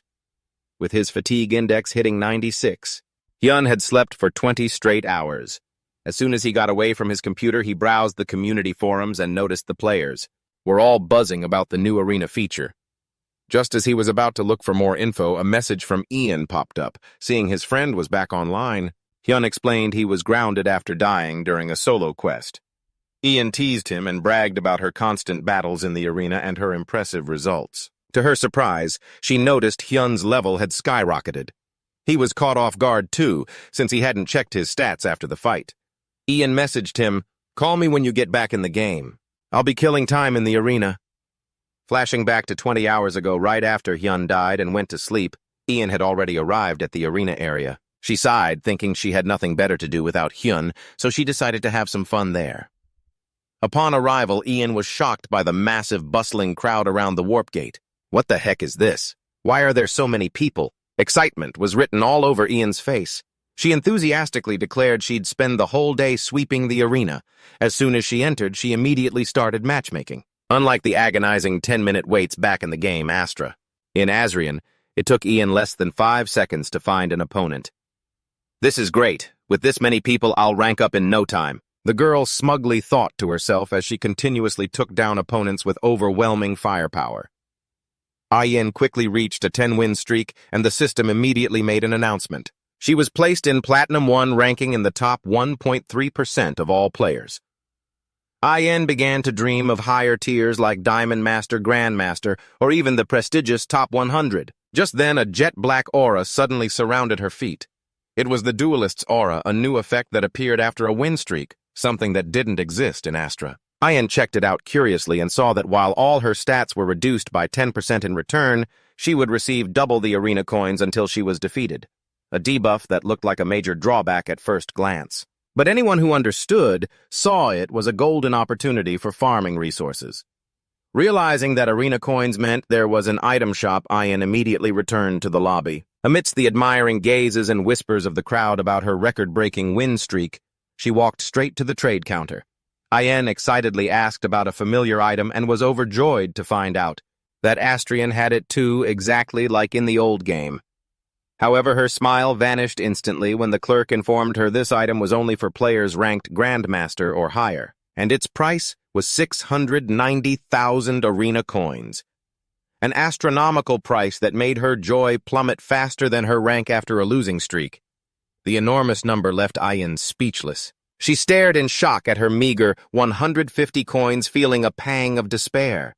Back in Astra Arena, coins were plentiful, so she had no idea they could be this expensive. And it required such a high rank, too. But seeing the glittering item in the clerk's hands, the desire to own it and prove her own class overshadowed everything else. A fire of determination ignited in Ian's eyes. She was literally fired up and turned away, her will boiling over. "It's fine. I will definitely buy it. I'll do whatever it takes to get it." The arena lobby was now buzzing more than ever. All eyes were fixed on Ian in amazement. The players around her couldn't stop whispering and gossiping about the deep purple aura surrounding her. "She's insane! That's the first time I've ever seen that color." They wondered if it was the legendary duelist's aura. Ignoring the crowd's stares, Ian gazed thoughtfully at her status screen. Still a long way to go, huh? She had now reached the master rank, placing her in the top 0.053% in the world with an impressive 40-win streak. A sight that to an outsider looked like the final boss had just appeared, but to her it still wasn't enough. Ian checks her current arena coins totaling over 94,000 and silently calculates her progress at this rate. She wonders if she'll have enough money today to buy that specific item. Her 40-game winning streak has pushed her battle aura to the purple tier, causing her coin gain to skyrocket 120 times, even though she had to accept a penalty that reduced all her base stats by 40%. She decides to push all other thoughts aside to continue searching for a new match. And just at that moment, two nearby players suddenly recognize her and exclaim, "Wait, isn't that the Dark Priestess? The one who single-handedly wiped everyone out in that Count's mission?" While they are still in shock, the system announces that Ian has found her next opponent. On one side, she is calculating her gold grind. On the other, fans are starting to recognize their idol right in the middle of the lobby. Ian immediately vanishes into a beam of light to enter the match, leaving the players behind, still dazed. They can't believe the legendary Dark Priestess who caused such a stir. It turned out to be an actual player, not a system NPC as rumored. Stepping into the brilliant arena, Ian tells herself that the grandmaster rank is right within reach. She just needs to finish this match quickly to achieve her goal. However, the moment she sees her opponent's figure in the distance, she suddenly pauses, filled with doubt. Wait, what's this? In front of Ian is a warrior radiating a green aura around his sword. She is secretly surprised to see someone in the master rank with a winning streak of over 20 games. She hopes he will bring some excitement to the match. However, upon closer observation, Ian is shocked to realize the opponent's defensive stance feels incredibly familiar. It is as if they both have the exact same fighting style. As soon as the signal to start rings out, the opponent charges with terrifying speed, catching Ian completely off guard. In a split second before she can even prepare, the opponent goes straight into Phase 2. Ian watches him. Despite his strong initial momentum, she silently critiques, "Just a normal thrust." But immediately, Ian's expression shifts to shock. Right before making the straight thrust, the opponent suddenly and craftily changes the trajectory of his attack. Ian instantly recognizes the feint technique she often uses herself. She can't help but feel excited because these movements, impossible to perform in real life, are being executed perfectly by her opponent. Ian flashes a sly smile, seeing her opponent resemble her more and more. How interesting. It's like looking in a mirror, but this mirror knows how to hit back hard. Her opponent is Jaehoon, known as British, a master rank expert with a 21-game winning streak. In Jaehoon's memory, just a few days ago, at the status team's evaluation session, he caused a sensation by using these very moves to defeat a Team 1 member. This was the result of him staying up all night to analyze every single frame of the Dark Priestess's videos and frantically practice those shifting movements. Although recreating these illogical actions solely through system stat compensation was extremely difficult, Jaehoon succeeded and climbed straight to the rank of master with an impressive 20-game winning streak. And now, facing the original version right here in the arena, Jaehoon can't stop trembling, sweat pouring down from the stress. He realizes with a shock that the figure before him is exactly like the character in the videos he has watched countless times. He is stunned to find out she is a player, not an NPC. Jaehoon wonders, "Jaehoon, can I actually beat a player who is on a 40-game winning streak?" Right then, Ian breaks the silence with a question. "Hey, did you used to play Astra before?" The sudden question startles Jaehoon, making him stammer, Jaehoon quickly denies it, saying Astrian is his very first game. Ian finds it strange because back in the Astra days, there certainly wasn't anyone with a weird name like British. Summoning all his courage, Jaehoon asks, can I add you as a friend?" Ian gives a challenging smile. "Interesting. If you win, I'll allow it." Although she finds her opponent interesting and full of similarities, Ian has already made up her mind, coldly declaring to herself, "My friend list doesn't need any other man besides Hyun." He rushes at her with countless clones, yet he can't land a single hit on Ian. Jaehoon is horrified to realize that all his attacks are being parried and countered perfectly. Trembling, he asks himself, "What is this? Has she already read every single one of my movements?" Standing before a fired-up Ian with her devious smile, Jaehoon feels completely helpless. At this rate, there is nothing more he can do. Meanwhile, Ian silently judges her opponent as still being too green, only knowing how to thrust mechanically. She realizes Jaehoon seems to have only studied her superficially on his own. His footwork is shallow, and he especially lacks the combat experience needed for high-level psychological warfare. Ian suddenly speaks up, shattering his thoughts. "Do you really think just keeping your movements fluid is enough?" Jaehoon is taken aback. "Huh, how did you know?" He looks like someone whose entire hand has been exposed from the start. Seeing his dazed expression, Ian waves her hand mockingly. Why don't you try attacking again? Let me be generous and show you a thing or two. Jae-hoon grits his teeth, determined to give it his all as he charges once more. However, Ian's speed is on a completely different level. She slips away, dodging him by a hair's breadth. Then she unleashed a fiery blow, leaving Jae-hoon only enough time to cry out in shock before he was sent flying by an immense force. Though defeated, Jae-hoon was stunned. Realizing he had just witnessed a master-level skill in just an instant, she had retreated to a position where his sword couldn't reach and immediately launched a counterattack. He bitterly admitted that the skill gap between them was night and day, and that right now he stood absolutely no chance of winning. Ian casually asked, "What's the matter? Can't do it." "Right." A simple question with max-level mental damage. Refusing to give up, Jae-hoon roared, "But I can't stop here. I have to learn a little more." He charged forward frantically, trying to imitate the retreating footwork he had just seen. "It must be like this." However, in his haste, Jae-hoon made a mistake. I rushed it." A direct fiery punch slammed right into his face, giving him no time to react. The system notification brightly displayed winner, Ian. A 41-game winning streak. Looking at Jae-hoon knocked out on the ground, Ian could only sigh in disappointment. What was that? I thought he was going to use the footwork I just showed him, but it turns out he only knows how to charge in and take a beating. She thought to herself, maybe my opponent is still too clumsy with his timing. Ian retracted the flames on her hand and casually turned her back, preparing for the next match. Well, I won anyway, so it doesn't really matter. But I have to admit, out of everyone I fought today, he was the most refreshing. The name Ian immediately became the center of attention. Discussions sparked all over the game forums. Everyone was shocked that a nameless player could stay in the arena all day and achieve a 40-game winning streak in just a few short hours. Who is this person? Are they a pro gamer? The matches are over so fast it's like they just show up to thrash someone and leave. They fight so fast the opponent is gone before they even know what hit them. The hype grew even more when Ian hit the 50-win mark and officially entered the grandmaster list. Even while suffering a heavy stat reduction penalty from the aura of battle, Ian was still sweeping through every opponent, leading netizens to exclaim, "That's true skill." The event reached its peak when Bishopman, a level 84 grandmaster, was live streaming and unexpectedly got matched with Ian. However, instead of a dramatic fight, the audience only saw Bishopman get completely overwhelmed and repeatedly beaten. This live stream looks like a how to get beaten up tutorial. Mocking comments flooded in. Even Bishopman is getting thrashed like this. Where are all the people who said he could take on Lattice now? Come out and watch this. At this point, a few people started to wonder if this was the Dark Priest who had once confronted the Darkness Guild, but someone immediately refuted it. That was an NPC. This person is completely different. Heated debates still erupted over whether the two were one and the same. Someone suggested that this person might not have registered in the Hall of Fame at the Darkness Guild headquarters. Meanwhile, Pierce and Mayday were also intently watching Ian's match. Through the screen, Pierce thoughtfully remarked, something's a little different. Mayday agreed. I think so too. The feeling isn't quite the same as that person back then. The combat style has changed a bit. It seems more focused on relentless attacks. Pierce nodded in confirmation. That's exactly it.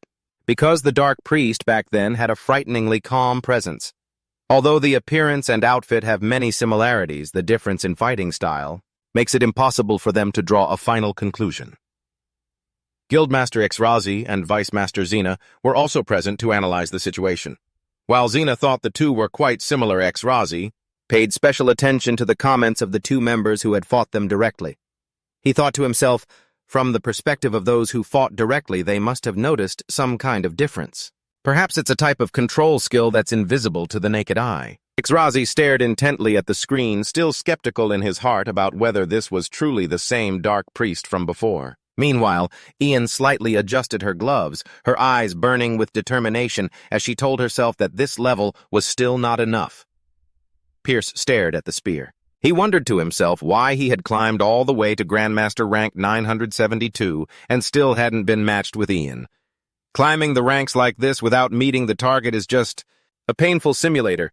It turns out that during the previous guild meeting, Darkness had decided they needed to meet this mysterious girl in person to verify her strength. Since the other key members were all absent, Xena had specifically assigned Pierce to the mission, because he was the closest in rank to the target. Although he initially tried to back out because he had plans to go hunting after the meeting faced with Xena's terrifying aura and death glare, Pierce could only tremble and accept in fear. Pierce trudged off, shouldering his spear. He silently regretted not climbing the ranks sooner to avoid rushing like this. Now I'm grinding ranks like I'm rushing to meet a deadline. However, reaching the grandmaster title for someone who was once ranked 9th in the world wasn't supposed to be that difficult.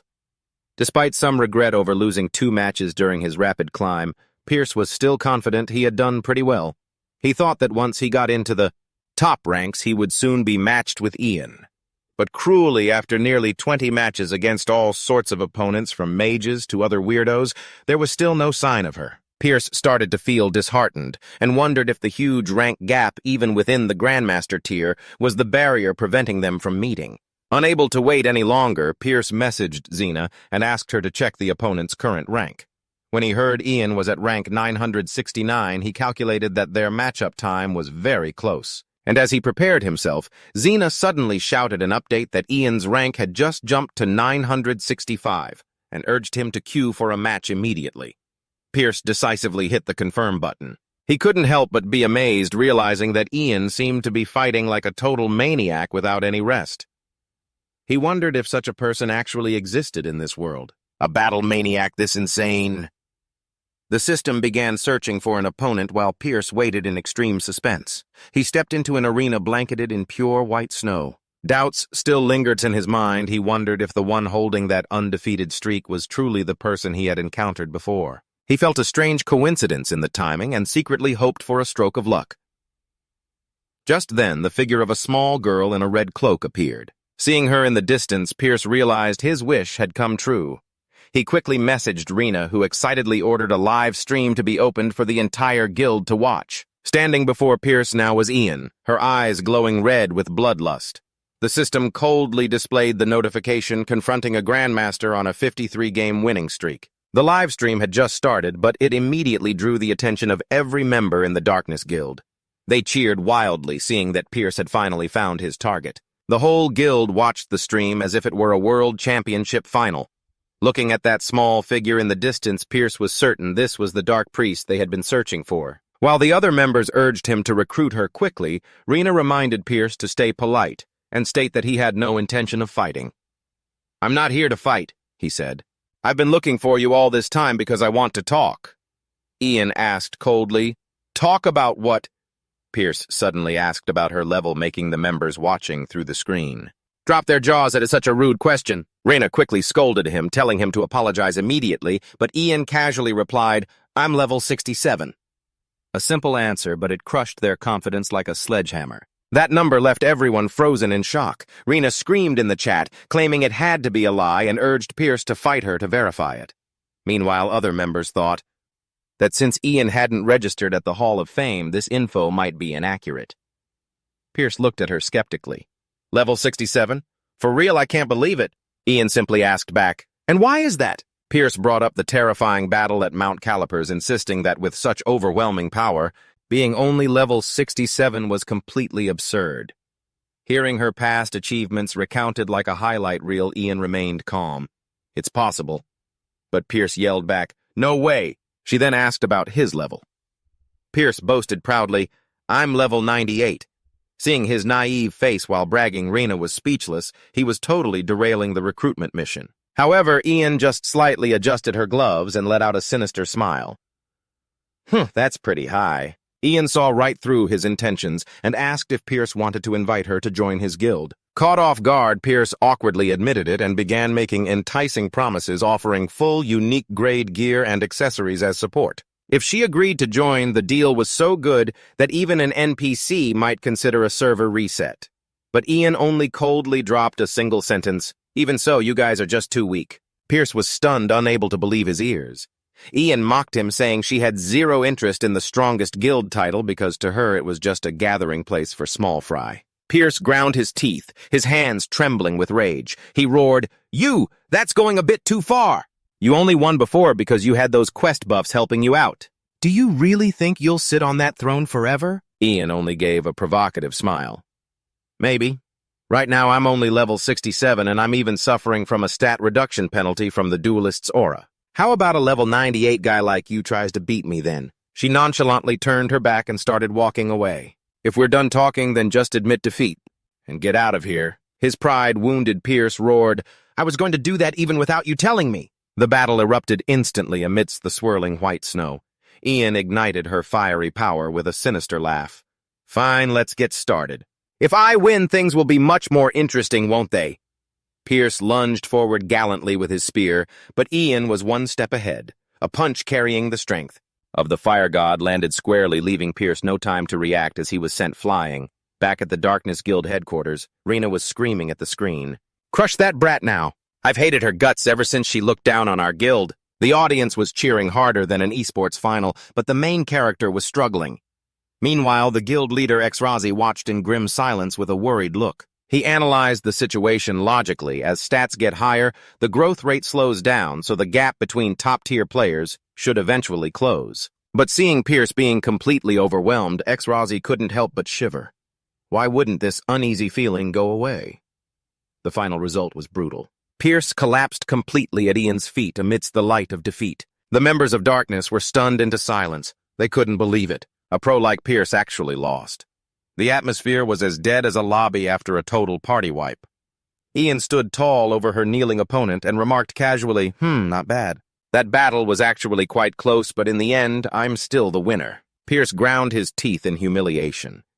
He let out a dejected roar, realizing he had been utterly crushed by a lower-level opponent who was also debuffed. He slammed his fist into the ground, in utter despair over this painful loss. The shop clerk at his exit gave a polite bow.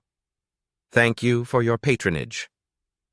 Immediately, a system notification popped up, confirming the use of 690,000 arena coins. Holding the small box in her hand, Ian couldn't hide her excitement. Finally, she thought to herself, thanks to maintaining my winning streak, I gathered the coins a lot faster than I expected. Ian's eyes lit up with anticipation as she imagined Hyun's reaction.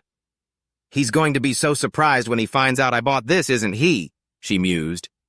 The item Ian had just emptied her wallet for was the Angel's Couple Rings, a unique grade item and extremely rare piece of equipment reserved exclusively for grandmaster-ranked players.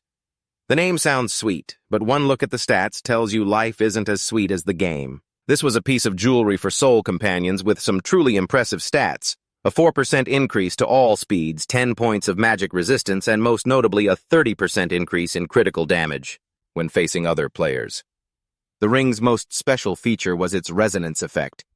When near the person wearing the matching ring, all stats would be boosted by an additional 20%. At the same time, the owner gains the ability to sense their partner's emotions and can summon them to their side once every 10 minutes. However, Ian had no intention of stopping there. She told herself now there's just one more thing left to do. To be able to give Hyun a matching ring, she needed to keep grinding like a maniac. She had to rush and gather more coins before her winning streak was broken. I have to buy another one for Hyun. Meanwhile, in the real world, Hyun stretched wearily. Ugh, waiting out this login penalty is pure torture. He scrolled through the forums and saw everyone buzzing about choosing a faction in the new update. Hyun felt a sense of relief, at least the penalty period, was ending right as the main story maintenance was completed. Well then, I guess it's time to log in. The moment I get back in the game, the world's meta will have reached a whole new level. Just at that moment, in the arena, a comically tragic situation was unfolding. A young boy named Tater was frantically running around looking for the big brother and big sister from the YouTube video he had uploaded. As soon as the system announced he was matched against Ian, the boy cheered with delight. There she is! It's the big sister! Tater excitedly ran over to greet her. Hey, big sis, But before he could finish his sentence, Ian coldly swung her sharp sword, cutting the boy down in an instant. The winner notification flashed brightly for Ian, while Tater only had time to scream in despair as his body began to dissolve. Wait for me for a sec, ah! Ian stared blankly at the disappearing figure. Then she wondered, what was that about? Hyun officially returned to Asrian after his suspension. He eagerly wondered, how has the world changed? Nee. After 5 years have passed. As soon as the loading screen finished, a surprise cutscene began startling him. An intro movie, they're making me watch the lore right after I log in like it's a Marvel marathon. The cutscene took him back to the dawn of creation, when only two entities existed in the world, the sky and the abyss. These two forces fought ceaselessly, to seize control of Astra, eventually splitting the planet into two separate parts. The sky took the outer surface with its cold and lightning, while the abyss ruled, deep within the core with its heat and gullies. Both used transcendent beings to spread their will and co-rule the world. Watching the epic footage, Hyun murmured in appreciation, "Oh, the visual quality is actually pretty good." The story continued as the human race was officially born, attracting the attention of both entities. However, the majority of humanity turned only towards the sky. As a result, human territory gradually fell under the sky's protection. This favoritism enraged the abyss, which decided to invade the surface. The transcendent beings who carried the will of the abyss began to appear, right in the sky's domain. Seeing the familiar but distorted figures on the screen, Hyun exclaimed in shock, "What is this, a warning? The lore is doing a U-turn faster than a patch update." Although the sky tried its best to stop it, the abyss ultimately succeeded in bringing its existence to the surface. The abyss began to furiously taint the sky's domain with its own will. The existing peace was completely shattered, and the forces on the surface were split into two opposing factions. As soon as the introductory movie ended, Hyun officially logged into Asrian Online. Standing in the middle of the city square, he frowned deep in thought about what he had just witnessed. Hyun analyzed silently. The figures representing the abyss's presence in that opening video were definitely me and Lewis. He was stunned, wondering, what is going on? How did I end up becoming a part of the main story's intro cutscene, seeing myself on this main story poster the moment I log in? This feels a bit off. Just then, a barrage of system notification sounds rang out, startling Hyun. "What is this? Why are there so many at once?" "What the hell? Why are there so many?" The notification window popped up repeatedly. Quest Protect Lewis? Complete. Although there was no direct reward, it came with the successful prevention of two major events, the Great Revival and Defense of the Sky, granting Hyun an increase of 20 points to all stats. But it didn't stop there. He had also activated the hidden event, Gathering of Malice, receiving an additional 20 skill points. The system confirmed that Hyun had strongly interfered with causality and directly changed the history of the world. At this rate, playing Asrian has turned me from a player into a system bug. His astonishment peaked when a glorious notification for leveling up 15 times in a row appeared. Hyun realized in shock that all of this was the aftershock from him protecting Lewis. This is insane. So this is why Ian said my level skyrocketed. He began to scroll through the update logs and learned that after 5 years the world had been completely split apart. Players are forced to choose a faction to receive buffs and support effects. Hyun tells himself he needs to quickly grasp the current situation, but the most important thing is still his promise to meet Luis again. He wears a hopeful smile as he walks toward the door of the secret shop. Hyun thinks to himself that while it was only a 40-hour login penalty for him, 5 long years have already passed in this world. I wonder how much little Luis has grown up by now. He pushes the door open and calls out for Luis, but only a heavy silence greets him. Not a single soul is there. Hyun looks around the empty room stunned. "What is Luis?" "Not here." He starts breaking into a cold sweat as anxiety takes over, sensing that something terrible must have happened while he was gone. Dazed, Hyun stares at the items left on the table. He recognizes them immediately, the cloak and the ring he gave Luis years ago. Next to them is a carefully sealed handwritten letter. Hyun gently opens it, revealing neat lines of writing. "Hyun, I hope you can understand this since my writing isn't very good. More than a year has passed since that day. I'm afraid I won't be able to keep our 5-year promise after all. I'm so sorry, but I have to go somewhere very far away, so I wanted to leave this letter for you." Reading a letter like this usually means a bad omen is coming, but Hyun can't help but smile with relief. Thank God. At least the kid survived. And she even made it back here. The letter continues saying Luis left everything she borrowed on the table because she was certain that just as Hyun had said, no one but him could ever set foot in this place. The little girl was even thoughtful enough to leave money for the bread she bought on credit years ago. In the letter, Luis confesses that she wants to tell him a little bit about herself. "For some reason, everyone in this world considers me the embodiment of evil." A wanted poster with Luis's face on it appears. The Holy Kingdom has issued a warrant for her arrest making it impossible for her to move freely even under the cover of night. That was the very reason she had to leave and go so far away. Louise wrote through her tears, "Hyun, I want to see you. I really miss you." Reading this, it feels like even NPCs have their own heartaches. She shared that she tried to recall her past life, but her childhood is a complete blank. The only happy memory she has is the brief time she spent with Hyun. Back then, even being hunted felt exciting because she had forgotten her fear. Louise asks desperately, "Don't you want to see me? I want to see you again.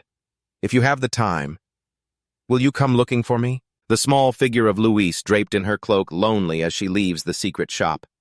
She left a final heartbreaking message, "I just can't tell you where I'm going, because even I don't know where I'm headed." Immediately, a glowing system notification pops up. Main quest search for Louise. The quest description is filled with uncertainty. It requires the player to find someone with zero clues about her location or whether she's even alive, even warning that she might have perished somewhere. Looking at the quest, it's like the system is saying, just quit the game and save yourself the trouble. Hyun frowns at the screen. This description is practically telling the player to just give up on the quest. He thinks to himself that finding one person in this massive world is like finding a needle in a haystack. But looking at the letter in his hand, Hyun makes up his mind. Still, if the kid is alive, we'll definitely meet again. He decisively hits the accept button. Instantly, a series of shocking notifications appear. Quest accepted. Due to deep involvement in causality, you can no longer remain neutral. He was just looking for his old friend. But he got forced straight into the dark side. As expected, this game won't let him live in peace. Hyun's alignment suddenly plummets to -73, leaning heavily toward the forces of darkness. The system coldly announces, "You have been automatically assigned to the Abyss faction." A sudden burst of deep purple dark energy erupts from his arm. Being forced into a faction like this is a real pain. Looking at the glowing purple magic circle on the back of his hand, Hyun thinks that if he belongs to the Abyss, he won't be able to step foot in the cathedrals or the Holy Lands of the Sky faction. Perhaps because Louise is being misunderstood as a demon, the system judged him this way too. But Hyun remains optimistic that he can change his alignment through future quests. He sits down on the sofa, telling himself to focus on what he can accomplish within the Abyss for now. He figures that based on the atmosphere of the opening cinematic, the vast majority of players will flock to the Sky faction, since it looks more righteous and accessible. At the Darkness Guild headquarters, Mai Dai is also discussing the choice of factions. She admits that from a guild perspective, the Sky faction offers more obvious benefits. But on a personal level, Mai Dai pushes up her glasses, her eyes full of determination. "I'm actually more drawn to the Abyss." Seeing guild leader X-Razi puzzled by this sudden change, she excitedly explains that the main reason is the incredibly lucrative achievement rewards that this faction offers. Mai Dai admits she's a true achievement hunter. She presents a detailed comparison, while the Sky faction focuses on resistances. And a 15% experience boost from hunting the Abyss faction increases achievement rewards by 30% and most importantly provides the ability to hide your faction from other players. One side is for stable farming while the other is for getting rich quick while living like an anonymous ninja. Looking at Mai Dai's powerful stats boosted by her accumulated achievements, guild leader X-Razi and the other members are stunned by the massive amount of bonus points. X-Razi realizes that when leveling up becomes difficult in the later stages, the impact of achievement rewards will only grow, and the Abyss will surely be the choice for top-tier players looking to optimize their power. He decides the Darkness Guild will focus on the Sky faction to maintain their standing, but he tasks Mai Dai with leading a small group to infiltrate the Abyss. X-Razi broods over his biggest concern right now, which is the faction alignment of the two names currently wielding the most influence in this world. Lattice and Ian will have to make their choice. Vina and Pierce also look quite apprehensive because if those monsters side with the Abyss, their power will become nearly impossible to control. And now a massive question is being posed to every player in this update. Which faction will you choose? Standing in the dark void with a swirl of violet mana burning in his hand, Hyun gave a mysterious smile. He decisively gave the answer for the path he had chosen. Isn't it already obvious? The Abyss, of course. A choice that sounds simple, but is enough to flip the entire server's meta. Emperor Carlos boldly announced that the Empire would throw its full support behind the players of the Celestial faction. No, not until the forces of the Abyss have completely vanished from Astra. Just hearing that it's clear this side is getting an automatic buff from the government. Right after that, the Holy Kingdom also spoke up to confirm their stance. They would aid the followers of the Celestial faction, because they could no longer turn a blind eye to the threat of those evildoers. This event marks the moment the two greatest superpowers in the world officially went public with their support. For the Celestial faction, following the major powers, smaller neighboring countries also joined in uniting humanity into a single front. This shift led to the opening of the Night District in the Imperial capital. A place that was locked down before the update has now opened its gates to welcome members of the Celestial faction. Here players can learn skills from NPCs or take on special quests, earning this place the nickname the Celestial Academy. It's drawing in crowds of players. This new update is basically a free training class from the light side. Everyone's rushing to sign up like it's the first day of school. Right at this moment, an official suddenly let out a roar of pure shock. It was unthinkable. His eyes bulged as he stared at the back of the person's hand. The Celestial. This is the perfect Celestial mark. The old man couldn't believe his eyes when he saw it. The rune of the Celestials was glowing brightly on Ian's glove. She just stood there looking exhausted and bored while the official was still shaking as he asked, How did you even get that? Going back a few hours. Hyun finally tracked Ian down at the edge of a forest. He greeted her softly. Hey, I'm back. Ian replied in a daze, Oh, you're back. Hearing how weak his friend's voice sounded, Hyun asked worriedly, What's wrong? Are you feeling okay? Her voice had no life in it at all. Ian admitted sadly, Well, my win streak, it got broken. Hyun asked how long the streak was and nearly tripped when she said it was around 60 matches. Apparently, the power went out right in the middle of a game. He stood there stunned and asked about her rank. And he froze again when he found out Ian had reached grandmaster. Seeing this, Hyun figured it was the right time to talk about factions. He guessed, I get it. You're planning to join the Celestials for the quests, right? If that's the case, I'd better start grinding in the arena to rank up too. But Hyun quickly corrected her. Oh no, I'm fine. Because I'm on the Abyss side. Ian blinked, asking if it was for the achievement rewards. Then she excitedly decided, In that case, I'll switch to the Abyss too. I haven't picked yet anyway. Hyun could only try to stop her. No, you should just stay with the Celestials. Ian was shocked to hear Hyun was in the Abyss while she was in the Celestial camp. She panicked and shrieked, Wait, then what about me? It felt like logging in only to find the system put you on the wrong team like a total lobby glitch. Did some other woman pull you over to that side?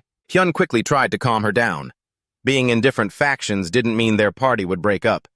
He explained that he didn't join the Abyss on purpose. But he had found a way for them to work together even in Celestial territory. That method was the Assimilation skill. Shortly after, Ian entered the city to meet a high-ranking official. The man froze when he saw the mark on her hand, the symbol of the Celestials. Seeing that rune made him feel like he'd just run into a hidden boss that had randomly spawned. He was terrified inside because a Celestial is a being far beyond any human. While they aren't quite transcendent yet, they are definitely not something a normal player could ever become. In the middle of that tense atmosphere, Hyun's voice rang out in Ian's mind, reminding her to just do exactly what he told her. Then Ian started her performance. She put on a mysterious face and made up a story about why she had such a unique rune. She told him that one day while being chased by powerful monsters and certain she was about to die, a mysterious figure suddenly appeared. With just a single spell, that person wiped out every single monster in the blink of an eye. Ian started gesturing wildly. She described it as a massive, magnificent ice tornado that left thousands of frozen shards scattered everywhere. The official fell for it completely, his face full of awe. Sure enough, she had met a noble celestial being. The old man, a textbook NPC who'd believe anything, immediately bought her story without needing to be threatened. He curiously asked what the being had said to her. Ian spun another lie, saying that the Celestial had seen her potential and wanted to take her with him. However, because she was busy at the time, she had to bluntly refuse leaving the official to sigh in regret on her behalf. A once-in-a-lifetime opportunity. Ian continued her story, saying that before the being disappeared, he placed a hand on her head and channeled a chilling, numbing energy that coursed through her entire body. By the time she came to, the figure had completely vanished into thin air. She ended her fabricated story with a vague question. Could it be that at that moment, he engraved runes onto my body? High Priest Andro was completely convinced. He nodded with great understanding and admitted that at first he thought he was being attacked and was about to object. He immediately turned and gave an order to the soldiers. This is a special player chosen by a celestial being. Treat her with the utmost respect. Receiving confirmation from the High Priest, a soldier named Ludus quickly approached to greet and hand Ian an identity card. I am Ludus, your guide.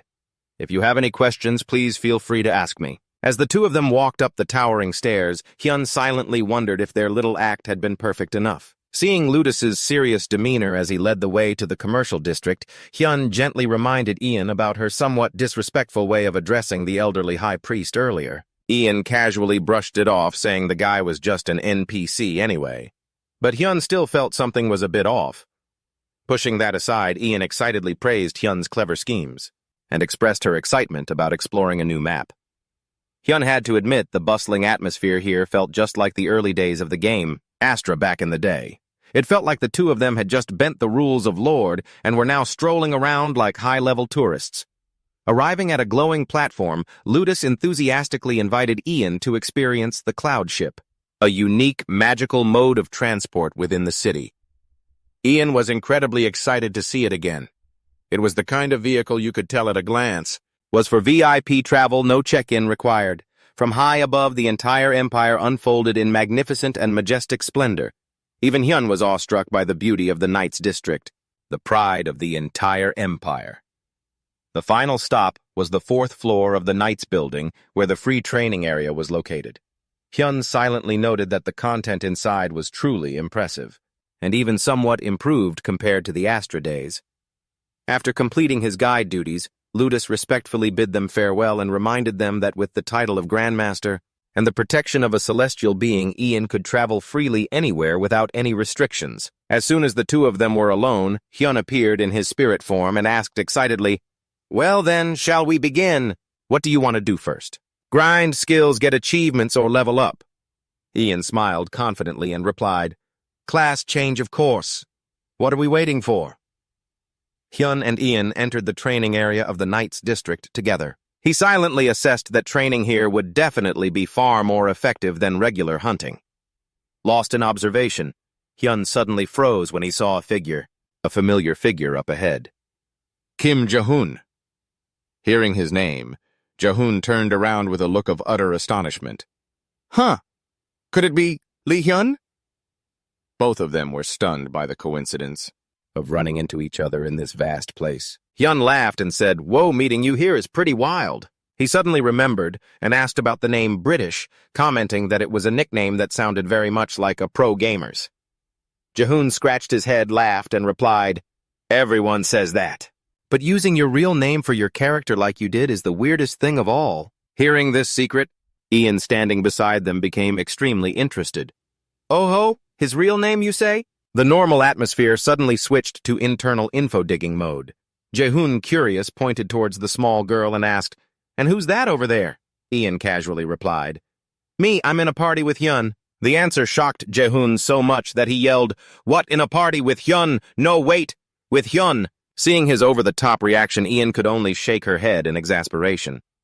"What's with the big surprise?" "What a weirdo," says the one calling others weird. But she's the one who started wrecking things the moment she logged in. Hyun quickly stepped in to correct his friend. "Hey, is that any way to treat someone you just met? She's not an NPC, you know. She's a real person, flesh and blood." Jae-hoon froze. He looked at Ian with eyes full of hope and asked, "Ian, you really don't remember me?" To jog her memory of his bitter defeat in the arena, Jae-hoon even began to reenact their fighting stances from that time. Witnessing his friend's strange behavior, Hyun asked in confusion, "What's this? Have you two met before?" Hyun thought to himself that this was an unbelievable coincidence.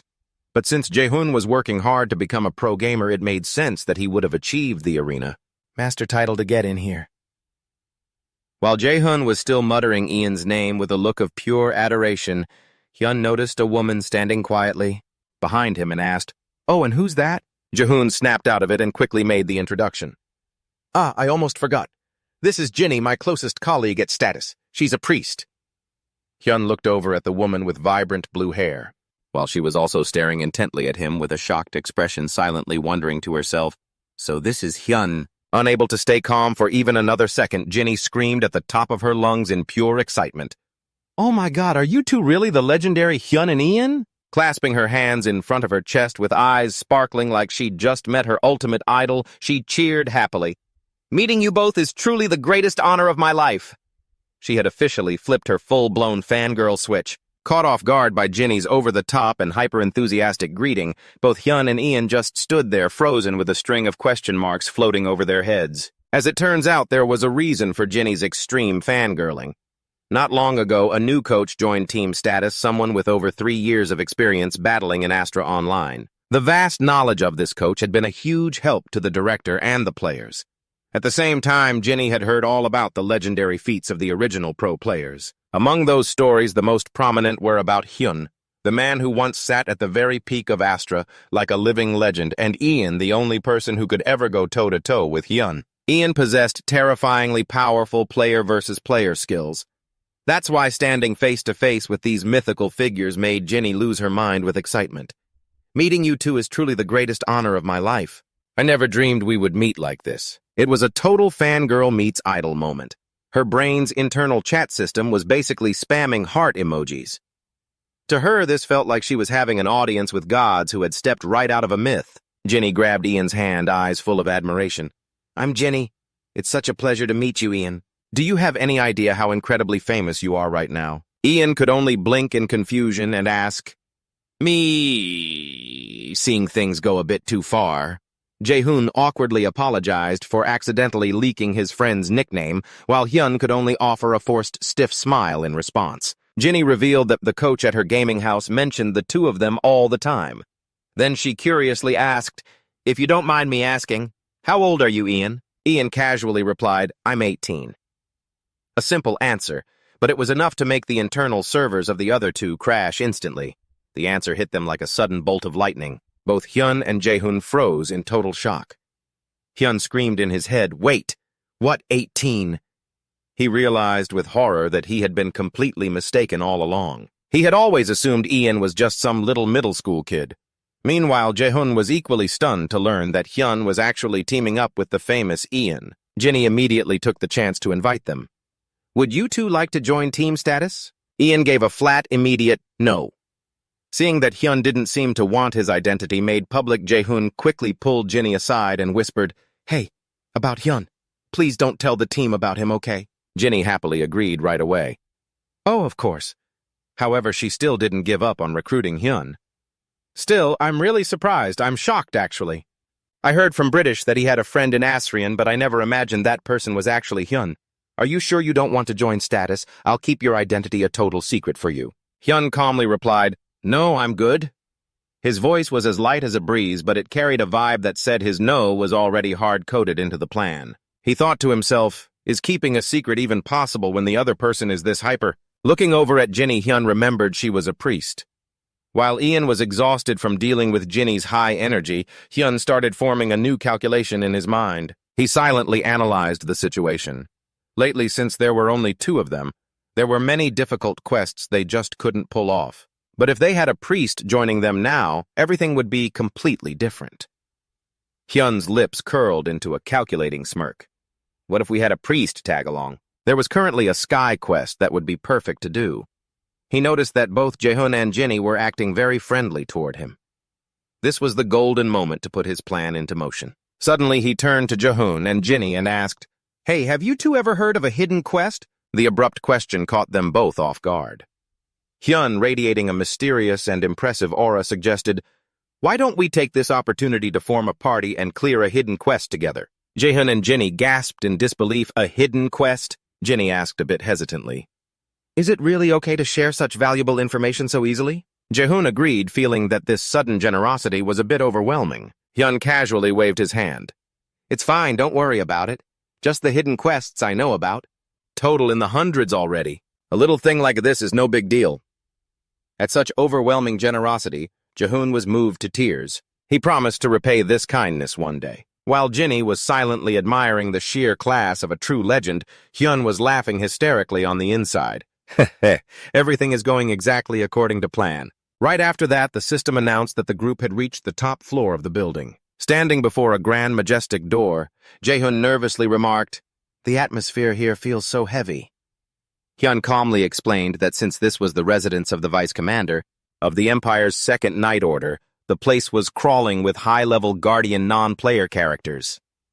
Jae-hoon was stunned to realize they were about to face such a powerful figure. Hyun confirmed that this was an extremely important, named NPC. Watching Hyun's composure, Jinny couldn't help but reflect. She knew top-tier players usually guarded their secrets closely, but Hyun was willing to share a hidden quest without a second thought. She wondered just how monstrously powerful the former #1 player of Astra must be to maintain such a confident attitude. Hyun announced, "I'm going to take the quest from that NPC now. But first we have to find a way past this line of defense." Jinny was secretly thrilled. This was a once-in-a-lifetime chance to see the skills of the legendary king up close. It felt like having front-row VIP seats to watch a final boss go farming. Looking at the guards standing in strict formation, Jae-hoon worried that breaking in would be impossible. Hyun replied nonchalantly, "If you know the trick, nothing is impossible." Ian, catching his drift, asked, "Are you planning to use Assimilation?" Seeing Jae-hoon standing there in a daze, not understanding what that meant, Hyun turned to Ian and said, "That's right. Let me borrow your body for a bit." Immediately, a burst of blue light erupted, enveloping them both and terrifying Jae-hoon and Jinny. It looked like a fusion effect, but the system couldn't even load the description in time. Only question marks were left floating in the air. Jae-hoon panicked and screamed, asking where Hyun had disappeared to. Then Ian stepped forward and explained in Hyun's voice, "Right now, I am both Hyun and Ian. 2 souls are coexisting in one body like this." Witnessing this absurd skill, Jae-hoon stood there, stunned, unable to believe his eyes. Jinny was reeling, wondering if having 2 people share one body like this was even ethically okay. Hyun, now in Ian's body, told the group to wait a moment and confidently stepped forward as they watched the scene unfold. Jae-hoon was stunned as he finally found the answer to how Ian could dodge attacks from her blind spots, something he'd always wondered about. He realized it wasn't a superhuman multitasking ability that transcended human limits. It was all thanks to the synchronization between Hyun and Ian. In their shared consciousness, Ian curiously asked if Hyun was going to handle the negotiations himself this time. "Hyun, are you going to step out and negotiate directly this time?" But he flatly refused, thinking the way she talked to the high priest earlier was a total disaster. Hyun told Ian to watch closely and see how he handled things. As soon as he reached the entrance, a guard coldly blocked his path and told him to turn back, saying players weren't allowed inside. Hyun smirked to himself, feeling smug. He knew exactly what the conditions were to unlock this quest. It required the grandmaster title, the celestial mark, and a specific keyword. To shift the guard's attitude instantly, Hyun controlled Ian to make an adorable face and act all sweet. She said she had a message for the night captain. Although she looked innocent and pure, her boldness made the guard suspicious. Hyun played his trump card by showing the identity card, proving he was a grandmaster with the celestial mark, which made the guard even more skeptical. This whole situation was just way too unusual. The guard's suspicion shot up from 10% straight to 200% because the combo was just too perfect to be true. Hyun smiled and said goodbye, planning to slip past, but the guard firmly declared that it was absolutely not allowed. He couldn't believe his ears when he was flatly rejected and told to leave immediately. Seeing Hyun return in failure, Jae-hoon and Jinny worriedly asked if he had accidentally offended the NPC. Hyun muttered to himself, wondering what had gone wrong. Back in Astra, those conditions were more than enough to get through. He wondered if an update had changed the hidden quest's content, or if there was some key factor he'd missed. Seeing her friend stuck, Ian offered to take over, confident that her acting skills would blow Hyun's out of the water. He was left speechless. It was that moment when a tactical plan is replaced by auto mode, just to let a side character solo it for speed. Hyun decided to let Ian experience reality for herself so she'd see just how difficult this was. Right at that moment, the guards were changing shifts. While Jae-hoon and Jinny still believed players could never get in, Ian stepped forward with sparkling, pleading eyes. She politely asked if she could request a meeting with the night captain. The guard hesitated, explaining that the captain wasn't someone just anyone could meet. But immediately after, his attitude softened when he heard Ian mention she had a message from a celestial. "A celestial for real?" the guard asked skeptically. Ian calmly confirmed it was from Lord Jaden. To clear his doubts, she raised her hand and a brilliant blue light erupted from her celestial mark. The guard was amazed. Whoa, this really is a celestial's mark. It was like having a VIP signature verified by the system, totally undeniable. He immediately changed his tune and agreed to lead her to the captain's room. Ian signaled for him to wait and pointed behind her. I have teammates too. Can they come along? Seeing Hyun Jae-hoon and Jinny peeking from behind a stone pillar, the guard nodded. No problem. Watching this, Hyun was completely floored. He couldn't wrap his head around how Ian could pass through so easily. Hyun wondered if the difficulty of sneaking in depended on the specific guard. Meanwhile, while Jinny wouldn't stop praising how talented he was, Ian just casually replied, it's just the basics. She made it sound as simple as saying that opening the game leads to an automatic win. Jinny took the chance to invite Ian to join status, but got a firm no. Seeing Hyun still standing there in a daze, Jae-hoon patted his shoulder, telling him not to overthink it since everything worked out. Once inside, Ian began weaving a thrilling tale for the night captain about how the Celestial Jordan was so busy that he had entrusted her with this heavy responsibility. Witnessing this flawless performance, Hyun was speechless. He told himself that as long as the plan was on track, it didn't really matter. The captain let out a heavy sigh, reflecting on the growing power of the abyss, and revealed that he was currently short-staffed for missions outside. Sensing the opportunity, the captain proposed, if you're not busy, would you be able to help me with a request? Immediately, a series of system notification windows appeared in front of the group. It was a Sky Faction hidden quest. Discover the Demon Seed Dungeon. The quest objective required the group to scout a special area believed to be the source of disastrous seedlings. The reward that appeared left everyone stunned. 10 Sky Medals of Honor and a massive number of skill points, up to 110 depending on their performance. Jae-hoon cried out with joy, having never seen such a generous quest, while Jinny was simply dumbfounded by the unimaginable reward. Hyun analyzed silently.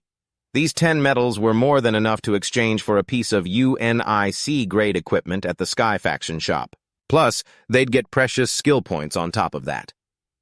He admitted that in all his time playing Azrian, this was the first time he'd ever seen a reward this lavish. Hyun smiled encouragingly at the group, saying this was the highest level of reward they could possibly get. Witnessing Hyun's generosity in sharing such a valuable hidden quest without any hesitation, Jinny was deeply moved and silently made a resolve. She had to find a way to show her sincerity and maintain her good relationship with Hyun, because she knew she couldn't just keep accepting these huge favors unconditionally. Meanwhile, Hyun was just thinking simply, if it's a good quest, you just take it.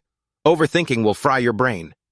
He then said, all right, I'll explain the mission. Have you guys ever heard of the Demon Seed? The captain began his explanation, stating that the Demon Seed is the name for an entity from which demons are born, and it's the source of power that strengthens the Abyss faction. Although it is an evil omen, this entity never reveals its true nature, always hiding with extreme cunning. According to rumors, it only reveals its true self in very specific situations. Hearing the part about it hiding like a top S-rank player, something already felt off. Normally, it takes the form of an ordinary little girl. Hearing this, Hyun was stunned, wondering why this description was completely different from what he knew back in Astra. The captain continued, confirming that because of its perfect camouflage, it can mingle with humans without being easily detected. However, there is one way to identify it. That is to borrow the power of the sun. Under the harsh sunlight, that seed will sprout and reveal its true demonic form. This is the prophecy we received from the angels. He tasked the group with conducting reconnaissance to verify if any suspicious individuals were in hiding. Noticing Hyun had suddenly grown quiet with a worried expression, Ian softly called out to him. Hyun began connecting all the facts in his head, a demon in the form of a little girl and a connection to the sun. He was shocked to realize that every part of the description pointed directly to Luis, and this coincidence was too perfect to be random.